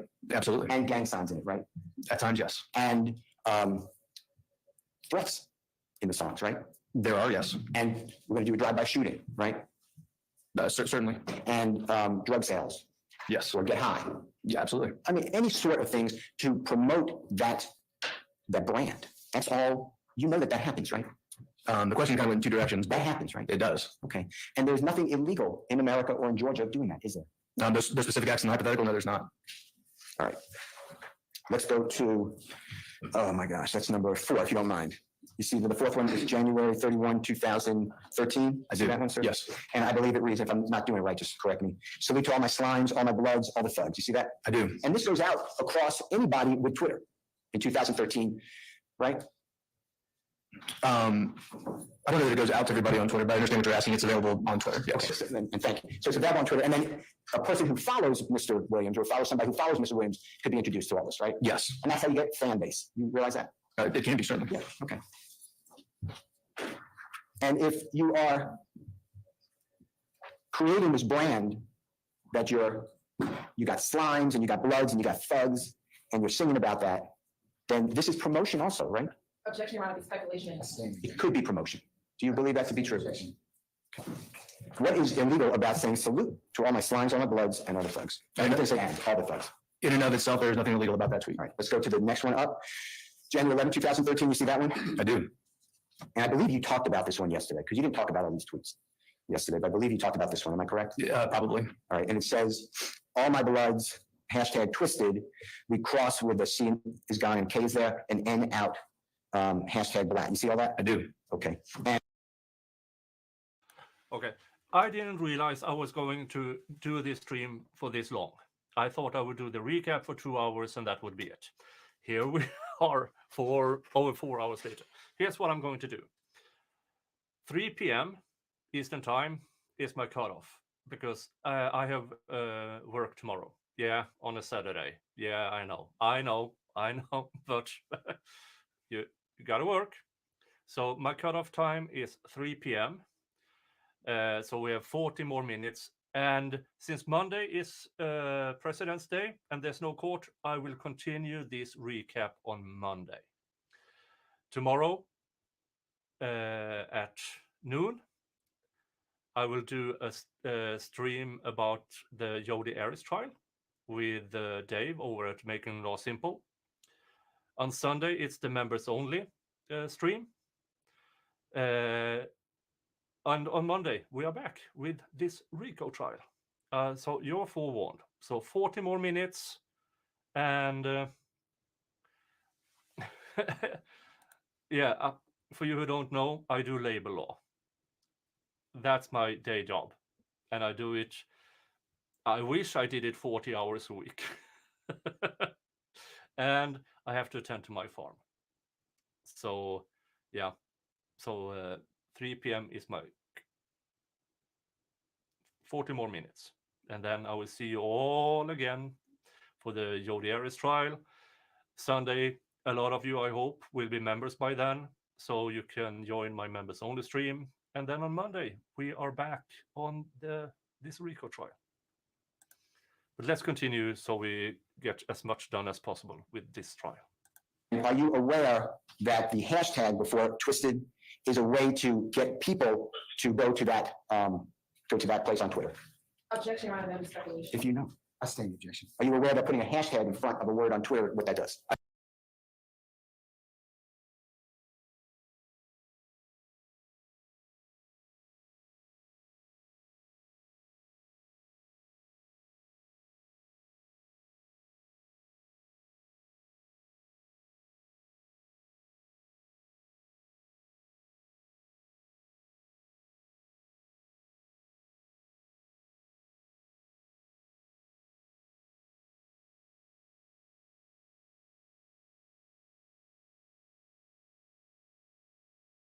Ah, frick. Sorry. Okay. Yeah. It's boomer time. Yeah. I will continue if you didn't catch it, I will continue this trial on Monday. No matter because as far as I know, there's no trial day on Monday. If it is, I will just start a bit earlier because we all know this judge is always late. So I will be caught up in no time. Okay. All right, let's continue from this boomer moment. And other jurors. Again, this may not be the best explanation ever, but placing the hashtag in front of a word makes that term searchable, and it helps aggregate the mentions of that word in different tweets. Did you know yesterday when you were testifying, the hashtag twisted, that is a song by someone named Sky Padmore. Were you aware of that? I don't believe I knew who the artist was, no. Okay, you knew it was a song though. I can't remember if I knew if it was a song or not. I believe that I thought it was. Do you know it's a song today? I don't even want to do yesterday. All right, well, if I'm wrong, you'll come back and tell us. Okay? Sure. And then the next line, we cross an N or A-N out. You see that? I do. Okay, and you're familiar that is also a lyric from a song, right? Yes. And I don't believe you told the jurors that yesterday. Can you explain why not? I don't believe I was asked, although this lyric also was part of another video that the jury viewed. So I think they're likely aware of that. Okay, then we're going to go into that.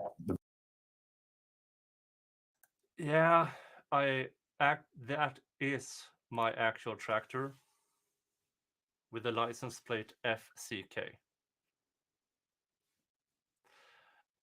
It may or may not have been the main reason why I bought it, because it's funny and my humor is 12 years old.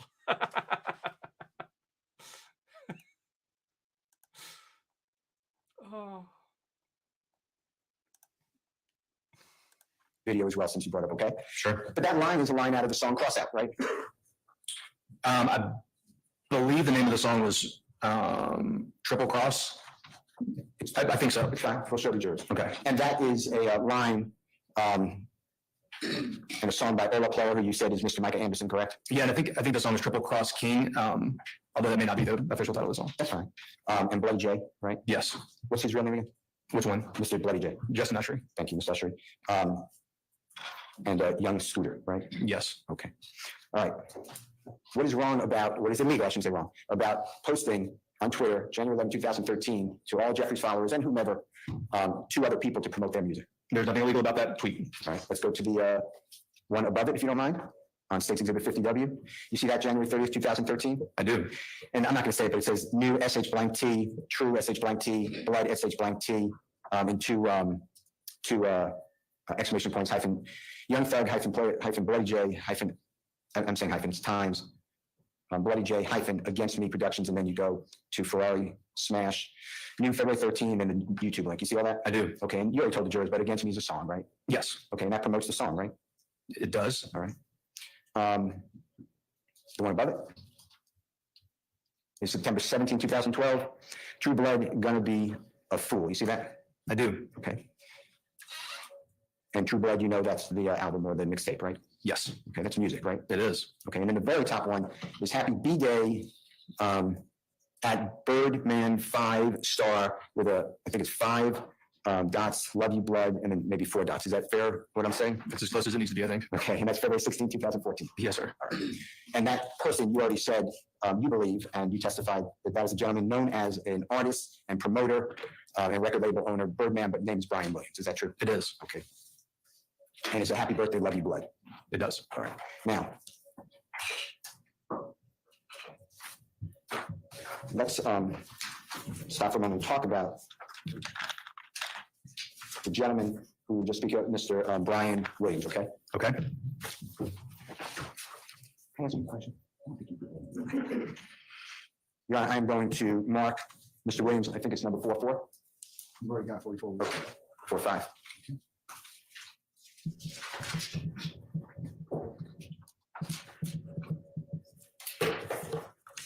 You know what I'm referring to?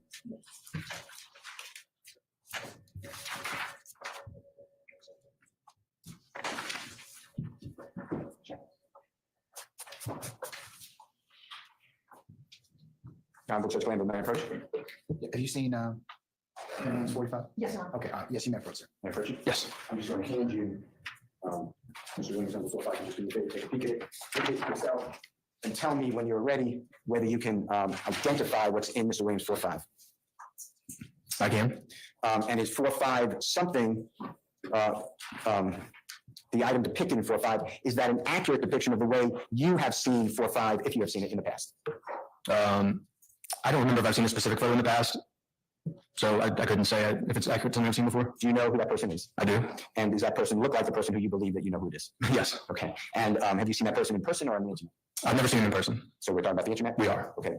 And does 45, Mr. Williams 45, accurately depict the way you understand that person looks? Yeah, it does. All right, Your Honor, I move for the admission of Mr. Williams number 45. No, All right, defendant Williams for 45 is admitted and may be published as you see. Thank you.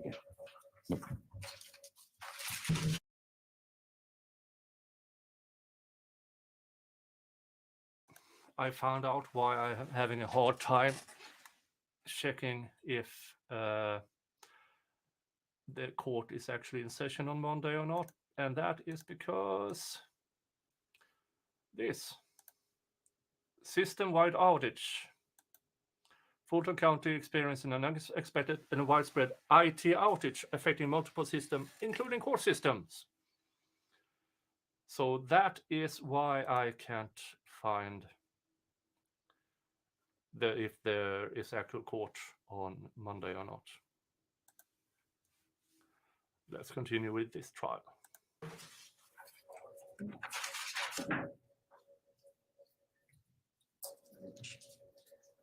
Do you know?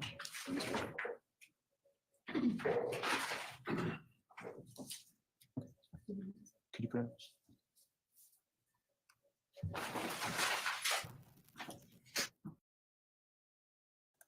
None of your business. There's a video of Fanny saying there'll be no relationship with subordinates in her office. Yes, that's from 2020 when she ran for district attorney. She was very, very clear with there.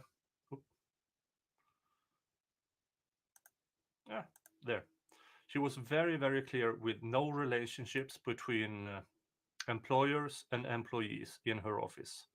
Now we know that Fannie Willis had a personal relationship with Nathan Wade.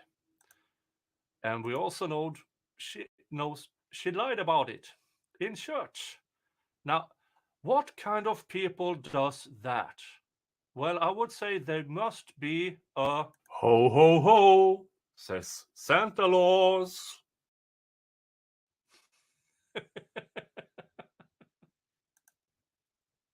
I will never get tired of that. Oh, let's continue with the trial.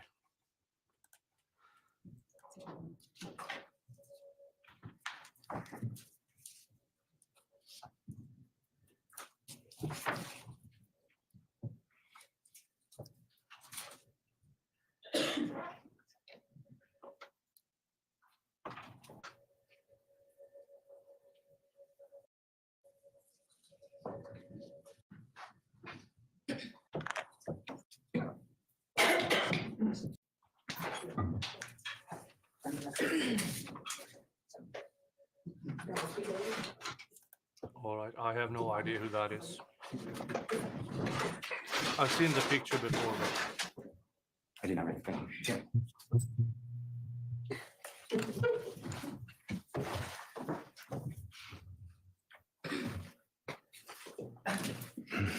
Okay, would you mind helping me out with the court's permission? Do you see what Mr. Kokomo has placed on the screen? They're in front of you, to your left, otherwise definitely behind you. And you have it in front of you as well. You see that? I do. Okay, and is that the gentleman who you identified as knowing as Mr. Brian Williams, performer known as, or business person known as Birdman? Yes. Okay, I'd like to go through some of these pictures, this part of the picture with you, okay? Okay. Do you notice, and can you point for the jurors? So you're going to have to, if you don't mind, help us out. Okay. Anything that you would say in your expertise, study, training, is gang related on that picture that you can show us.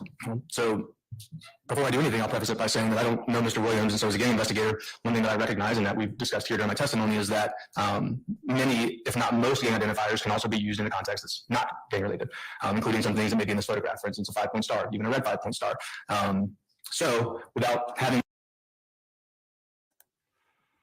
isn't that convenient that even though he is there as a supposed gang expert, he has to admit all the things, all the tattoos he was talking about that are gang affiliated can be used outside of any gang.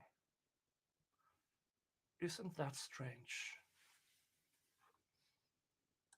background on Mr. Williams, I would hesitate to say that any of his tattoos are necessarily gang tattoos. And I am not saying that Mr. Brian Birdman Williams is in any way related to any type of gang. I'm just asking you, and you made that clear, and I appreciate that. I just want you to point out on his picture, Mr. Williams, number 45, anything that you believe may, I'm not saying they are, maybe on somebody else, on me, be a gang identifier. I was objecting on speculation. All right, point out for the jurors how many 5 stars you see in that picture. All right, so you're asking me to point out, what now? How many 5 stars you see? You mean count them or point them out? Both. Okay. And if there's any color to them, just show the jurors, tell the jurors the color you see. Okay, so this appears, can't see the whole thing, but I would assume that's a 5-point star and it's red. This also is a 5-point star, so that's 2, 3, 4. I believe there's one here you can't see on the screen, but that's 5. And the picture that I'm holding is a little clearer than what's on the screen. The picture, and then point at the jurors on the screen. They'll have the picture. As DD, my first and best moderator, so nicely points out, if you don't want to support YouTube, who takes a 30 to 40% cut, you could buy me a coffee instead. I think they have a 5% cut or something. So if you choose that method, more money to me. All right. Thank you. So I believe this also is a 5-point star. There's one here. So I think we're up to 6. I believe there are 6. Do you see anything else that would be potentially, I am not saying it is, potentially a, I think we call it identifier of a gang? I'm sorry, just Mr. Williams, number 45. that's just not how I really do this type of investigation. One more time. That's just not really how I would do this type of investigation. Well, let's talk about this. Do you see right in the cheek, on the right side of the cheek, by the glasses, do you see 2 letters back to back? One of them is reversed, an R and a G, I would say. Do you recognize that? I do. And just point out to the ladies and gentlemen, jury, if you don't mind. And do you know, if you do know, what RG is or stands for? I do. Tell the jurors what it It is. stands for Rich Gang. And tell them what that is. Now there's a record label or imprint. Not sure what the technical term is. Okay. And do you know who owns or, and if you don't, that's fine, that record label? I don't know who the owner of the record label is now. Okay. Who's involved with it, if you know? I mean, there's probably many people involved in it. Okay. Is Mr. Williams, Brian Birdman Williams involved? Yes. And do you know when they existed, that record label? I couldn't tell you the dates. It was in this time period that we're talking about, 2011, 12, 13. Okay. And was Mr., not to be confused with Brian Williams, but with Mr. Jeffrey Williams, to your knowledge, part of which gang? Yes, he was. And I'd like to show you State's Exhibit 56W, if you don't mind.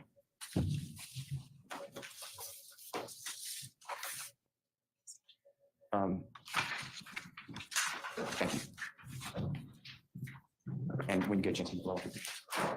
you see in front of you, that was 56W, and if not, it's at the bottom right. I do. Okay, you remember that? I do. Okay, and the gentleman on the right is Mr. Williams, fair to say? Yes. And the gentleman, I'm gonna take that back. The person on the left is Mr. Copeland, is that fair to say? Yes. Okay, and they're both wearing what I would say is similar but inverted jerseys or sweatshirts. Is that a fair allegation, representation? It is. And one of them, Mr. Copeland, has a RG in red letters and white background, and underneath it, it looks like it's Rich Gang, but I don't see the I. You see that? I do. And then Mr. Williams has, it appears to be, it's not fully there, but the RG in white saying Rich Gang, it looks like, but not all letters there, and then stars, 5 stars. You see that underneath it? I do. And the sweatshirt though itself is red background, right? Yes. Okay. And is that, if you know, at the time of this photograph, is that merchandise from Rich Gang? I believe so, yes. Okay. And merchandise is where people in entertainment make some money. Not necessarily all of it, but they make some money off merchandise, right? They do. And other people make money off merchandise, right? Other vendors. Sure. Okay. And what is illegal about wearing the Rich Gang attire? There's nothing illegal about wearing the Rich Gang attire. And what is illegal about wearing the Rich Gang attire along with a hand that you described, I'm going to use Mr. Williams' hand, left hand, as YSL. You see those letters? Yes. Okay. Would you do me a favor, just show the jurors how you get the YSL, just Mr. Williams' photo if it helps you? This hand sign right here. Yeah, but just do the Y first, please. Here would be the Y. Yes? Then I believe the curling of the hand fingers is going to form the S. Show me the S. The curling of the fingers in. Okay. And what's the L? The L is right here. Okay. What is illegal about wearing that Rich Gang sweatshirt and putting up that sign? There's nothing illegal about that, that combination of things. Okay. And then posting it, that's still lawful, right? It is lawful to post that. All right. Okay. Now, you don't have any reason to believe that Mr. Brian Birdman Williams, with all those 5 stars, I think you had 6, whatever the number was, you're not saying that he is doing anything illegal, are you? I don't believe there's anything illegal captured in this photograph. Okay. Are you aware of the musical video Lifestyle? Do you know what I'm talking about? I know of it, but I've not ever seen it. Okay. Do you know what Lifestyle is? Do I know what Lifestyle is? In relation to Rich Gang? Yes. Tell the jurors. It's a song. And also, was that song wildly popular? That I couldn't tell you. Okay. Do you know if it had more than 600 million views? I don't know how many views it's had. Okay. You can check that too when you come back? Sure. And where would I be checking with views on what? YouTube. Okay. It's easy to do, right? Should be. Okay. And were you aware that that was released approximately the time of Danny Glover in relationship? I don't know when they were released in relation to each other. All right. Do you know the song Stoner by Jeffrey Williams? I do. And is that song wildly popular?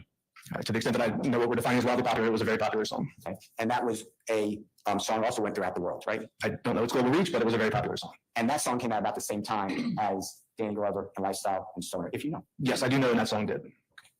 And by approximately, to put this in context, since we have Lifestyle and Rich Gang with a date, approximately, if it's true, and if you don't know, just say, I don't know. By 2012, 13, 14, Mr. Williams was very well known in the gangster rap industry. Is that fair to say? As a musician? If you know. I stand objection. Do you know that he was working multiple times he was playing live every week for years? Were you aware of that? I don't know what his live schedule was over all this time period. Did you ever look at his Twitter account to see the promotion of every single week for years where he was performing? I did see much of his promotion on his Twitter account. I don't recall every single week where he was performing. If I showed it to you, would you remember it, you think? Would it refresh your memory? Of course, I've seen the tweets of his promotion, and I'm not disputing that he was promoting his live performances. So would you agree that by 2012, 13, 14, he is traveling all over the country and the world? Objection, 15. respectfully. If you know, do you know whether Mr. Williams by 2015 was traveling all over the country and the world? Same objection. If you know, I asked if he knows. Does a Twitter account show that he is performing all over the world by 2015? I don't recall that specific time period where his Twitter account was showing that he was. I wouldn't dispute that he was performing wherever. All right. And as he grew, as Mr. Williams grew as an entertainer, do you realize that his public platform, his Twitter account, his Instagram account, it had more and more followers? Do you know that? Objection, relevant to speculation. It's promotion. I sustain all objection. You realize that, right?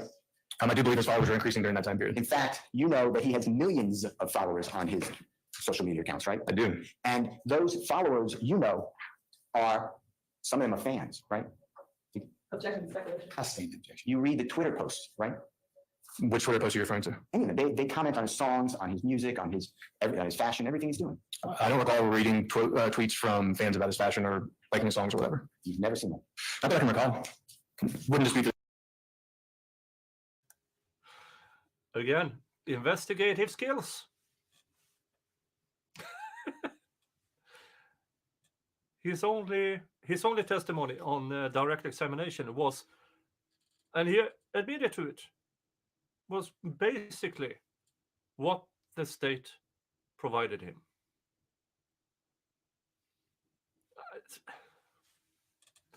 Yeah. His fans like his music, but I don't recall reviewing such tweets. Okay. Let's do this. I would like to play, and I have to get the state's number.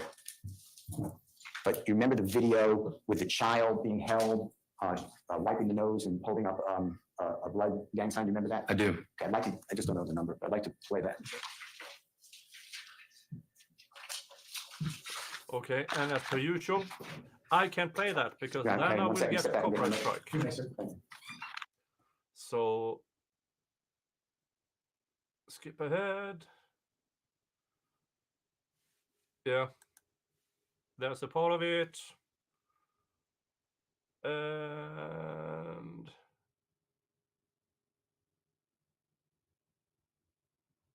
when are we done with it? There.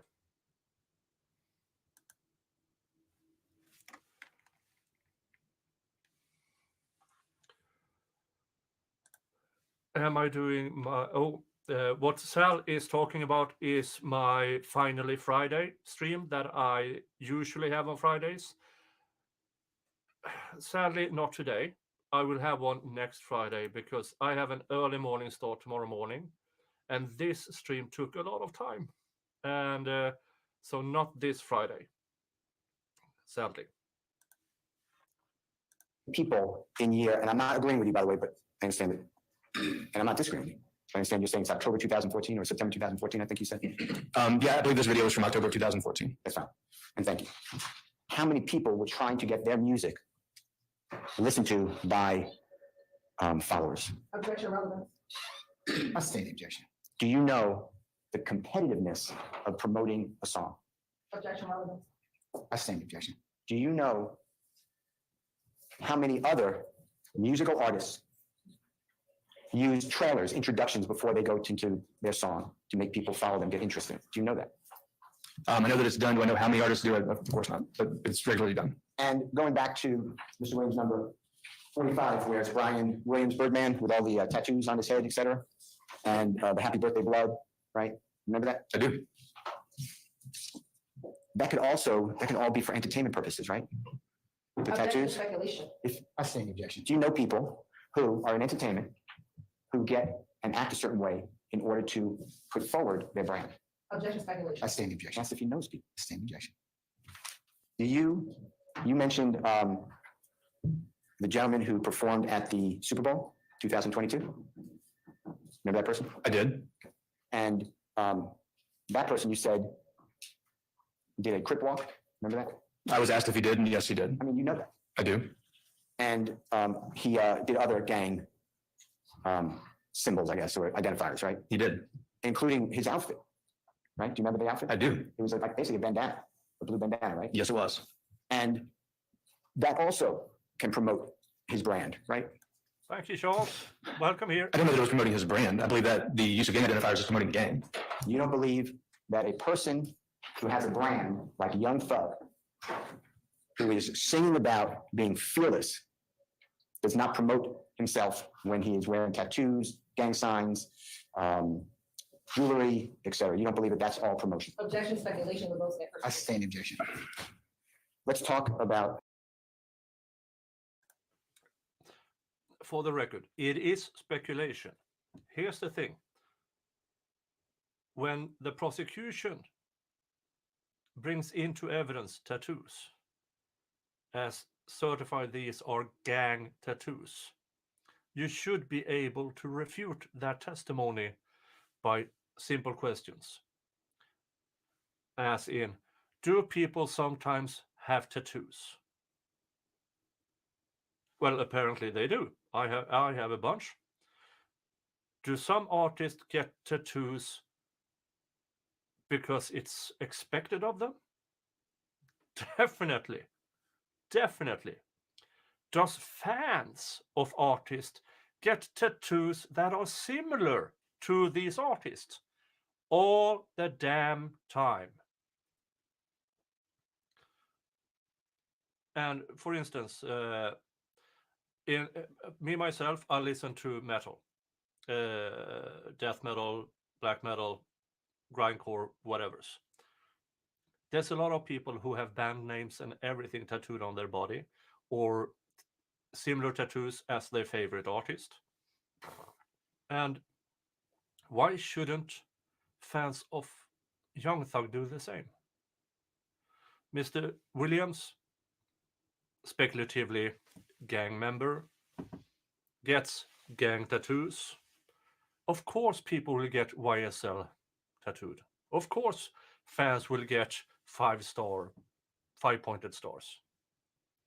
That's not, it might be a speculation for this witness, but I know that the defense has an actual expert waiting for their case in chief, an actual expert on a national level, acknowledged on a national level regarding hip hop, gangster rap, and gangs. And I'm so looking forward to that person's testimony. I'm so looking forward to that, because it will be a slaughter of the prosecution's experts.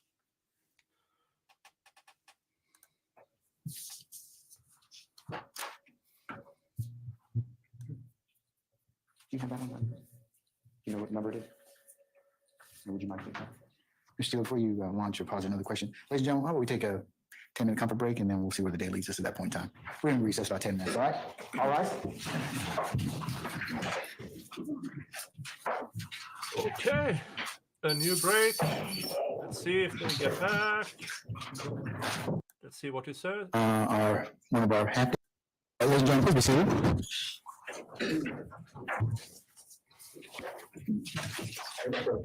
All right, thank you, Sergeant Ingram. Ladies and gentlemen, jury, if you probably noticed, the length of the day has we have exhausted it. It's about 5:20. Okay.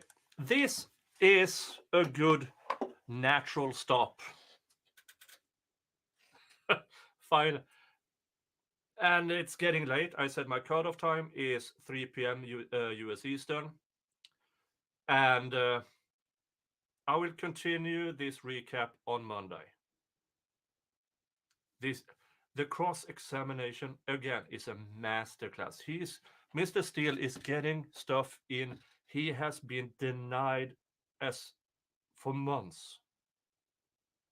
And he's getting it in through this witness.